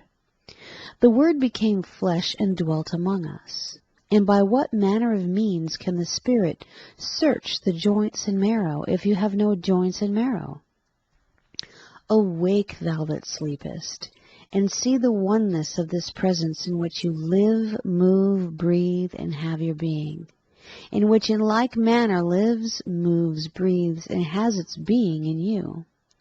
Without the manifestation there would be nothing. Without the spirit back of the manifestation it would disintegrate. The two which God joined together are soul and body. God and His manifestation are inseparable and are one. Presently you begin to see how Jesus brought into visibility the works we call miracles. He perceived them in heaven and then materialized what He perceived by embodying the Word. Whatsoever thing you conceive as possible to this inner and only will come into manifestation.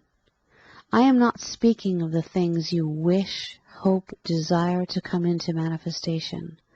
I speak of whatsoever things you conceive as possible to the Father within you. Those things can and will embody themselves in the materialized spirit called matter. When the command goes out, stretch forth your hand. If you try to do this, you fail. If you do not try to do it and perform it in consciousness, the hand follows the consciousness without interference. It is glorious to begin to work with the Father instead of with the slow movements of matter. What you do in consciousness, now that you understand materialized spirit and the spiritualized matter, you instantly do in the flesh.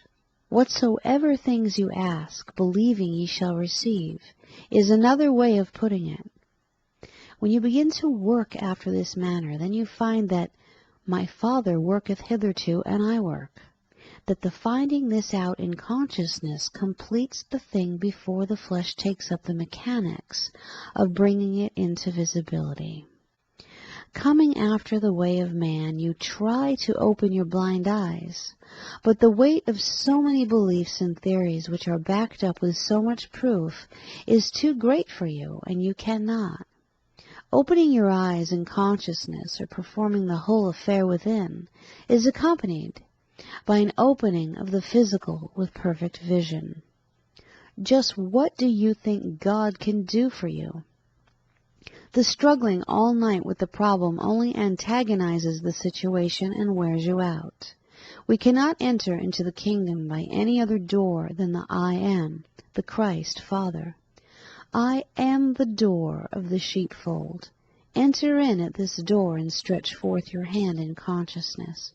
Or stretch forth your consciousness and you will receive the blessing of what the world calls a perfect healing. I am that I am. At last the I am, surrounded by the barnacles of human history, race, creed, color, family, begins to realize that it is the I am of which Jesus spoke when he discovered the Christ within. Ye must decrease. I must increase. The belief and the considerations of John Smith must decrease, but must be absorbed into the Godhead, must become one with the I Am, until the soul can say definitely, I am that I am. The last vestige of separateness passes away, and the Father and Son are one. The Son has at last reached home. He is one with the power from which all things flow into expression. The I Am of John Smith, so feeble and so enmeshed in the snare of human life, can do nothing, and yet that very I Am is told to do all things. When the reflection realizes that it is part of and one with that which is casting the reflection, then will it be freed of the hypnotism that it can do anything of itself. It is a strange symbolical returning to Eden, to the oneness and wholeness of life. At first it is almost sacrilegious to say, I am that I am. When Jesus uttered it and made himself as God, the human thought wanted to destroy him. Why? Because it understood the power and thought he would personalize it and make himself into a little individual God with terrific dominion. Somewhere in your makeup is all that is required to fill all the empty measures of your being. Even though it be so small as a grain of mustard, it is able to evolve into a tree. What a glorious illustration! No wonder you are commanded to stir up the gift of God which is in thee. Most of the seekers of truth believe that in some vague or strange way they have to create the gift, or in some way act as a sub-creator in the kingdom. After a few years of attempting to create something out of nothing, they give up. The heart sinks into the slough of despair, and the heaviness of futility throws its ugly cloak about it. Putting forth the best effort to know God, trying with all your might to find Him, and yet not coming within the remotest light of the kingdom, is enough to make the heart heavy. And yet the mistaken point of attack has been responsible for all this heartbreak. The gift that you have been seeking from without is already within. Hidden away in the veils of conscious thinking lies the precious pearl. You cannot see it, and will not even look for it until you come to the point of recognition that the gift is already there. The human mind, looking upon the tiny seed and the 3 drops of oil, casts them aside and seeks greater forces, but finds none. Man goes, as did the children in Maeterlinck's Bluebird, through endless labyrinths of matter and mind, looking for that which is already within. Through his glass darkly, the symbolic bluebird is black. The tendency of the human mind is to discount what it has and to reach out for something else. The gift that is within you is your starting point. Do you believe that you have this gift? If not, why go farther? And if so, why not go into expression?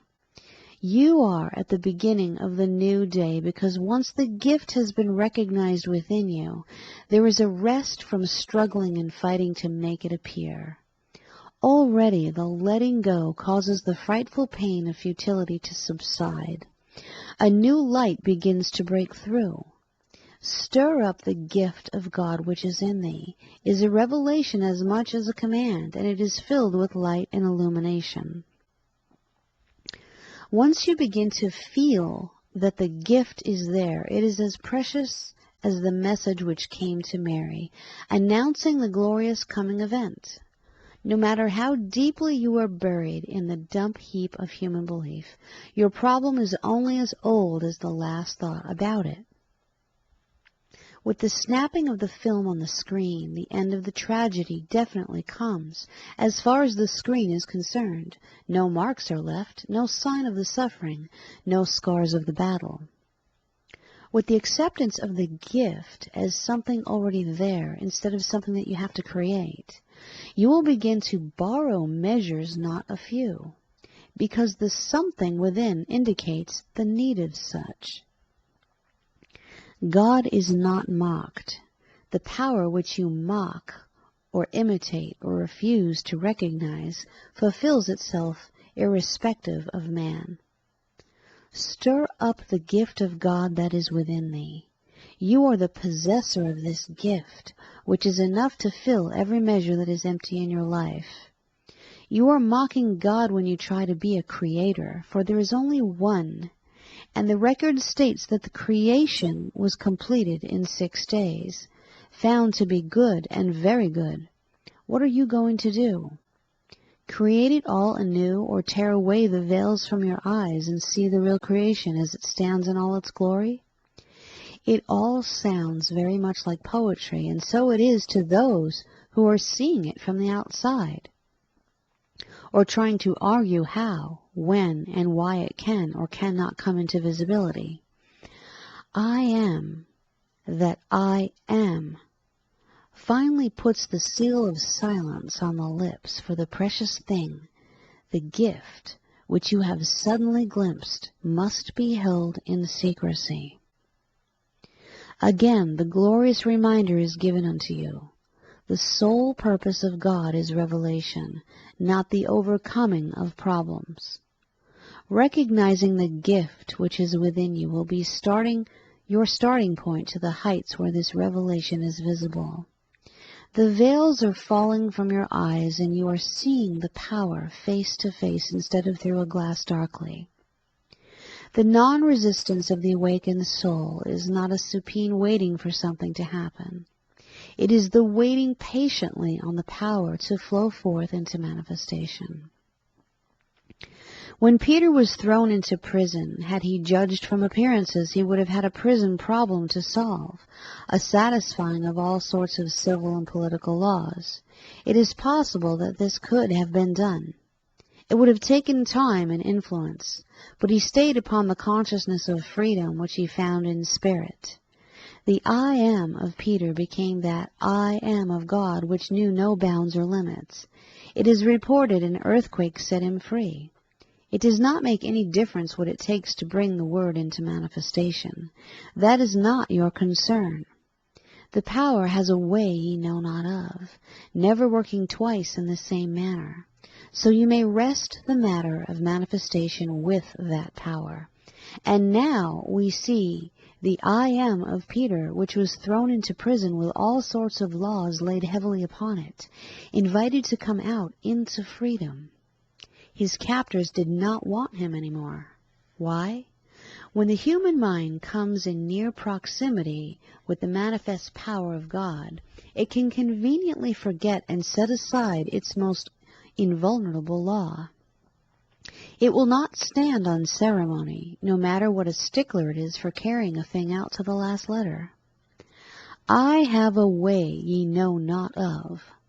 Only recognize the gift of God, that it is within you, and your prison house, no matter what you call it, will also experience its earthquake, and you will be invited to come out into a full manifestation of the freedom. Do you begin to understand how it was that the flowers and plants were already in the fields, and yet there were no men to till the soil and no rain?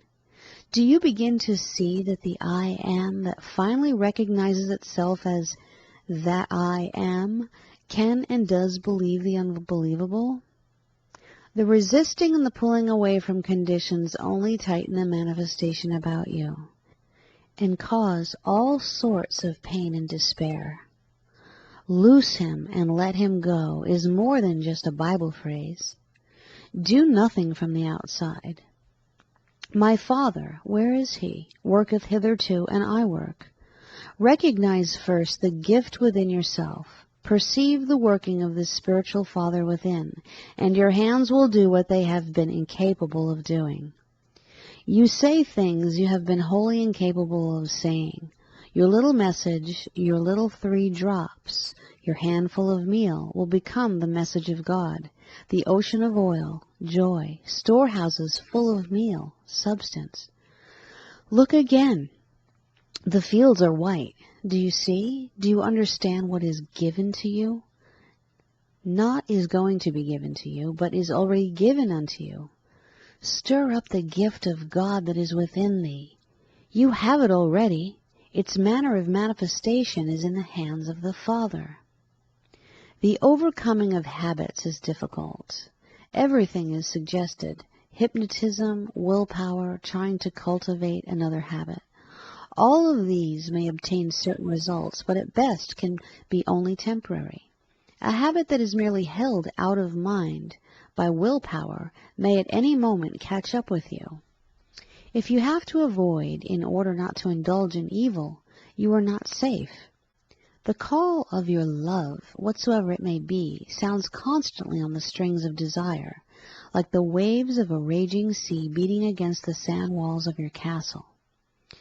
Then comes the light that you do not have to overcome the habit. Your stirring up of the gift of God which is within you, and your contemplation of this gift will furnish ways and means of releasing you from the habit. It will then be finished and done, no matter whether you be associated longer with the symbol of your habit or not. The sting has been taken from it, and it is neither good nor bad. It is nothing. It is amazing how you take the poison out of the habit by removing your attention from it. It is as if you removed the poison from a deadly cobra. The fear of it is gone. Do not run away from your habits and hide your head from the appearances of them in the manner of the ostrich. There is no protection from a thing because you hide your eyes from it. Stand and see. The empty measures are filling even as you are contemplating the gift. It is wonderful. Resist not. Stir up the gift of God which is within you now. Your gift holds all that your heart has dreamed of. It holds heaven for you. It urges upon you. Behold, I stand at the door and knock, and if any man, I do not care who he may be, if any man, you are any man, will open unto me, I will come into him and sup with him and he with me. The silent knocking at the door, the 3 drops of oil, the handful of meal, they are all so insignificant, even as is the stir of life in the egg.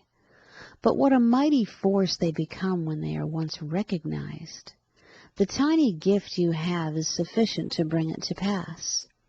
The voice speaks in parables, but it speaks a secret doctrine to those who are listening. Ho, every man, that includes you, do you hear? Let him come to the rivers of life and drink freely. Nearer and nearer the recognition is coming unto you. So many weights have been disposed of. The heavy task of trying to create the God urge or power and the terrific task of finding suitable ways and means for it to express have fallen away, and you stand with your gift, ready for expression. Look, says the servant, we are about to be destroyed. Sure enough, the way of life is blocked with 1,000 armed warriors and horses rushing madly upon you. Look, says the prophet, and the mountains are filled with a host of power. The I Am must become one with the I Am. It must become that I Am if it expects to make use of that which the I Am has shown to it. Look, the barren fields we must plant. Look, the fields are white, thrust in the sickle. Do you begin to see why we practice the non-resistance and why we begin to see beyond the veils of the conscious thinking? Look, the desert. Look, the garden.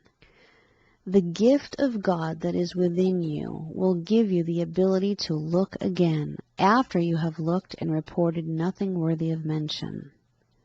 The secret of life is being revealed to you. You may go your way in peace. Chapter 20. No condemnation. There is now, therefore, no condemnation to those who are in Christ Jesus. Christ Jesus is the complete whole manifestation. It is the Jesus who went unto his Father. The 2 halves of one. I and my Father are one. Where is the Father, and just what is this oneness or wholeness which is referred to? Jesus stated that he could of himself do nothing, and asking not to be called good, suddenly arrived at a consciousness typifying no condemnation. This is not reached through forgiveness or overcoming. So many believe in the forgiven sinner and the healed man. This is just a level where the condemnation has been raised from a person or thing.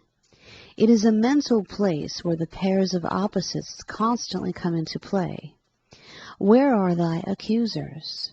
The Magdalene could not find them because the state of consciousness wherein they existed had completely vanished. Yes, it is true, the former things shall pass away. They shall not be remembered nor come into mind any more. It is true that in this ascended state of Christ Jesus, which we are told is possible to all, there is a new birth or new mansion given to us in which we do not find ourselves healed or pardoned. In the new birth it is impossible to come under the belief which makes these things necessary. It is the place of Christ Jesus, the body and soul made one, the Word made flesh, which God hath joined together.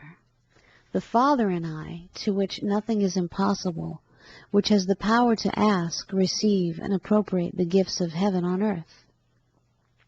It is the place in consciousness which understands the hidden mysteries and views the underground treasures. In short, it is the full expression of the ascended body. No wonder the Magdalene could find no accusers.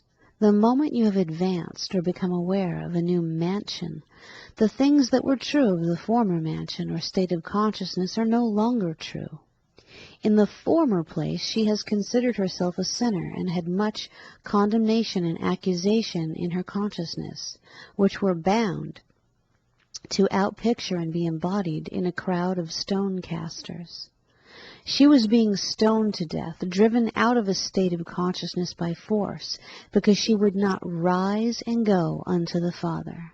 She would not let go of the former things. Her own belief took form in a multitude of accusers, stoning her to death. When she found no accuser in herself, she found none on the outside.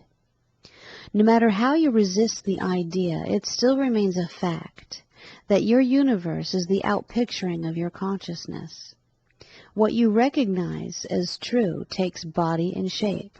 As long as you have a belief in condemnation, you will have accusers in your life.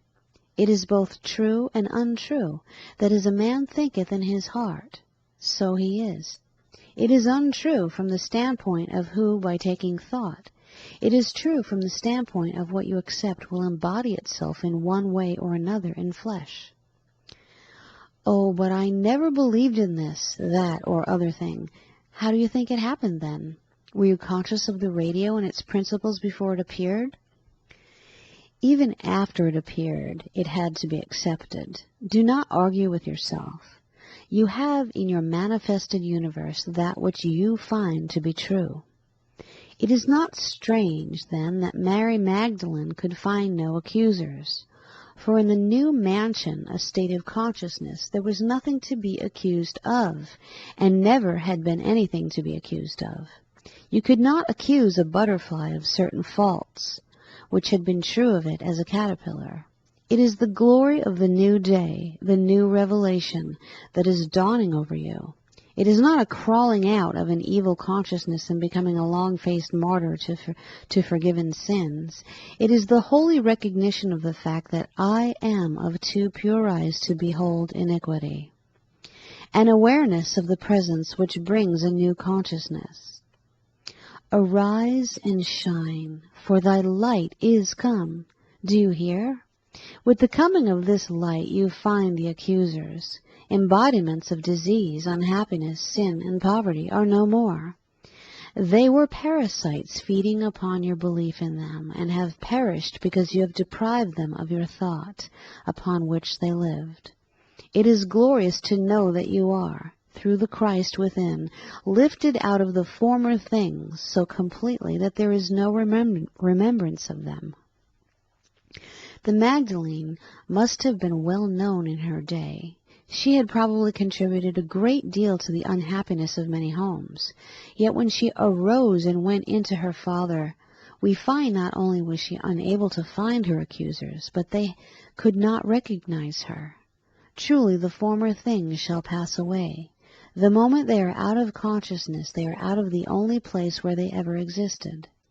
The embodiment of evil and sin, which has been so adamant, disintegrates the moment you pass into the new mansion. Is not this the Magdalene? That was the faint voice of her former accusers trying to remember. The transformation was so complete, they were confused and could not remember. Why? Because in reality, the adultery of which they had accused her for years did not exist now, and never had existed in this state of consciousness. She was not a glorified, forgiven sinner who had constantly to trade on an old idea. She was born anew. Jesus was also so transformed and so completely beyond the limitations of his former self that the same question was asked about him. Is not this the carpenter? The old limited thoughts and manifestations could not remember. They were not certain, for the simple reason that it was not the same Jesus. It was the ascended manifestation, Jesus Christ, wherein we find no condemnation. There is now no condemnation to those who are in Christ Jesus. Happy is that man who condemneth not himself in that which he allowed, is something with which to conjure. Does it mean that a man may do any evil and be happy in it? It means that a man who does the things for which he condemns himself is committing the sin against the Holy Ghost. He will naturally bring his own reward to pass. If you consider a thing a sin and then continue to do it, you are the judge and the jury and will try and sentence yourself. The fermenting mind, which is full of the desire to do that which he considers sin, and yet withholds merely because he is afraid, is already suffering the full punishment of the law. The scorching flames within his own mentality are burning him up, and he is paying the full penalty. He tries to destroy in another the sin that is so dear to him and in which he is afraid to indulge. He leads the vanguard against his secret vice. His reason back of this is, if I cannot enjoy it, no one else shall. He does not realize that the picture he sees is cast by the state of consciousness within himself. He may be soft-voiced and quote the scriptures, but when he is hunting sin, he is hunting himself. Saul, kicking against the pricks of his own limitation, out to destroy all who did not agree with him, is a long way from the gentle master who gave us two lovely commandments. Thou shalt love the Lord thy God with all thy soul, and love thy neighbor as thyself. A lovely sense of peace and quiet comes through the contemplation of this instruction. How can you love the Lord or the neighbor if you are filled with the burning desire to find out what is wrong with everybody but yourself? Yes, but Jesus condemns certain things, so the argument goes on. Justify yourself if you can. It is one of the most human traits. It is one of the things that tells of the inner craving. The so-called condemnation of Jesus was like the clean, sharp stroke of a sword, cutting asunder a belief as compared to the cesspool of the human mind that feeds night and day on the hidden cause of its condemnation of another. Jesus condemned, not to destroy, but to save. I come not to destroy, but to fulfill, and yet I bring not peace, but a sword. The condemnation of Jesus, if you wish to justify your own capacity for condemning another, was for healing, for upbuilding, and for bringing out the hidden Christ within, not for cementing a so-called evil upon another and then assuming the lordly, holier-than-thou position of the Redeemer. There can be no life in the one who condemns. He is full of dead men's bones. How does he know that the one he condemns will not enter into a new state of consciousness instantly and be changed? How can he at one instant believe this possible, and at the next try to fix a sin on another? As he judges, he is prophesying his own future. Envy and resentment are only inverted states of joy and acknowledgement. If you cannot recognize the presence of God in another, how shall you ever see it in yourself? When you perceive the truth that every whit of God recognized, praised, and glorified in another becomes possible to you, then you understand Job's final victory. Failing to see, hear, or experience God in his own life any longer, he turned his captivity by recognizing God in another. There is plenty of counsel for you when you are ready. Yes, when you are ready, I will do the works through you. Yes, when you are ready, I will do the work through you. What work? The work of revealing heaven here and now. A new commandment I give unto you, that ye love one another as I have loved you, and that ye love your neighbor as yourself. Condemnation, which is the recognition of evil as real, is finally wiped out of memory. You have moved into a new state of consciousness, into a new mansion, wherein the former things shall not be remembered nor come into mind any more. It is wonderful. Do you hear? Do you begin to see? Do you begin to understand the necessity of secrecy? The see that ye tell no man, in order what you may show John? Be not anxious. It doesn't make any difference what the man in the streets thinks. Let him think. In the twinkling of an eye, he will be asking in his puzzled, confused human mind, is not this the carpenter? Is not this the Magdalene? Yes, he will not be able to recognize you because you have passed from death unto life. You have performed or passed through death on the former state of things, instead of waiting for the belief to stone you to death. You will begin presently to see what wisdom lies in the statement, let your conversation be yea, yea, and nay, nay. Argument will only cause you to accept the former things as true, and you are then receptive to the return of the parasite, which you designated as my problem. Be still, be very still, and you shall hear the still small voice, and it will suffice you. It has more in it than the croaking voice of the intellectual one or the great one, who knows all about how it is done, and places himself in the position of authority. Yes, it is true that Mary kept all these things and pondered them in her heart. She brought forth a Messiah because she kept these things and pondered them. Had she exposed the state of affairs to the small town in which she lived, at that time she might have been stoned to death. But she kept these things in her heart. She had the great thing to do that you symbolically have to do: embody the Messiah, bring forth the Christ. When she sensed the glorious Annunciation, she kept it in her heart and pondered it and contemplated it. It is wonderful. She typifies the average one who has felt the Annunciation, the urge that within him is born the Christ idea, which is to reign in all its glory. This beautiful symbology floods the consciousness with a holy light which is so sacred that the darkness of human reason automatically fades out. But this glorious Annunciation cannot take place in you as long as you are filled with condemnation for yourself or another.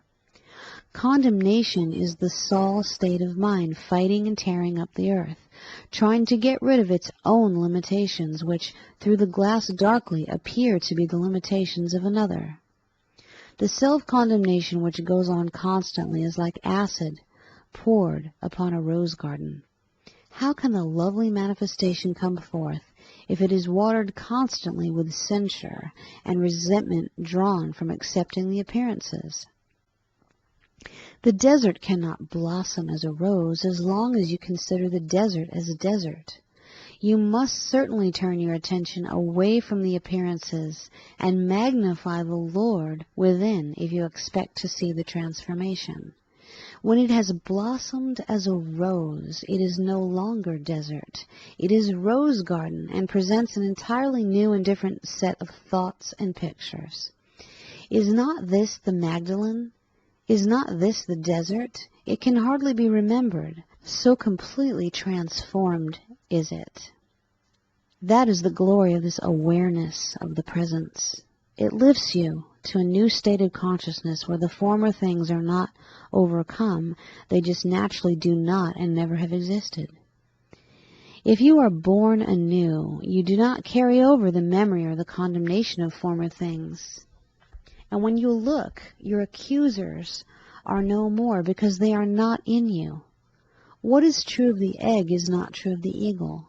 What is true of you in your state of condemnation and disease is not true of you the moment you arise and go unto your Father. The same change can take place in you as took place in Jesus or the Magdalene. The wisdom of the symbolical character of Mary when she was performing that which every man has to perform, the bringing forth of a Messiah, or the mind which was in Christ Jesus, which is to rule, is suddenly brought home to the one who hath ears to hear. There is then a great and glorious reason back of the statement. There is now, therefore, no condemnation to those who are in Christ Jesus. Chapter 21. Being. Being is the actual and constant state of the presence. The Word becoming flesh, or the unseen appearing, is the action and the manifestation at the same time. Separate one from the other, and you have an invisible force and a dead manifestation. When you begin even vaguely to live in the present tense and the first person, you begin to experience God in action, or the presence which never leaves you and yet which goes before you and prepares the way. Life and its manifestation are fused into a oneness, a glorious something which changes the nature of inert matter into the Word made flesh. Matter is that which is separated from God. This, of course, can only take place in the mental. But this accepted separation from God produces a heavy, inert mass of substance, which is acted upon independently and which is subject to evil. When the Word becomes flesh and dwells among us, this signifies the oneness of God and man, and produces a new and wholly original substance which we designate as flesh, the flesh referred to as all flesh shall see it together, and the Word made flesh, and the heart of flesh. For want of a better word, we use this to differentiate between matter and the substance of God made manifest, flesh. Oneness, wholeness, and the doing away with the separation of man and God will immediately dispense with the heavy thing called matter, which can only act according to the human beliefs, deduced from the reasoning. All these beliefs and laws are called foolishness, and none of them has the slightest effect on the flesh. Touch me not refers to the flesh ascended above the laws of matter. Matter is unenlightened substance, yet in my flesh shall I see God. It is coming very close to you, and you are called on to perform this wonderful change, the change of matter to flesh, or the substance which is spoken of as the Word of God. How impossible is it, then, for matter, sometimes referred to as flesh and blood, to inherit the kingdom of God? How very natural for the flesh, the Word made flesh, to partake of the nature of God. The I can do nothing changes into I can do all things. The heavy matter could not go thou and do likewise. Its substance is changed, and the heaviness of conscious thinking is cast out of it, and it moves through the crowd, goes to the other side of the lake.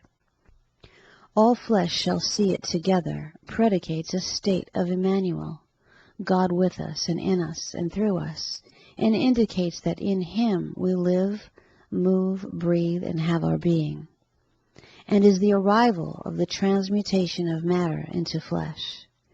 It is wonderful to know that this flesh, then, does not need protection. Matter is constantly in need of this, and that it is the heavenly referred to in, as ye have borne the image of the earthly, so shall ye also bear the image of the heavenly. We will see then how the child shall play on the hole of an asp, and how the lion shall lie down with the lamb. When you begin to recognize the Word in action, God in the flesh and the kingdom on earth, the laws of matter have no further effect upon you. You are not protected or seeking protection in this state of consciousness, because there is nothing from which to be protected. I am of too pure eyes to behold iniquity is a true state of God, whether you can prove it or not, and whether your teacher states it with reservations. There are no reservations in God. All limitations belong to personalities who flock in with the 1,001 remedies for matter. There is no healing nor yet any prospering in the flesh, for all of these things are part of the nature of the Word, which is natural and not miraculous. I shall walk in you and talk in you is impossible except the matter becomes flesh, and the walking and talking can take place through natural expressions of spirit. The heavy matter mind cannot talk or walk with spirit, that speaks of things ye know not of, and walks over substances that cannot sustain the weight of matter. The matter consciousness must work by the sweat of its brow for a crust of bread, and its days are few and full of trouble. The new set of laws which apply to the flesh come under the head of grace. They are not true to the foreshortened sight of matter looking through its glass darkly. When you realize that the Spirit is walking in you, it will walk where it will, over water or stone, through open or closed doors, and through every barrier raised by the matter thinking without asking permission to do so. Be still. Just because you cannot instantly make the change from matter to flesh, do not cast the holy revelation unto dogs. To satisfy the curiosity of another and rush outdoors with your camera plate is to make an agreement with, "See, I knew there was nothing to it anyway." If he knew it and knows it, then let him alone with his knowing. It does not need to affect you. I am is a name, a noun, and a verb. It is the whole expression. It is acting and is acted upon. It is the living, pulsating presence of God in action. The God in action of which you become aware will enable you to do things of spirit. It will recall whatsoever I have said unto you. Nothing will be hidden from this consciousness. It will give you the power to take that which belongs to you without making a demonstration of some unusual power. I will put my spirit within you and cause you to walk in my statutes. Hence, the resurrected matter which is flesh is under the Spirit, and no more under the laws of matter. I am the door, and the Word made flesh, the Word in action. Chapter 22. The Acts of God. In a recent daily paper appeared an article which told of a little chapel in the Orient erected to God by native converts, and how on the very day of dedication the building was struck by lightning and burned to the ground. The natives were quite naturally taken aback by this happening, since the little chapel represented a distinct sacrifice on the part of each one of them. They immediately began to grope about in their minds to find some cause for it. Their natural conclusion was that the devil god had burned it down. The leader of this little band was apparently not at all disturbed. When interviewed, he said, "We will rebuild it.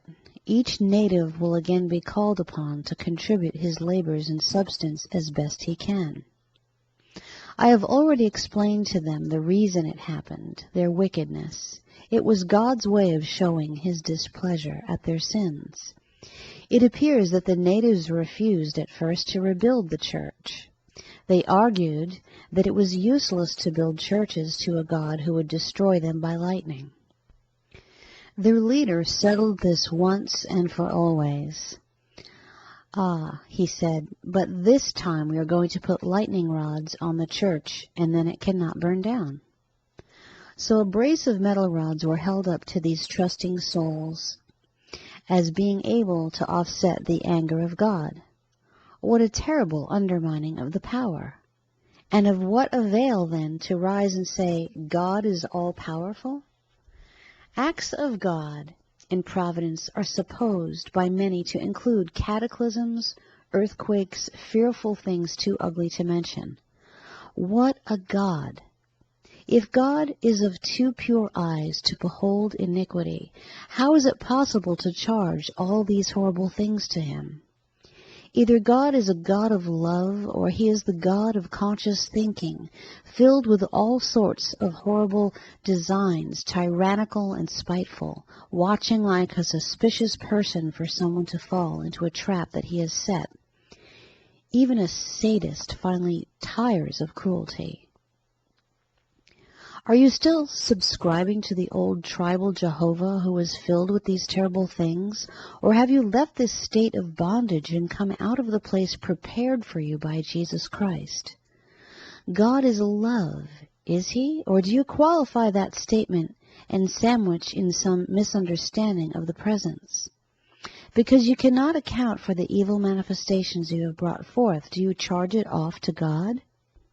Many a person, unable to lose his life, to lose the limited sense of the personal life and find the universal God here, there, and everywhere, has suddenly gone into the business of race saving. If he cannot save himself, how does he expect to save the race? In order to get rid of the evil in his life, he is quite willing to precipitate the world into war, famine, pestilence, and all manner of evil. Blandly he tells you that this is the plan of the God of love, but it is the plan of the same God who burned down the little chapel, because he was angry with the children who built it. Awake, thou that sleepest, and Christ shall give thee light. What are you attributing to God, and to which God do you subscribe? The God of lightning? He lived under another name in Egypt and Greece, and still lives and functions in the darkest jungles. Oh, what a glory will fill your soul when you find the God of love. It makes no difference then where this finds you, in the mire, in hell, in a swamp of human limitations. You will arise, and there will be no need of plunging the whole world into war to satisfy and justify your own overcoming. My sheep hear my voice. It is wonderful. Yes, yes, but Jesus recognized evil. And that seems to be the chief plank in the argument for a God of wrath. Little by little, the light is dawning upon the situation, revealing God as love. Perhaps one of the most startling discoveries which has been made in years is reported in a recent copy of the London Daily Express. Dr. Lamsa, the author of this article, has completed a new translation of the first four Gospels from the ancient Aramaic text. Quote, "The Gospels," he declares, "contain no fewer than 1,400 errors, many of which have created controversy and discussion for centuries." Unquote. Perhaps the most light-giving of his discoveries is the revelation concerning the last words of Jesus. Most people believe the last words to have been an outburst of weakness and suffering, words which indicated that the crucifixion was almost too much for him. my God, why hast thou forsaken me?" is rendered in the new translation by Dr. Lamsa, my God, for this was I kept," or my God, my destiny is accomplished." This beautiful revelation takes away all possible suggestion of bitterness or futility that was implied by the wail, my God, why hast thou forsaken me?" Quoting further, Dr. Lamsa's rendering, my God, my destiny is fulfilled," is a sublime cry of victory. And so you go from glory to glory as the light breaks over you. One impasse after another will be cleared for you. The God of love is truly of too pure eyes to behold iniquity. As you ask for wisdom, not from a person, book, or organization, you find everything being uncovered and the veiled mysteries being revealed, because you have placed a coal of fire on your lips and have conceived the naturalness of God. As long as the truth taught by Jesus remains an odd issue or something that is used instead of something lived, it will only be an uncertain power resulting in an occasional miracle. The long lapses between miracles will be fraught with doubt and disappointment. Awake, thou that sleepest, and Christ shall give thee light. Again and again the command is made to one apparently already awake. But we are never awake until we come to the point of naturalness with God and bring Him down out of the skies of imagination into the everyday world. In other words, until we see the Word made flesh. In the entire manifestation about us, we will never know God. What do you expect to gain by quoting to God in prayer, words, or explanations of another person? When you do this, you doubt the omniscience of God. If He knows all, what are you trying to do? Call His attention to the perfection of being? Moving with the power will cease presently to be a mysterious thing. The more you recognize the presence, the more natural it will be, and the more you will cease from the chatter of what Mrs. Blank or Mr. Blank has to say about it. You will know what Christ said about it, and that is enough. Realizing that everything Mr. and Mrs. Blank can ever say will only be something based upon simple, direct words of the Master. There is light for you in the very words of Jesus Christ. Light that has never been revealed to any other being, for it is the light which is to shine forth in you.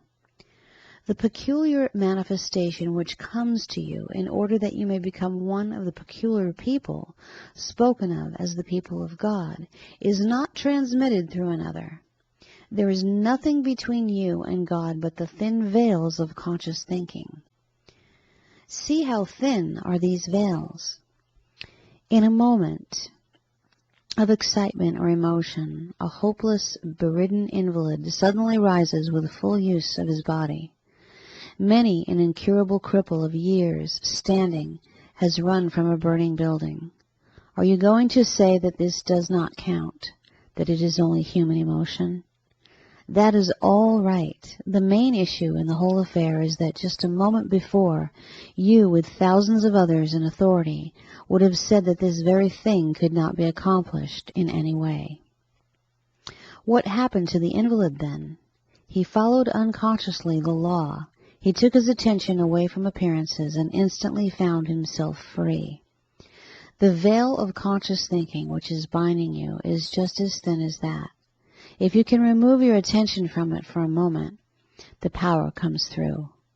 Yes, but the invalid may have collapsed or relapsed, and so the human mind offers 1,000 futile reasons why it is all nothing. The invalid remembered something and returned to it, just as the prodigal remembered something, his father, and rose to that. It is wonderful when you delete the unnaturalness of life and find that the Lord God is one God, and that life is one life. Presently you break down the parentheses of health, sickness, poverty, riches, happiness, unhappiness, which you have used to enclose a personal sense of life. The Lord is one Lord. Life is one life. Look up and be saved, all ye ends of the earth.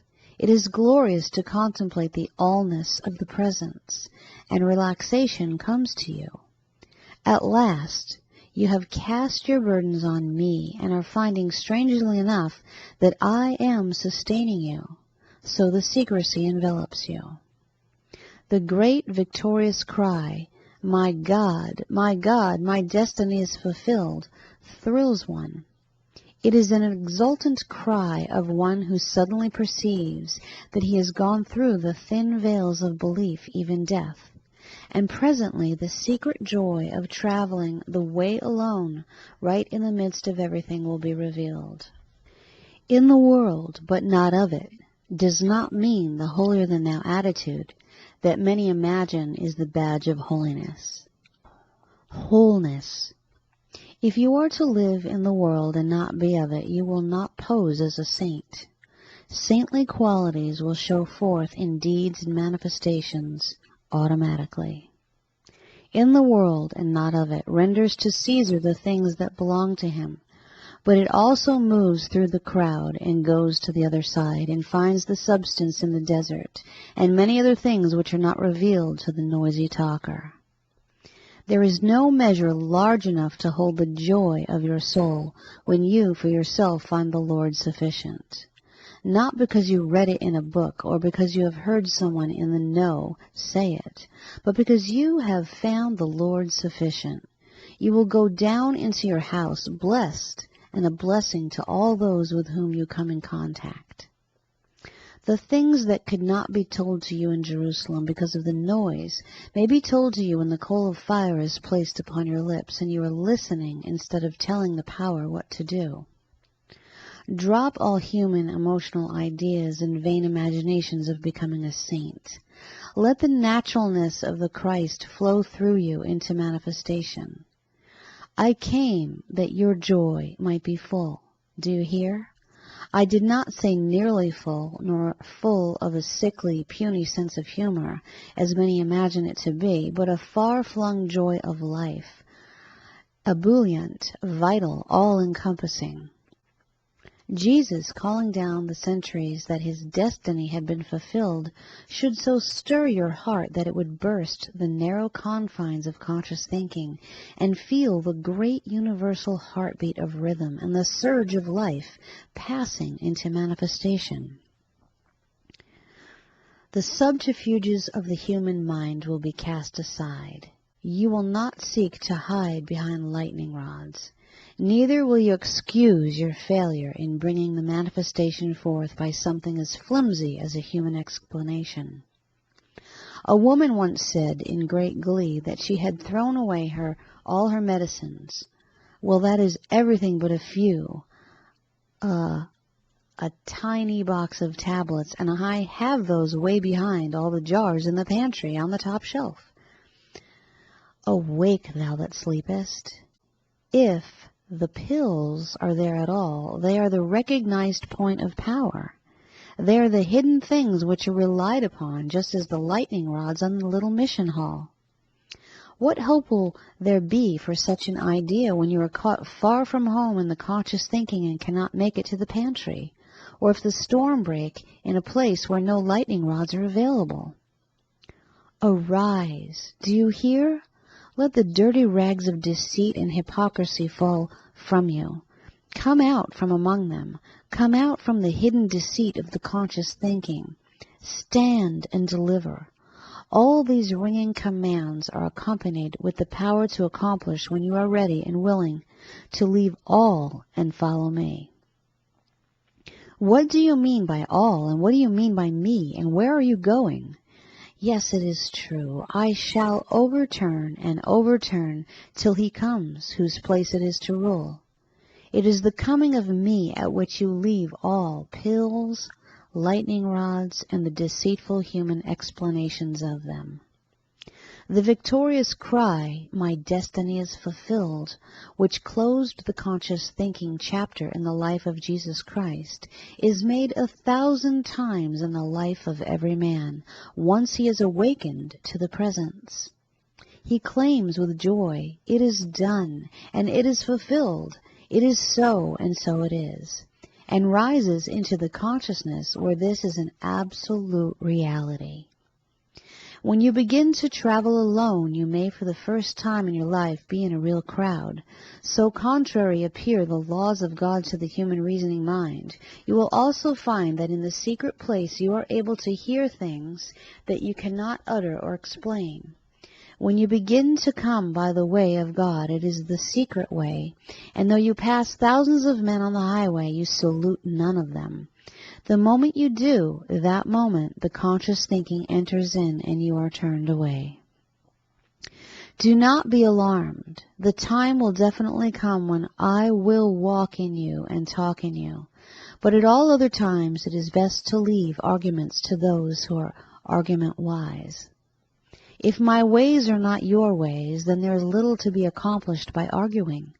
Perhaps when you have come to the place of yea, yea, and nay, nay, you will speak more than you have ever spoken before, because you will speak from the urge of spirit and be unafraid to let the power flow through you into expression.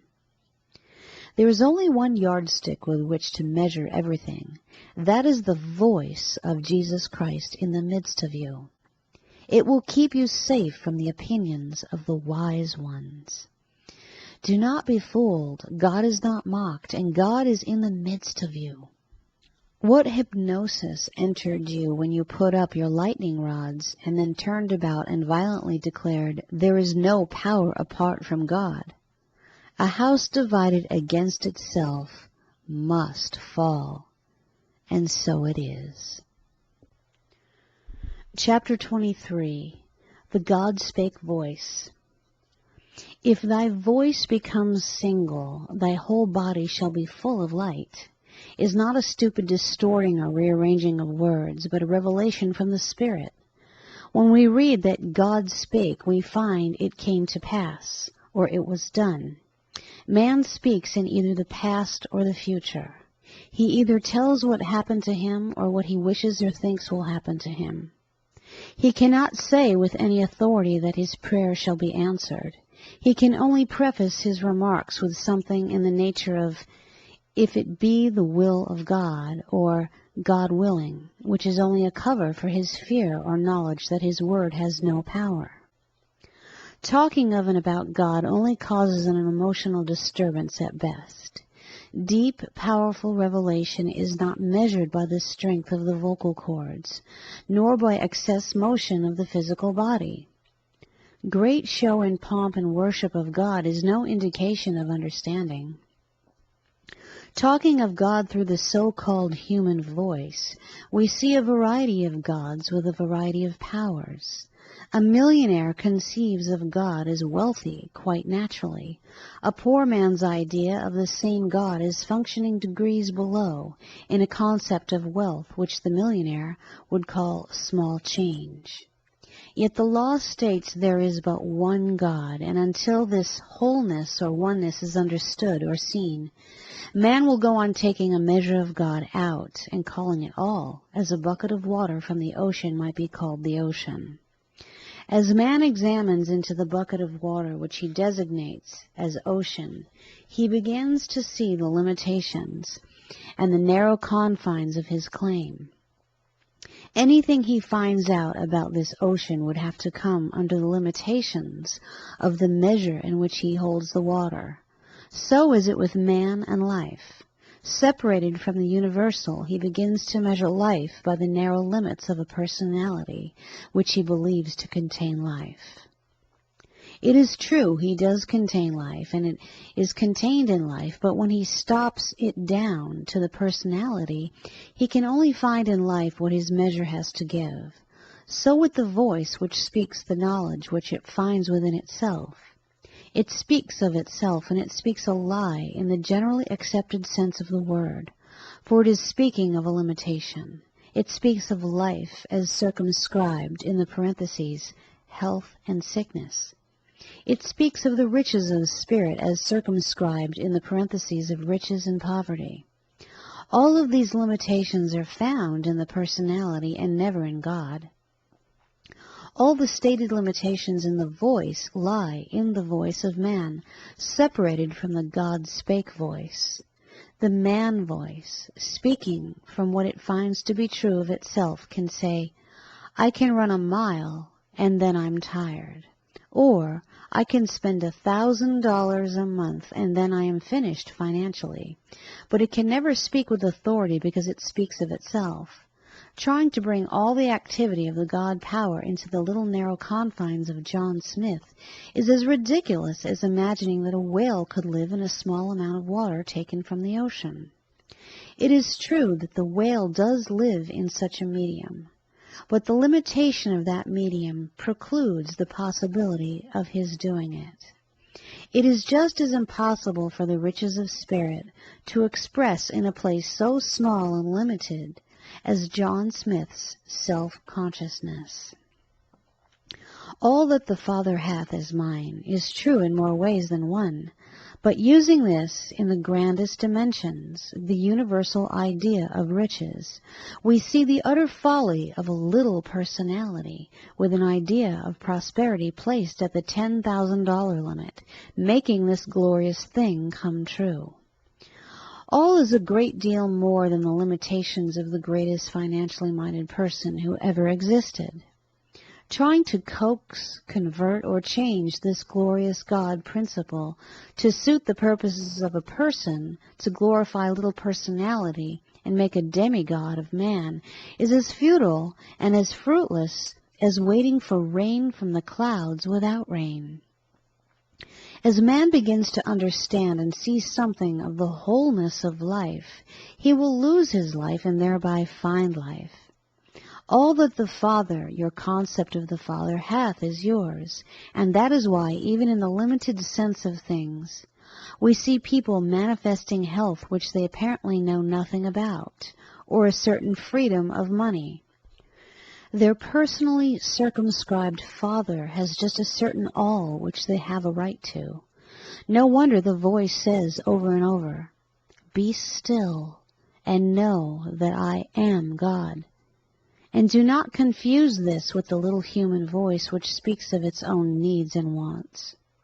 The voice of man, when given the least opportunity, begins to tell what it wants to happen, or what it needs, or what it is trying to demonstrate. It is filled with the limitations of its own mentality. The voice, the God spake voice, speaks of itself. It speaks from the vast reaches of the Spirit and knows that before they ask, it is already done. The God spake voice is merely the calling and into being of something that already is. It does not speak from the limitation of the human mentality. but it speaks the word without thought or wonder or guessing or explanation. And the word thus spoken or thus recognized embodies itself in a glorious manifestation. It is true that the egg may have within it the full capacity of becoming an eagle. If it could record its feelings, it might know within itself that it could scale the great heights and float about over the mountain tops with abandon. But how futile it would be to imagine that as long as it remained egg, it would ever be able to accomplish this. It is true, it might be catapulted through the air, and for a brief instant experience the feel of something within its soul. But what of the end of that flight? It is impossible for the present embodiment of poverty to express the freedom of wealth. It is useless to put old wine into new bottles, or new goods into old dresses. They are both lost. And yet as we see the urge in the egg, we know that nothing is amiss with the desire to fly over the great open spaces with wings of an eagle. When we feel the urge of man for heaven, happiness, abundance, and all the lovely things which rest within, we know likewise that nothing is amiss with this feel. But to bring it into manifestation, we must have a new embodiment. The shell of conscious thinking must be cracked. The bucket of water must be emptied into the sea. Life confined in the little body must be freed into the universal. Losing the human sense of anything is the means of finding it, for you are only losing a bondage in order to gain the new state. A chick must lose its shell, or the very shell which was its protection becomes its bondage. The egg must be absorbed into the bird. Nothing is lost or wasted except the breaking of the shell, the rending of the conscious thinking. Jesus soon found that he could do nothing with the limitations of Jesus, and so he said, "I can of myself do nothing." If Jesus, the greatest way-shower we have ever known, found that he could do nothing, then why will you persist in attempting to do things? Anything that is separated from the whole begins to go down in quality. The moment we first began the separation, we were ushered, or self-ushered, out of the garden, and we have been going down in quality steadily ever since. We have gone from the loaf to the half-loaf to the slice, and presently we are the dogs under the table of life, picking up the crumbs. Awake, thou that sleepest, and Christ shall give thee light. Awake, and see what has happened to your voice. It has been stopped down to the narrow limitations of the human life, and speaks of itself and speaks a lie. It keeps making one compromise after another until it finally has to admit that it is defeated. At no time can it speak with authority of itself, because it has no power to do so. Jesus, finding this out early, abandoned the idea that he could of himself do anything. When we find this out, we find wisdom, and we turn from the teaching of man and do a right about, straight into the consciousness of the God-spake power. It is pitiful to see so-called truth students qualifying everything they say. The practice of knocking on wood is not unknown to many of them. They are afraid to speak with authority because of the awful knowledge of the weakness of their word, which is as brittle as spun glass. They are afraid to speak in the first person and present tense because they know that the little personality is a liar and is not worthy of anything. Accordingly, they take refuge in false humility, unfitness, and unworthiness. A Uriah Heep rubbing his hands together in apparent holy submission, while his heart is flaming fiercely with revenge, resentment, jealousy, is an adequate picture of unenlightened man. Thus does the pit of hell burn brightly in the knocker on wood, who cannot and dare not speak with authority because he speaks of himself. God spake, and it was done. That does not mean that it was nearly done, halfway done, or would be done if some little personality gave the word of approval. It was done. There is such an air of finality about the God spake, and such a glorious possibility for us to blend the voice into the true voice of letting the voice become single, so that the whole embodiment can be filled with power and authority. I can of myself do nothing. What an acknowledgment of weakness for a teacher and leader, yea, for a revelator to make. But tarry a moment. The same voice is speaking such soul-stirring words as arise and walk, and a crippled body leaps into glorious vitality and power, every muscle rippling with strength and life. And again the voice, open your eyes, and the sockets in which no eyes were ever known, fill out with glorious organs of vision. There was apparently no knocking on wood, because there was nothing in this which made it necessary. When thy voice becomes single, thy whole body shall be filled with light. Stop talking of and about the thing once and for always, and speak the word. When thy voice becomes single, thy whole body shall be filled with light. What a glorious thing for you to contemplate. Are you ready to drop off the stupid idea of making yourself a glorified personality, proclaiming to the world the wonders of God seen through the glass darkly? No matter how grand you may be and how much the world should recognize you, or how lowly and ugly and how the world should hate you, remember that Jesus charged it all off to nothing. I can of myself do nothing. Come out from among them and be ye separate. Come out from the beliefs that you have been hugging to yourself all these years, and begin the life in the present tense. The here and now, the presence of the power, and the God spake voice will be your voice, and the word of authority will be yours. For I also am a man in authority, for something so glorious and deeply moving will come to you, that the chatter of personalities about their accomplishments and doings will fall away, and you shall speak with a single voice, the word, the power, and the glory. It is wonderful. Only speak the word. Imagine having it said unto you. No one can say it unto your little personality any more than he could have said it unto the Jesus personality. But the very same words were addressed to Jesus and can be addressed to you. When you lose your life in the universal and can learn the God spake power that lies within you, awaiting your recognition. I will, no more, no less, and yet what a world of glorious manifestation came through. No checking to see, no looking about to find results, because before the word was spoken, the eternal wellness or wholeness of all God's creatures was established. When thy voice becomes single, thy whole body shall be filled with light. It was just this light, this voice, that drew all men unto it. What is the good of asking a carpenter to perform that which a physician should do, or vice versa? You must answer, no good, or so it is with you. What is the good of asking you to do something which you are not capable of doing? No personality is capable of healing anything, because all personality is under the law of when I would do good, I do evil, and is described as a broken reed, something to avoid. Yet people go on leaning on the broken reeds of personality. Awake, thou that sleepest. Awake and arise from the dead, thoughts and beliefs. Dare you to use the voice? Dare you to speak the word? Not you, and yet you. From one angle it would only be guesswork, hoping, wishing, and beseeching. And from the other it would be done before it was spoken. Be still, and know that I am God.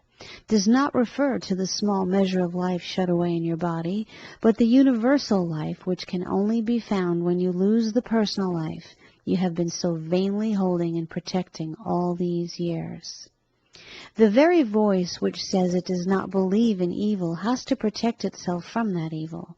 And so it goes on until, like a cat chasing its tail, it falls in its track and dies of futility. Free me, free me. Break down the narrow confines of the screeching voice of the personality, and let it be lost in the velvety overtones of the presence. Soul-filled with that something, that it brings into manifestation what the eyes have not seen. Lost in this voice, you find yourself speaking with authority, and immediately forgetting all about the belief that was to be overcome because of the coming into being of the presence. God spake, and it was done can only come into being when we learn to let not the right hand know what the left hand doeth, and when we cease to think of the results and manifestation of the power as something unusual and unexpected. The God spake voice cannot be surprised when its spake is accomplished. When the thing is already accomplished and done, the God spake voice is merely the breath which blows the thin gossamer of human belief away from the face of the truth of being. It blows away the net of human thoughts into which man has been enmeshed all the years he has known himself as apart from God. A glorious overtone of the soul shines through the voice, which differentiates it from the squeaking voice of man. The voice of the mimic can never speak with authority, though he be so perfect in his imitation that he fool the very elect. It is only an imitation and has no power back of it. His word would not carry through in the world of the person he was imitating because it lacks authority, or the something that makes it genuine. So man imitating Jesus does not do the works of Jesus, and saying the words of God does not do the works of God, and so on.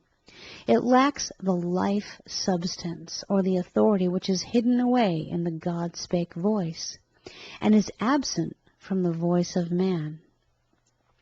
When Jesus let go of the little voice of the carpenter and became the God spake voice, he spoke with authority.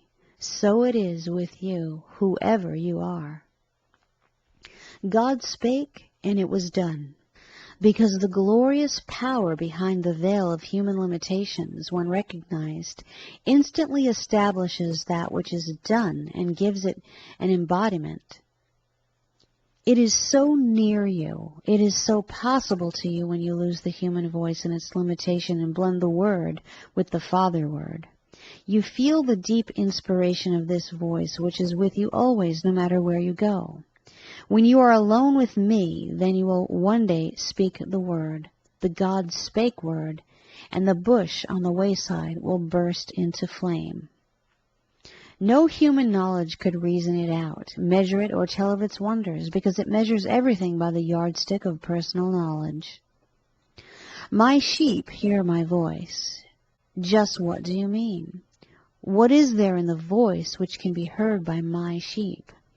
A great impersonator once stood with a friend in his garden. "Call your dog," he said. The dog came bounding across the spacious lawn to his master. "Now then, send him away again and let me call him." Accordingly, a stone was thrown, and the dog went to the far end of the lawn after it.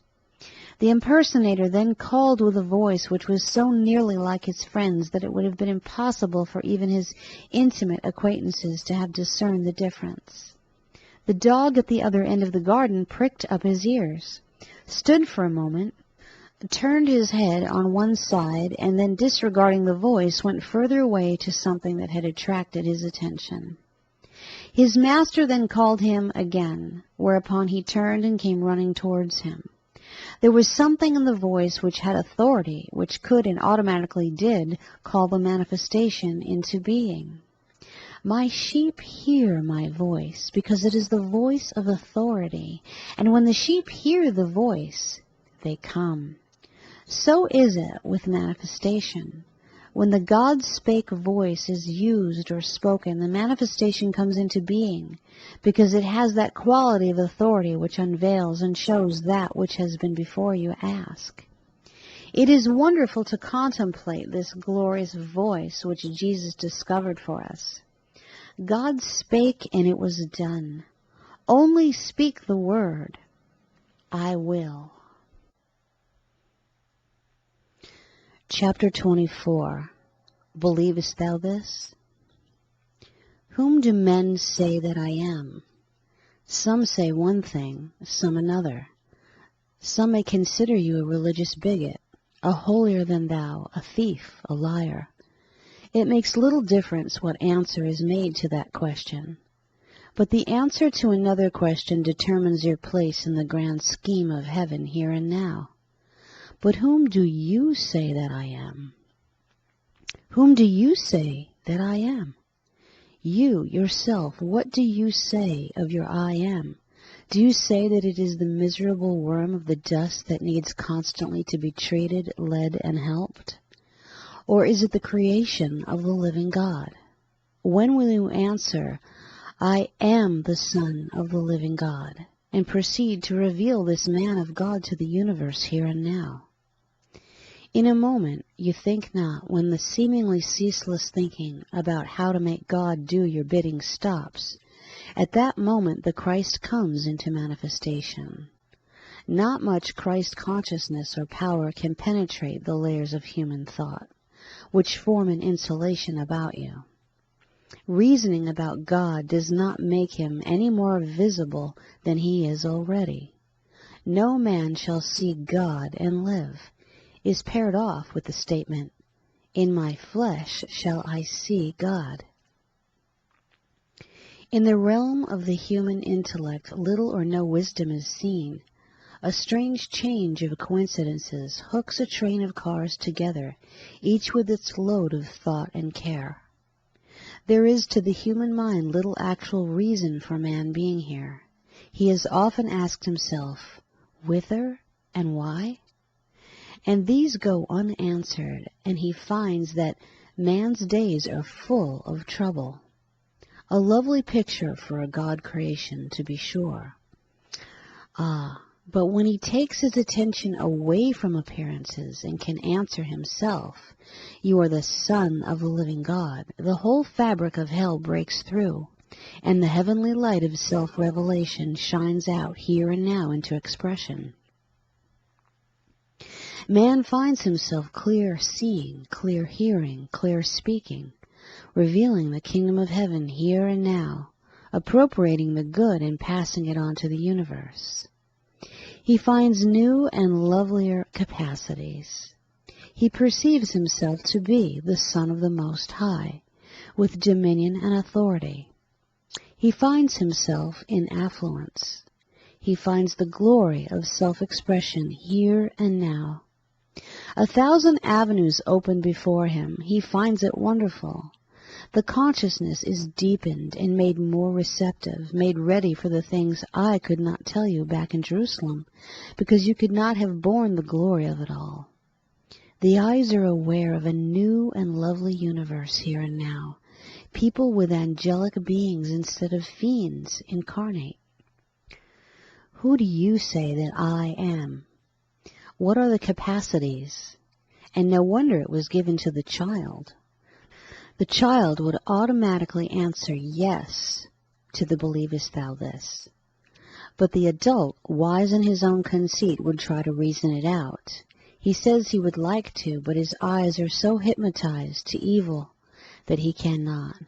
That is why the Christ has said, take your attention away from appearances and rest it on the isness of being. Judge not from appearances. Judge righteous judgment, the judgment of the Son of God. Can you believe that it is possible for the perfect health you have sought so long to be manifested in you now? I did not ask whether you desired it or wanted it. I asked whether you can believe that it is possible. The subtle word contains the connecting link of manifestation. It is the way through which the unseen suddenly becomes seen. The visible, invisible appears. Believest thou this?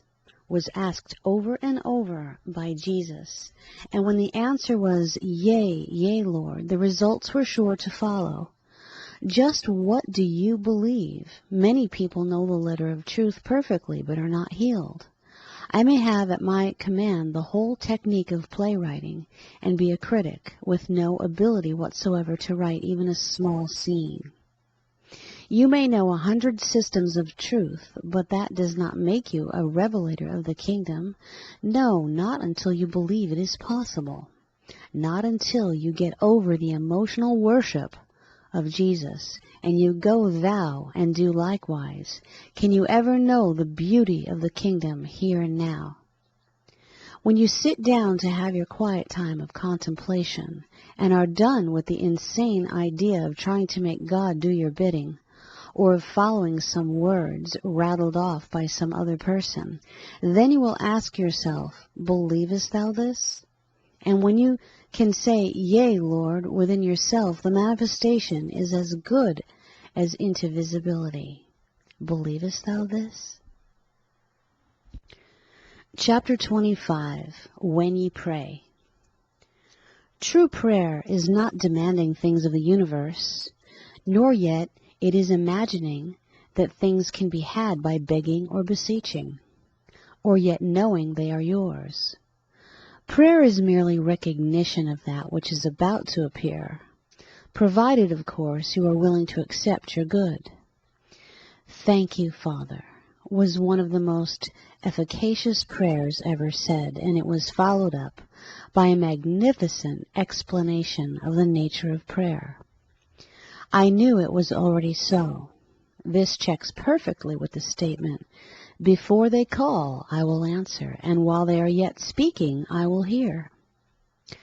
When we get over the idea of praying to a man God, we shall see that prayer is merely aligning ourselves with the power of that which is due to appear in our lives. In like manner, affirmations in their truest sense do not and cannot change the eternal nature of the universe. They are the words which are uttered because of the urge of the thing pressing upon the individual for expression. Hence, instead of any more of the prodigality, comes the sonship that, instead of begging for life, partakes of life as his inheritance, and names his statement of this fact as an automatic result. Just as one who is sitting in darkness will automatically exclaim, "O light," when a sudden shaft of light pierces the gloom. It is not said with an idea of creating light, but as a full recognition of the existence of light at that place and time. The person standing in front of a mirror does not exist because of the reflection in the mirror, but vice versa. We have reversed the very processes of life and have been working at them blindly and backwards. No wonder our results have been so meager and unhealthy. When the prayer is uttered out of a full heart, with a full recognition, you who read this page will take your good in this manner. Your heart will almost burst with the fullness of this truth. Awareness of my presence and of all things you have so long sought for. Come ye buy and eat, buy wine without price. Take no thought, consider the ravens, how much more are ye better than they? Do you not understand what you have been doing? When will you speak out of the full heart of recognition that there is a God present here and now in all his fullness? The old order shall pass away. A new heaven and a new earth shall descend out of the clouds of your belief. A new heaven is not a heaven patched up and made livable. It is a new heaven, and the new air comes to take his place. He is all new and glistening, all glorious and free. Former things have passed away. Do you hear? You who read this page, you? When you pray, the whole soul is at attention. It is so absorbing, this recognition of God within, without, everywhere, that man easily forgets his needs. He is swallowed up in the sea of all substance and is content, and he becomes aware of his own. Be still, be joyously still. You are atop the heights of manifestation. Do you hear? You who read this page, You? It is so absorbing, so radiantly absorbing, the glory of the God Son and His kingdom, that nothing matters, and therefore everything matters. In the absolute reality, when you lose your life, you find it. When you lose the tiny, limited personal sense of life, you lose all the irritating beliefs that go with it. Petty wants and its straining to be famous or great. Wist ye not that I must be about my Father's business? Where is the Father, and what is His business? Over and over this is called to your attention, for a moment's consciousness of this fact will cause you to function in your right place, will cause great and mighty peace to surge over you. You cannot be out of place as long as this awareness is with you. Your Father's business is the business of self-expression.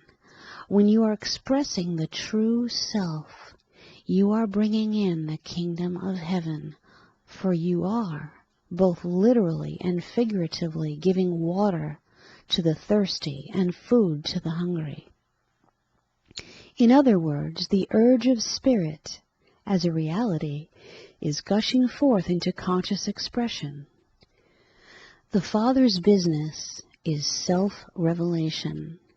You will reveal yourself to yourself, and no more will you sit in sackcloth and ashes, wishing for that which is already yours. Do you hear, you who read this page? You? Let go. Be quiet. It is well. All is well. Heaven is here and now. Blessings, blessings, blessings. So many you cannot count them. Did you hear? Cease from the argument. Seek peace and pursue it. Thereby all good shall come unto you. All is enough. Why worry? I speak to you from out of these pages and say to you, it is well. Do you hear? Then rest. There shall be no sluggish waiting and imagining things. Action is my name. I do. I am. Be at peace. When the moment comes, you shall be fully equipped to run the race of certain attainment. You shall be able to write, so that he who runs may read, and he who reads may run. Everything you give to another you increase 1,000-fold when it is given in love and not for gain. There is he that scattereth, yet tendeth to increase, and he that withholdeth, yet tendeth to poverty. All the human ideas are reversed in the truth. What went ye out to see? Do you go out to see a man with a reputation, or run after a book that is said to contain the key? When you realize that the I am within you is the key to every person, place, and thing, you will begin to unlock the treasures of your own kingdom. You will then be able to release the hidden springs of inspiration in a book or within your soul and see the new life fill everything. Stop the condemnation of your beautiful self. If you deny me, Christ within, I shall also deny you. In other words, if you find me incapable of governing your life, then no matter how you call upon me, I shall not answer because of your unbelief, because you do not honestly believe that it is possible for the inner Lord to rule absolutely and harmoniously in your life. If you have a house consciousness divided against itself, it will fall. And so you will fall and attempt to work out your problem by praying to a God afar off, a tyrant that may hear your prayers, a God of wrath and hatred. Stop thinking of yourself as a worm of the dust. Stop judging yourself. Stop the everlasting talking about that which is past and dead.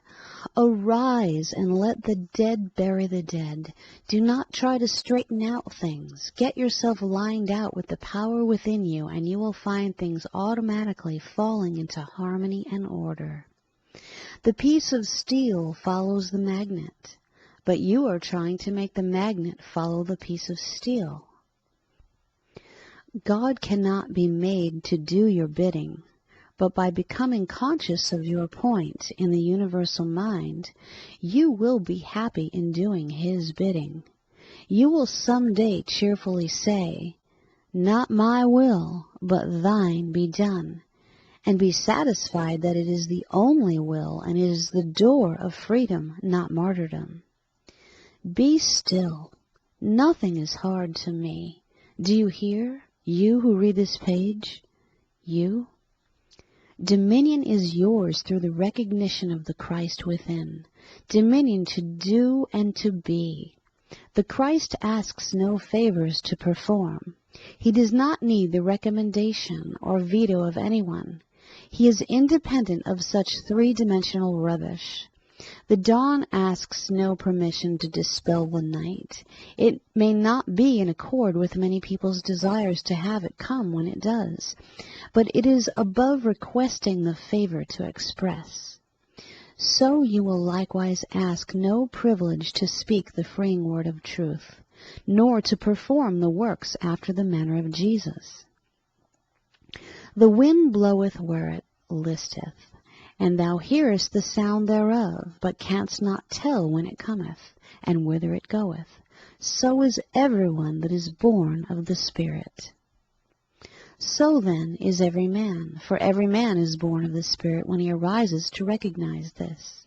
He comes and goes, and no one shall say him nay, no one shall know how he comes or goes, for the ways of spirit are past finding out.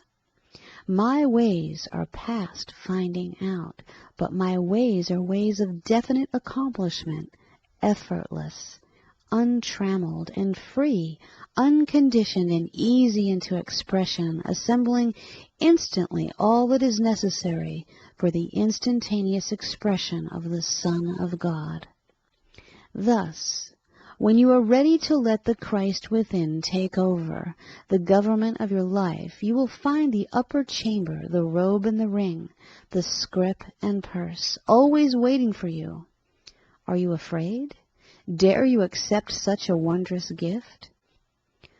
Perhaps you plead that you are unworthy, and you are. Unworthy because you are judging the Christ within by the standards of your limited human capacity. Having eyes ye see not, and ears ye hear not, and hence you judge from the blinded and deaf state of human reasoning, and find such a glorious attainment impossible. In the twinkling of an eye is the manner of his coming in. In the moment ye think not. Who by thinking can find me? Who by taking thought can add 1 cubit unto his stature? But at a moment when you think not, when you have done with the idea that you can force God to appear and do your bidding by merely thinking of him, and have come to the recognition of the presence which is past all limitations and conditions, you will say, whereas before I was blind, now I can see and perceive a wholly new world about you. Many are the seekers after truth who think that by affirmations they can call up God and order him to set things right, just as Aladdin is supposed to have done with his lamp. They fail to have the symbology of the true Aladdin with his lamp light, but imagine that if they say it often enough it will work. A new system is discovered, it is tried with great avidity, and then found wanting. So shall it be.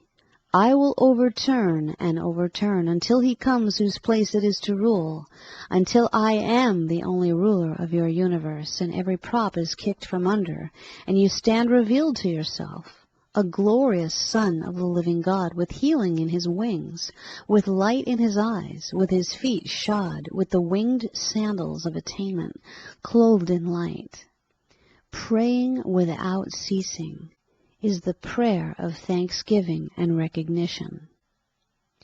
When you pray, say, "Thank you, Father," and rest, remembering where Jesus told you the Father resided. And having done all, stand and see the salvation, the coming into manifestation of the power of God here and now.